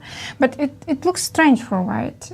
It kind of started with Italian, but now this position reminds us of a Roy Lopez structure, and I don't know, but I expected something like this. Okay, maybe knight d7 was not very precise. And there were also some ideas with... Here you're threatening knight d5. Yeah, knight d5, f4. Or you have a very pleasant position, in my opinion. Yeah, I like my position, and I also have other options besides this one, so I don't know. But here she played bishop c2, so it's somehow, you know, bishop c1 and bishop c2. I mean, these moves are not well connected, it seemed to me, but still nothing tragical. So this d5, takes, knight e4, takes, knight e4. Maybe she could play it also without knight f6. So like here to take on b3. So maybe. here you were sure that your position is already better after knight a. You mean after knight a5 she didn't have to take on f6? Yeah, she can play just queen c2 because here like what we had in the game, now I have like rook d8 and on the next move, so my pieces are better connected. And so this one, and like here I was really surprised because I thought she would play c4 and Knight then c6. knight c6, okay, rook e3 or something like that. And tried to hold on to the pawn. Yeah, right? but instead she decided to sacrifice. It was interesting, but I'm not sure if it was good or not. Yeah. Okay, here I am better, but well, white's position is also very solid and easy to play. Like bishop c3, you protect on d3, and her bishop is better. So. Because she, after bishop c3, you have to play f6 most probably to protect, so you feel like her bishop is better and she has some chances. So yeah, I can somehow regroup like queen d7, rook e6, rook d6. So I had some ideas, but I thought that was better than what she did with the sacrificing the pawn. I don't know, because like okay, there was also this option, this, and maybe. Bishop c1, yeah, because otherwise it's also like bishop e1. Everything is hanging, and somehow she needs to protect, pawn on right? b2 is hanging, so it's like this one is more or less the only move, and lucky for her, after knight d6, rook d2. Yeah, this is the idea. So she protects on b2, and she also had this rook e2. I mean, it's ugly, but yeah. But it would be the best way for her to continue the game for sure. And after her move, you took the like after this, I think this position is like totally winning already for you. And yeah, but my pieces are very passive, and she had some, like for example, she always has some ideas. Like for example, after knight c6 there is knight d4, and who knows. So I decided to play f6, but then so even this position you weren't sure. You felt like you have to be very careful, right? Yeah, I felt like I am better. Like here, I spent quite a lot of time where to move my knight and knight a7. Okay. I considered like all the moves, but knight a7 was the idea after c5. Well, like maybe knight c8 and. Even the move you made was enough to win the game. Honestly, I think at this point, like your position was so good. Yeah, but knight a7, I don't threaten to take. And somehow, I mean, the only thing I was concerned is that she starts the attack with some knight h4, bishop h6. So I wanted to keep my pieces closer to the king, but I don't know. Okay, and you won the game in a very nice style. After this point also, Anna, it's your first time here, and you are joining this second place, and your sisters are there too. You guys are like fighting, both of you, for the second so far. How are you feeling about that? I don't know, because I think we still have some games going on. So potentially, you know, we're just like asking. Well, potentially, you know, they see the standings in the end of the tournament. So you're just your plan is to just to come here for the last round and do your best. Is that correct? Yeah. Okay. Thank you so much, and good luck tomorrow. Yeah, thank you. Begim, tell Anna we're looking forward to a playoff featuring her and her sister. They're saying they're looking for a playoff featuring you and your sister. Is that possible too? Yeah, we have playoffs. What do you mean? Tournament playoffs.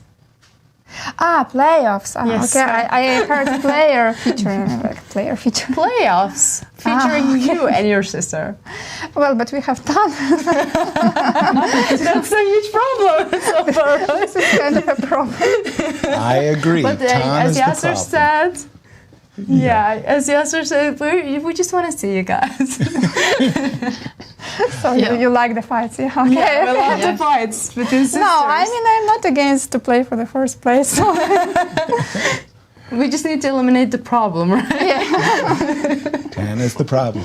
Thank you. Our congratulations to Anna as well, Begim. Do share our congratulations with everybody on set here as well, as we've got one game remaining with Well, it has been an eventful penultimate round, but Elisabeth is playing the role of the spoiler as she is enjoying an extra pawn in a, well, 4-rook ending. Sorry to interrupt, but actually she went from completely winning position to now possibly a drawish endgame. I didn't see, at the time that we were talking with Anna, I didn't see the move rook c5 being played. It was like, what? Why Yeah, did instead Elisabeth? of rook c5, if she just waited, didn't trade the rooks, king g5. I was rook expecting king g5 and h4 was rolling up the board. Any other moves? I was expecting maybe f4. -3. Time trouble. Time is trouble is becoming a factor.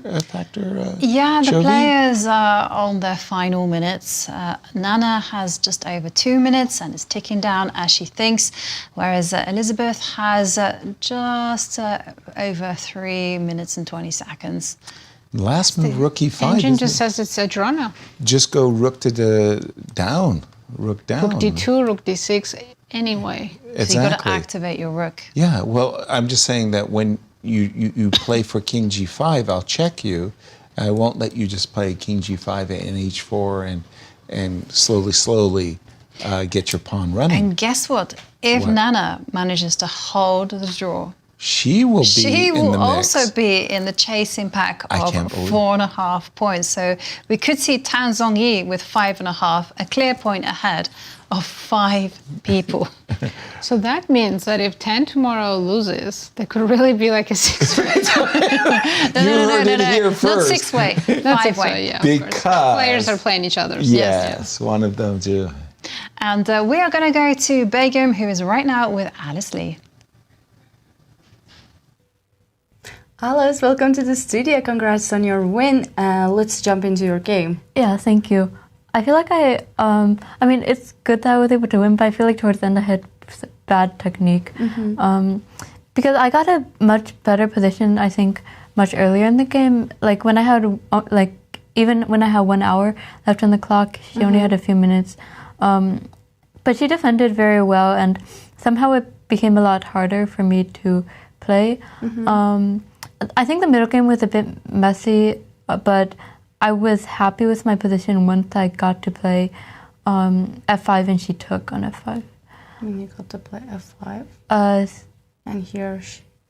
Previously. I think once she took on f5, then I thought my position was very good.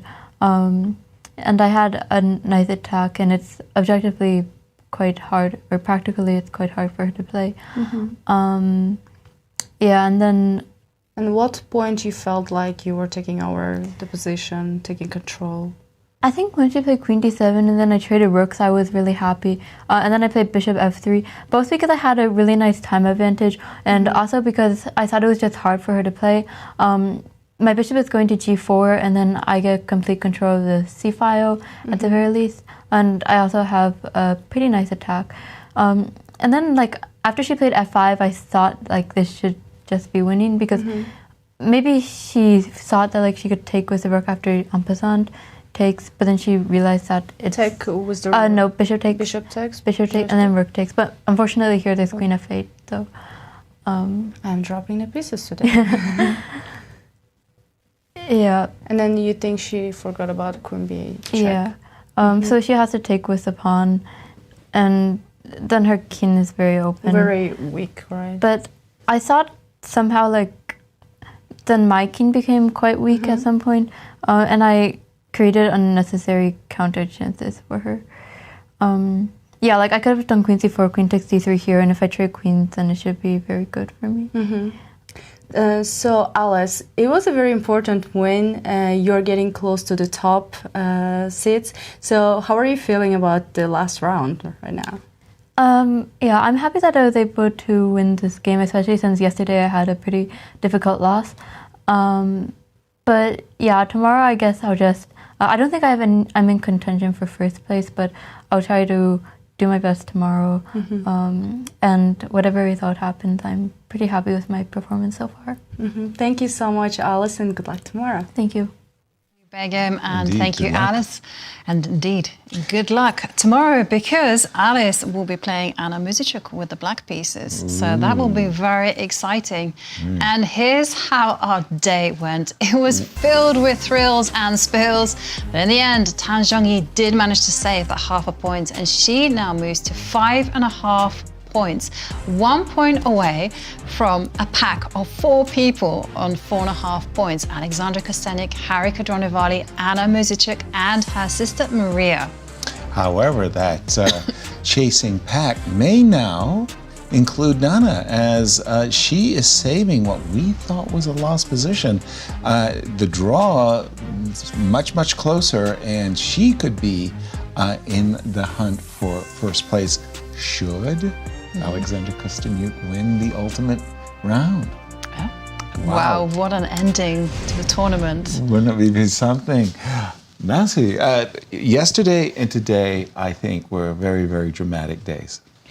Indeed, because it's the last three rounds of the tournament. Right. Today, Alexandra having a bad day at the very unfortunate time for her. Right. But Zhongyi is saving this game. She was so close to losing. You know, this feels like when you're about to win a tournament, you have a little bit of luck on your side. So tomorrow she only needs a draw. She has the white pieces, so she has very good chances to win, but it will still be exciting because there's a chance for 3-4-way tie. Exactly.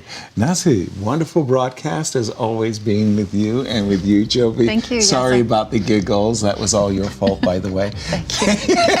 Yes, and on that note, I'm going to wish everyone a good evening, and thank you all for watching. And remember, tomorrow it is the final round of the Cairns Cup. A winner will be crowned, and we'll find out whether there'll be a tiebreak on Sunday. See you then. Good night, everyone.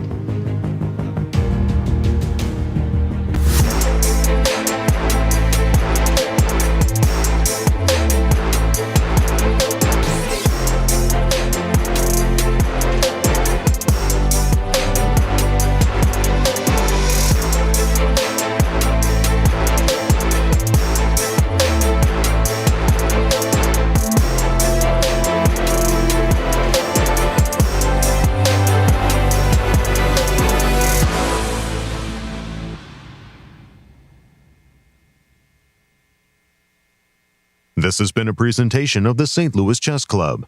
Any reproduction or distribution of this content without the express written consent of the St. Louis Chess Club is prohibited.